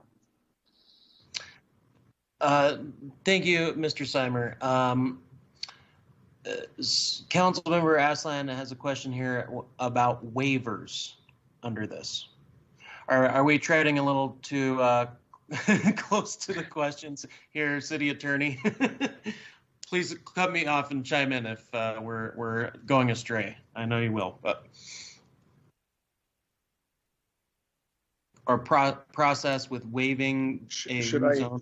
Yeah, why don't you clarify the question a little bit? Yeah. Thank you. I appreciate that. I was looking for some clarification. Thank you. Well, I just want to understand the waiver process. Are any residents or property owners in any of these three neighborhoods able to apply for a waiver to the 45-foot building height limit? And to be honest, I would prefer that we go into executive session to talk about that any further. And I know that that's not the easiest option, but I know Councilmember Shimoni already has some questions. Your colleague might have some. Oh, go right ahead. Ms. Rubalcaba. Thanks, Mayor, Council. Christina Rubalcava, Senior Assistant City Attorney. And like Sterling said, I don't want to go into a ton of detail, but just want to make sure we're really clear that right now what staff is talking about is just creating a zone. So creating the zone doesn't apply it to any property. So there would be no diminution in value. Prop 207 really doesn't come into play. When you're going to want to think about Prop 207, when it will actually have an impact is at a later time should council decide to apply this zone to properties. So I don't want to go really into any more detail in public session. If you want to go into e-session, great, but just wanted to make sure that there was an understanding of that piece. That was actually really helpful. Thank you. Perfect. Yes, and since this isn't going to be taking effect or the 207 be, impacting anything by a decision tonight, which is more about direction for council, I'd like to suggest that this is an important discussion, and I would like to get it on the books for an e-session later, but I don't see for the decision making tonight for it to be for us to have to go into e-session right now. But obviously I can entertain a motion to that fact and we'll see what others think. But I think this can be later on. Councilmember Shimoni, let's see City Attorney here first. Thank you. And I was just, Mayor, you took the words right out of my mouth because you are just seeking direction tonight and you're not seeking to apply the zone anywhere. No actions being taken. I would recommend that an executive session be scheduled for later. And that those questions that Councilmember Shimoni or any other council members may have can be addressed there. And give the city attorney's office some additional time to prep with questions would be my suggestion. That wouldn't hurt either. Thank you. Councilmember Shimoni. Thank you, Mayor, and thank you, City Attorney Solomon. I'm fine with that, Mayor. I don't need to go into because I don't have any executive session questions tonight. Having heard the recent conversation, I like the direction, Mr. Seimer and Ms. Dechter. I think that we're on a good path with this. I like talking side first and then moving on to the sunny side. I reviewed a lot of public comment documents and the attachments in the agenda and was very interested to learn about the public survey and all the answers and questions that we had put out. And to my colleagues on council, if you haven't seen that, I highly recommend it. There's been significant public outreach done already. So thank you to both for your efforts so far. Am I breaking up? Okay, let me take my camera off. Yeah, just a little bit, but go ahead. Okay, thank you. And so I'm happy with us moving forward as planned. I guess my only comment, Dan and Sarah, would just be as we do move forward, just think outside the box in the way we engage at times, if we can at times, if it's appropriate, to collaborate with local community groups or restaurants. I know that you know what's best to do for each of these neighborhoods, but if we are struggling, let's say in Sunnyside in the future, I've heard of some good strategies that could really help boost the engagement in a low impact, low energy approach. I can go into that later and even talk to you one-on-one about that. But yeah, I support the plan and us moving forward. Thank you, Mayor. Thank you, Councilmember Shimoni. The rest of council, I'd like to get your feedback.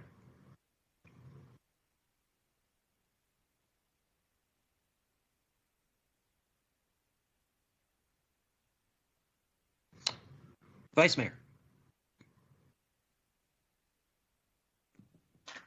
Thank you, Mayor. I'm supportive of this direction, and we've heard from many members of the public, as Councilmember Shimoni pointed out in the previous outreach, and then to us directly about this issue tonight, and I'm comfortable with this direction. Thank you. Thank you, Vice Mayor. Councilmember Aslan. Yeah, quickly here. I'm supportive of moving forward. I had substantial questions and concerns coming into the meeting tonight, but this was very helpful. Staff, I think I understand what you're trying to do, and I understand where it's coming from. And I do consider the South Side master plan to be, you know, Magna Carta / Constitution sacred document. I think we need to respect that process and respect the community input that came out of it. And what I see that you guys are trying to do is find a way for everybody to have their cake and eat it too. And I appreciate the effort. And it seems like this is a baby step forward, and we might as well take it. And there's going to be a lot more conversations about it down the road. But for now, it seems like the appropriate move. And kudos to staff and leadership for coming up with this, even though it feels a little bit complicated to me. I guess it needs to be complicated. But thank you. Thank you, Councilmember. Councilmember Sweet. Thank you. I do agree this is a complicated topic, and I thank staff for the information tonight. And I am supportive of this moving forward and look forward to having a lot of discussion surrounding this in the future. Thank you. All right, I do believe that gives city staff direction. Any further comments or questions, council, before we move on? Councilmember Salas. I do, Mr. Mayor. Thank you. Just for background, I remember last year, the last time it went before council, you know, the previous council, there was a concern about the lack of outreach to specific neighborhoods. I've seen the packet and read the comments, and those were the comments that we had in the previous work session. So I'm just curious to find out, were there additional outreach that happened between the previous work session and now? And I understand there's already council consensus moving this forward. You know, I would welcome future discussion, and I would like to hear from the affected neighborhoods, especially the Sunnyside and the townside areas. And also potential exposure of the city to litigation in the future, because those Pro 207 claims are costly to the city and taxpayers. Thank you, Councilmember Salas. And yep, your questions are well heard. And yeah, even with majorities, it's, I think, very important for us to continue having discussions, especially on a topic like this. Mr. Simer, did you want to comment on that real quickly? Certainly. Thank you, Mayor. To answer your question, has there been formal notified public outreach? The answer is no. I have reached out to representatives, 10 certain representatives in the Sunnyside area of the community organizations that were suggested. Have reached out to the south side and a couple of the property owners to the north side and talked about what is the best way to get a hold of their constituents and get information out to them and get their input, whether a door-to-door methodology, whether it's an organized event. There was a lot of suggestions. Overwhelmingly, what came back was don't do it during the winter and fall, which is, you know, if you remember back in January when we talked about my work program, I said I'd be coming to you in the spring about a process to move forward.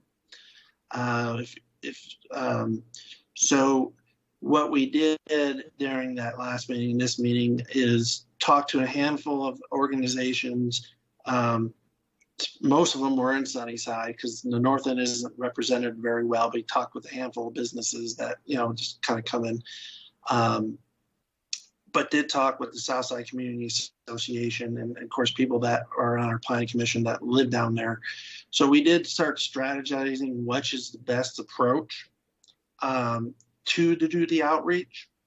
And it became, sitting down with Sarah and others, it became apparent that we needed to move forward on where we have the greatest outreach already concluded so that we can then do the recommended outreach for each neighborhood individually and not convolute the issue of looking at each neighborhood as one. In other words, looking at them all at the same time.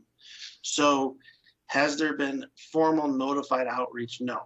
Have we done the recommended outreach to the business constituents and the community activists that, as Councilman Shimoni alluded to in his comments? Yes.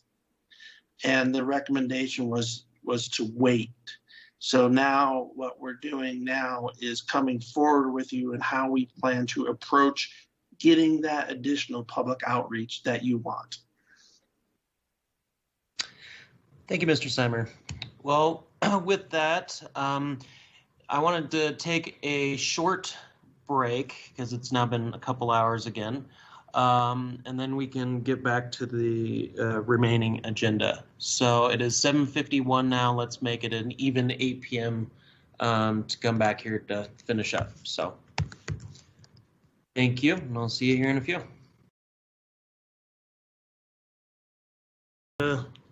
Move along here to the grand finale. All right, well, we are down to agenda item number 11, request for abandonment of public right-of-way on Hoskins Avenue, foots and parking discussion. Mr. Folk, take us away. Good evening, Mayor and Council. I'm Bryce Doty. I'm your real estate manager. I'm here. I've got limited bandwidth today, so I'm not going to turn on my video. I'm here with Martin Ince, the multimodal transportation planner, to inform Council about the abandonment process for public right-of-way in the city and to discuss current conditions and potential improvements on Hoskins Avenue. Dan Folk, Community Director, Rick Barrett, City Engineer, and Jeff Bauman, Traffic Engineer, are all available for questions and clarification as well. This discussion arises out of multiple requests we've received to abandon right-of-way on Hoskins Avenue. Hoskins Avenue is a 2-block strip of east-west roadway in the South Side neighborhood between NAU and Lone Tree Road. Next slide, Dan. The two north streets, south streets here, so the ones, all of this lime green is the right-of-way that our GIS map shows that the city is the steward of. The north-south street on the west is Fountaine, and the east one is O'Leary Street, and then right where that 632 is, that's Hoskins Avenue. The right-of-way that was dedicated to the city via the plat in the 1940s is outside the existing improved portions of the actual Hoskins Avenue. So for example, the east side of Hoskins Avenue from Lone Tree to O'Leary Street remains unimproved. And the west side, it doesn't serve traffic purposes, but it extends beyond that house. And at some point it was paved and serves as parking for the adjacent owners. And then finally, on the north side of the improved portion of the street, there's about a 12 to 15 foot buffer that remains unimproved. All of the requests we've received impact these unimproved portions of the Hoskins right-of-way. And next slide, Dan. When considering the request to abandon public right-of-way, we first look to the Chapter 11 of the code to guide the process. Staff is first tasked with identifying whether a proposed vacation is consistent with the general plan, the zoning code, and any specific plan. And for example, the high occupancy plan, it includes a policy against public alley abandonment in the townside and downtown areas. So any requests that we receive in those areas, when that's applicable but inconsistent with that plan, those are not supported by staff. And then the next hurdle is whether the request is consistent with public works standards. We can't support abandonments which create access issues either for owners or for fire trucks and so on. And then after assessing those consistency issues as staff, a future public needs analysis is completed to identify if there are good reasons for retaining the right-of-way. And that analysis is necessarily on a long time horizon when considering abandonments. Not only are there multiple instances where the city has abandoned right-of-way only to repurchase it later, but projecting future needs is also done with the best information that we have at the time. As a result, city staff is generally reluctant to recommend abandonments. This process is not intended to discount the benefits of returning unneeded public right-of-way back to the tax rolls for higher and better uses, but it does set a high bar for determining when right-of-way is no longer needed. Once that analysis is complete, the requests are taken to the Planning and Zoning Commission and then to City Council. If City Council determines that the public right-of-way is no longer needed, it may abandon the right-of-way. After abandonment, the adjacent owner is given the opportunity to purchase the abandoned property. And that's the process that we're working on. And with that, I'm going to turn this presentation over to Martin Ince, and he's going to discuss the current conditions on Hoskins Avenue.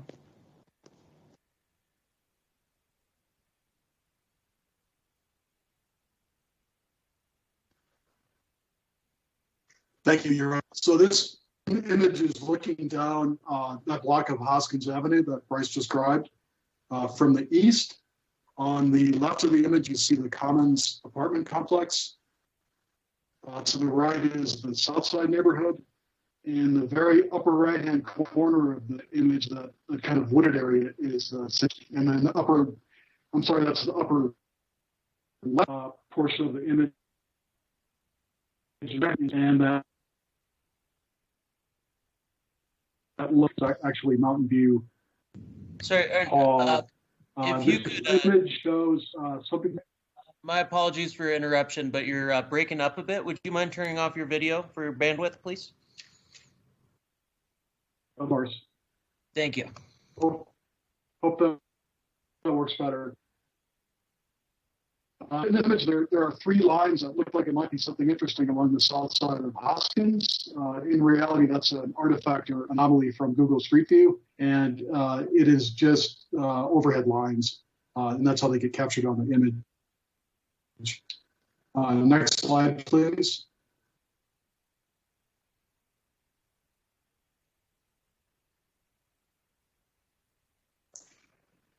This is a cross-section view. It exists. So the present street includes 5-foot sidewalks on both sides of the street, no parkways or furnishing strips on either side, on-street parking on both sides, and then 2 travel lanes. And then if you look to the right-hand side of the image or the north side of the street, you can see that there's about 12 feet of excess right-of-way that is a subject of one of the abandonment requests. We believe it's around 12 feet. We haven't formally surveyed the property, so it may end up being a little bit different from that. One difference from this image to actual conditions is the image suggests that there is striping on the street, and there actually is no striping as a local street. Next slide. And this is taken from the Flagstaff regional plan, and it shows planned foot trails in that area as the narrow dashed orange lines. So to the left, to the west, there is a planned trail that connects from the end of Hoskins to the end of Mountain View on the NAU campus using a corner of the city cemetery. And on the right or to the east, there's a planned trail connection from O'Leary Street to the planned Lone Tree Foot Trail. Lone Tree Trail will extend to the north all the way to Route 66 as part of the Lone Tree Overpass. And plans also call for it extending south to the existing Sinclair Wash Trail. Next slide. And this image shows that same area, but with proposed facilities and improvements per the draft active transportation master plan included. Principally, the red line on Hoskins represents a potential future cycle track and sidewalk to connect those two ends of the foots trails that I described previously. This creates essentially a linear, continuous east-west bike and ped facility that on the west connects to the NAU campus. Along the east side of campus, there are actually very few points of access, particularly for peds and bikes, mainly because of the location of the city cemetery prevents access. We know that this one would be well used because students are already getting to campus through here, hopping over fences and around walls and so on, and cutting across the cemetery. On the east end, this facility would connect to the Lone Tree Trail, as I mentioned previously. That would give the neighborhood much enhanced ped and bike access, as well as connectivity to the larger system of foots trail directly from the south side neighborhood. Next slide, please. And this shows a potential future cross-section with some of those improvements in the cycle track in place. You can see on the left side of the image, or the south side of the street, the cycle track consists of a two-way directional bike facility, 4-foot lanes each, separated from parked vehicles by a small barrier. The sidewalk remains for pedestrian use.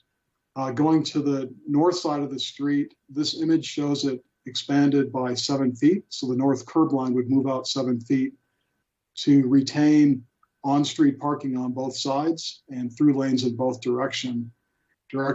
And then finally, on the very north side of the street, you can see the sidewalk still at 5 feet, but a narrow parkway of 3 feet has been added to the street.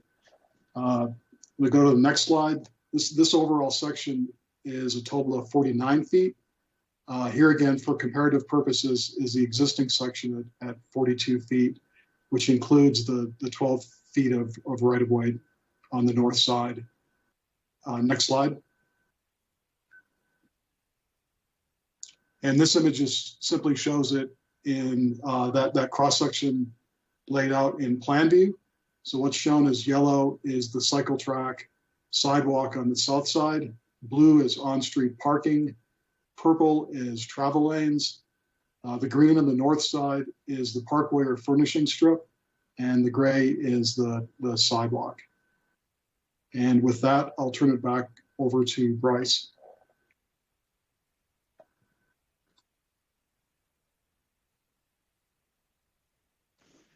Thank you, Martin. And that's the identified future use for it. And here's the upcoming abandonment requests that we've received. The first one is an abandonment to 1,400 square feet on the south side and adjacent to 709 south of Leary. And this is in order to leave as an open space adjacent to a future development and erect a sign memorializing the history and people of the south side neighborhood. The plan is to landscape it and maintain it, and really kind of develop a monument to the character of the neighborhood. Next slide.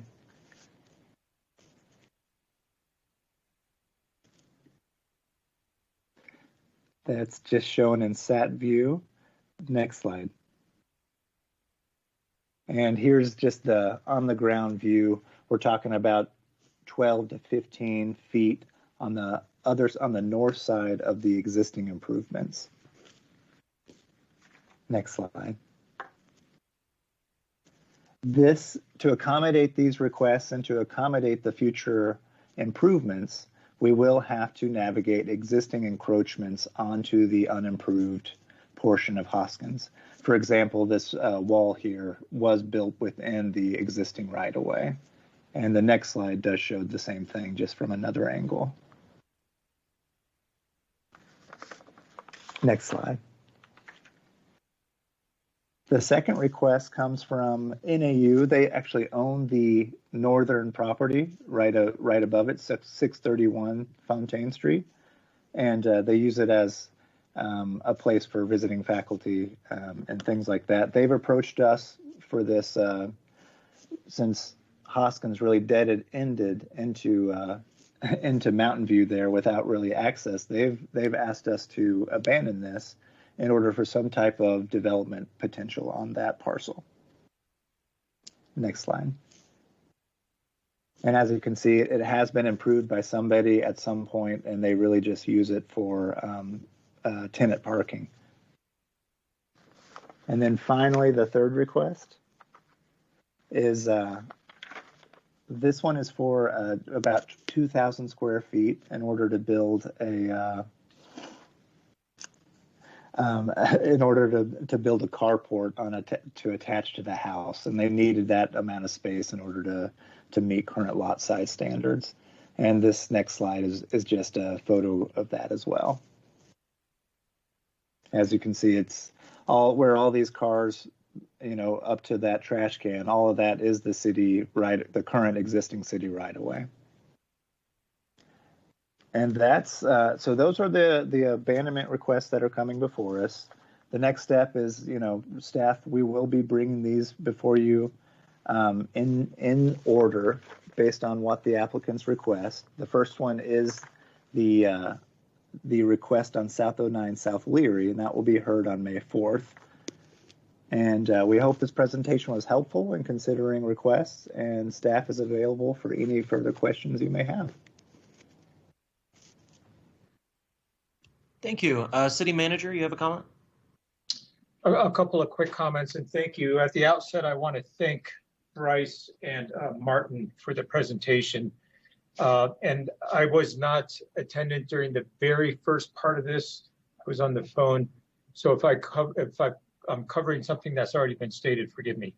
The genesis for this, it's got a little bit of history on at least one of two of the three requested vacations. Go back to the previous council, and on 2 or 3 occasions, members of staff, myself, and the former mayor and a couple of elected officials met on site with the property owners and kind of, heard the request and shared thoughts. And there was a constant request coming from the neighbors on these proposed abandonments or vacations of the rights of way. At that time, and not seeing that this was really going anywhere, the suggestion was made to have a process whereby these things could formally find their way to council after being vetted very properly by staff and by planning commission. So I am thankful to see this process now unfolding in this manner. I do agree with the comments made during the presentation. The bar should be high on these requests. The city should be quite guarded about relinquishing its rights of way. In the future is a very long time. So we don't know what the future needs will be in many instances, and the safer approach is to keep the rights of way intact and deal with the unforeseen later. Saying that, there obviously will be times where vacation of rights of way may make sense.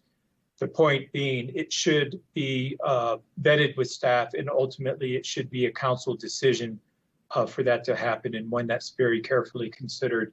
So I just want to express my thanks and gratitude to both Bryce and Martin for bringing this matter to you. I know this is just in preparation of an upcoming formal request by the neighbors, and at that time, council will be well informed and able to render a decision. I'm just glad to see this advance in this process in this fashion. Thank you. Thank you, City Manager. Mr. Folk has a comment. Hi, good evening. Thank you, Mayor. I'll be very brief. I know this is your second very long meeting in a row, but I just wanted to build on what City Manager Greg Clifton just shared with you. Part of, first of all, tonight is just for information. We're not looking for any direction from you or any decisions tonight. We're kind of prepping you for next week's item. But then I wanted to build on what Greg was sharing, which is we really have not had a very formal process to manage these types of requests. And we do get a surprising number. Since real estate's come into community development, we've seen a number of these. And typically what's happened is it goes to an internal committee, property and development, And if the staff committee decides that we don't want to support it, we need to retain the right of way, it kind of ended there. And so what we're doing is we're creating a formal application. These requests are kind of in the middle of where we are in creating this process, but we will have a formal application. Citizens can fill that out. We will still get staff input, but we will proceed, these requests will proceed on to Planning Commission and then to the City Council so that folks in the community can kind of have their request heard. I think part of what you may hear from some of the requesters on this is they've had these ideas for quite a while. And so as staff changes, they contact the new staff, they ask for this vacation of right of way, and then it doesn't go anywhere. And so there is some history to a couple of these. And I just wanted to share that with you as well. And thanks again for all of your time and attention this evening. Thank you, Mr. Folk. Councilmember Aslan has a comment question. Dan, thank you for acknowledging that these long meetings these past 2 nights have all been your fault. One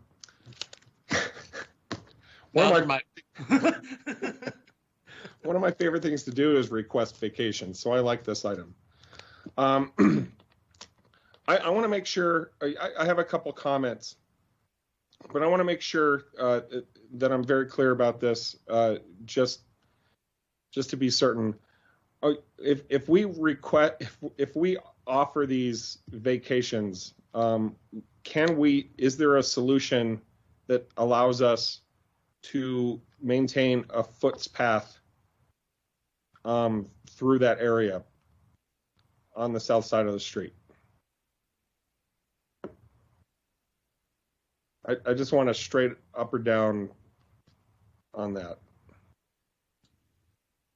I'll just jump in.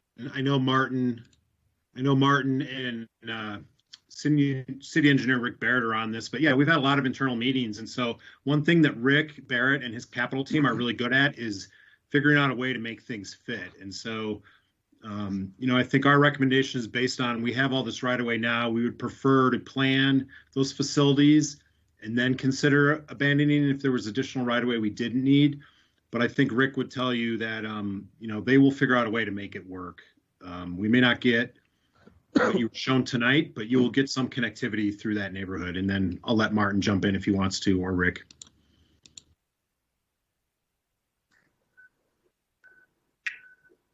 Yeah, this is Martin. I would agree with that assessment. I think what happens is that at some point in the future, we have to make decisions about what fits and what doesn't, and what we want to keep on the street and what we want to give up.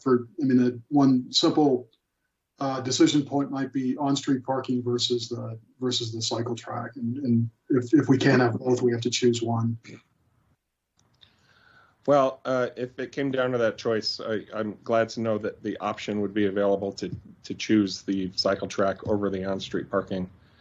It was important for me to hear that because I think it's critical that we do maintain connectivity with the foots. And the city manager's right. The future is a long time. And so those considerations aren't even things that we can anticipate right now. But I will tell you, I'm in favor of these abandonments. I have visited, I've toured the site. Full disclosure, I went there with citizen Coral Evans, who showed me around. Hey, can you go back to the future use overlay slide? I don't want to take too much. Just give me a minute here. I'll pull it right back up. It seems to me that de facto, we don't really have much of a right-of-way there. The future use overlay is what I have in my notes. That's a different slide. Yeah, so if you look at that gray line up at the top, right in the middle of that gray line, below it, there's a white car. That is a brick wall. So yeah, move that cursor up just a little bit. Right there, that right away effectively ends where that brick wall is. I mean, I'm sure we could use, well, it's not eminent domain, it's it's ours by right, correct? I mean, we could knock that down and do whatever we wanted there, but effectively, that property is at some point in the past was made impassable, and so I think that's an important consideration. And boy, I'm so glad I toured this in person. I encourage other council members to go visit this area if you haven't been there. The presentation is pretty hard to interpret. I'm so glad that towards the end you guys included the photos, the eye-level photos there. I think that was very helpful to making this something that could be understood. The other thing I would like to point out, and maybe go ahead a few slides, the existing sidewalk is impeded by multiple telephone poles in the middle of the sidewalk. Yeah, so you can see it there. That's clearly not. I know some folks in wheelchairs. I'm not sure they'd have an easy time getting through there. And of course, we do have ADA compliance that we need to think about, worry about at times. So that sidewalk is kind of not really usable either. And I don't know if anybody could speak to, would those get moved eventually? I mean, I'm sure that could happen. But anyway, this right of way seems like something we could lose, and we're not really. I don't see the value in keeping it. I think that we can grab the tax differential there and enjoy those benefits. We're not really losing much.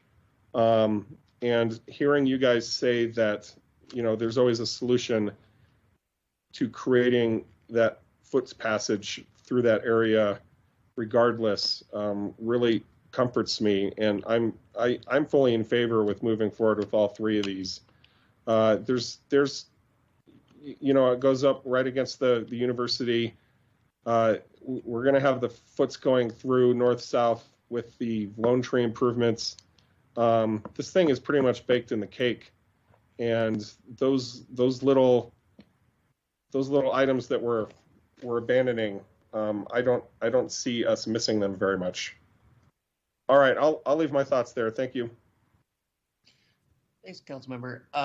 And yeah, the presentation tonight is just for information at this point. So we'll be getting into any direction or votes or whatnot later on, just so the rest just to clarify. And I did have a question regarding this. So if we give up our right of way, is it only available to those who put in the request? Or does that open up a bidding process where we could potentially be giving up a right of way and somebody swoops in and purchases that property out from the people who are making the request because they had the higher bid? Right. No, the state statute allows allows the city council to establish the sale price. And as long as the adjacent owner offers that sale price, they have first right to purchase it. Cool. Yes, they do.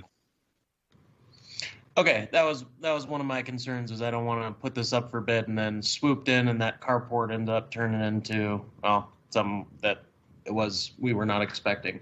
A 60-foot building. Yeah, a 60-foot building. Well, that might be a little concern for the western lot on that, particularly if it's a large enough lot with the current property to build up and up. But that can be a further discussion later on. I just wanted to have that clarifying question regarding procedural on who can actually purchase the property. So, Council, do we have any further questions on this issue or comments?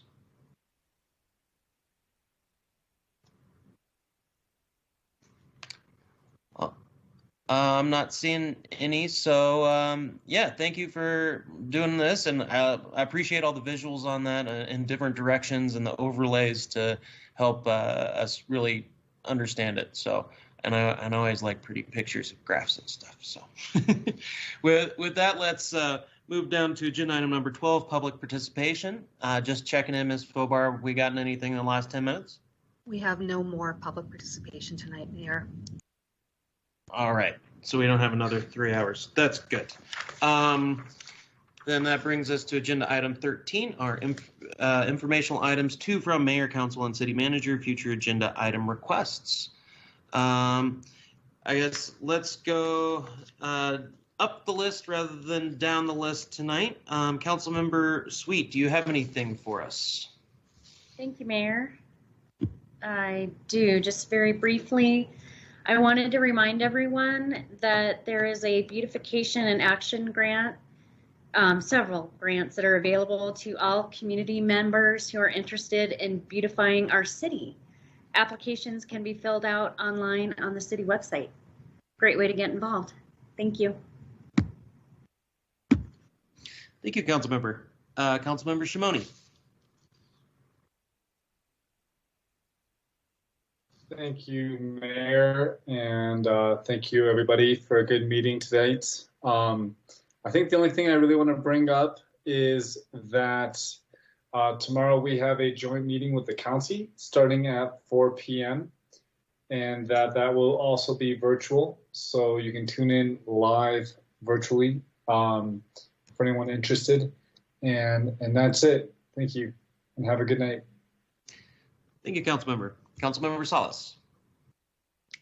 Nothing tonight. See you all in 19.5 hours. Thank you, Councilmember. Councilmember McCarthy. Oh, he is currently present. Councilmember Aslan. Nothing. See you guys in 19 hours and 29 minutes. Vice Mayor. Nothing from me. Thank you. All right, thank you. Well, I just am going to mention that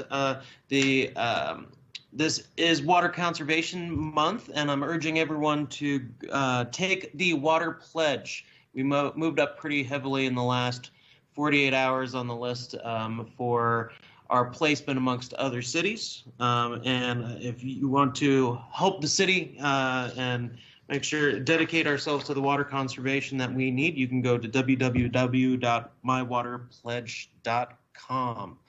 Aside from that, I'm real excited for the many nominations we have received for the Nurses Week, and I'm really excited about next meeting where we get to present those individuals that have been nominated from the public for their service to our community. So I'm real excited about that. But other than that, I think we're all pretty brain dead. So with that, this meeting is adjourned. Thank you, everyone. See you in 19.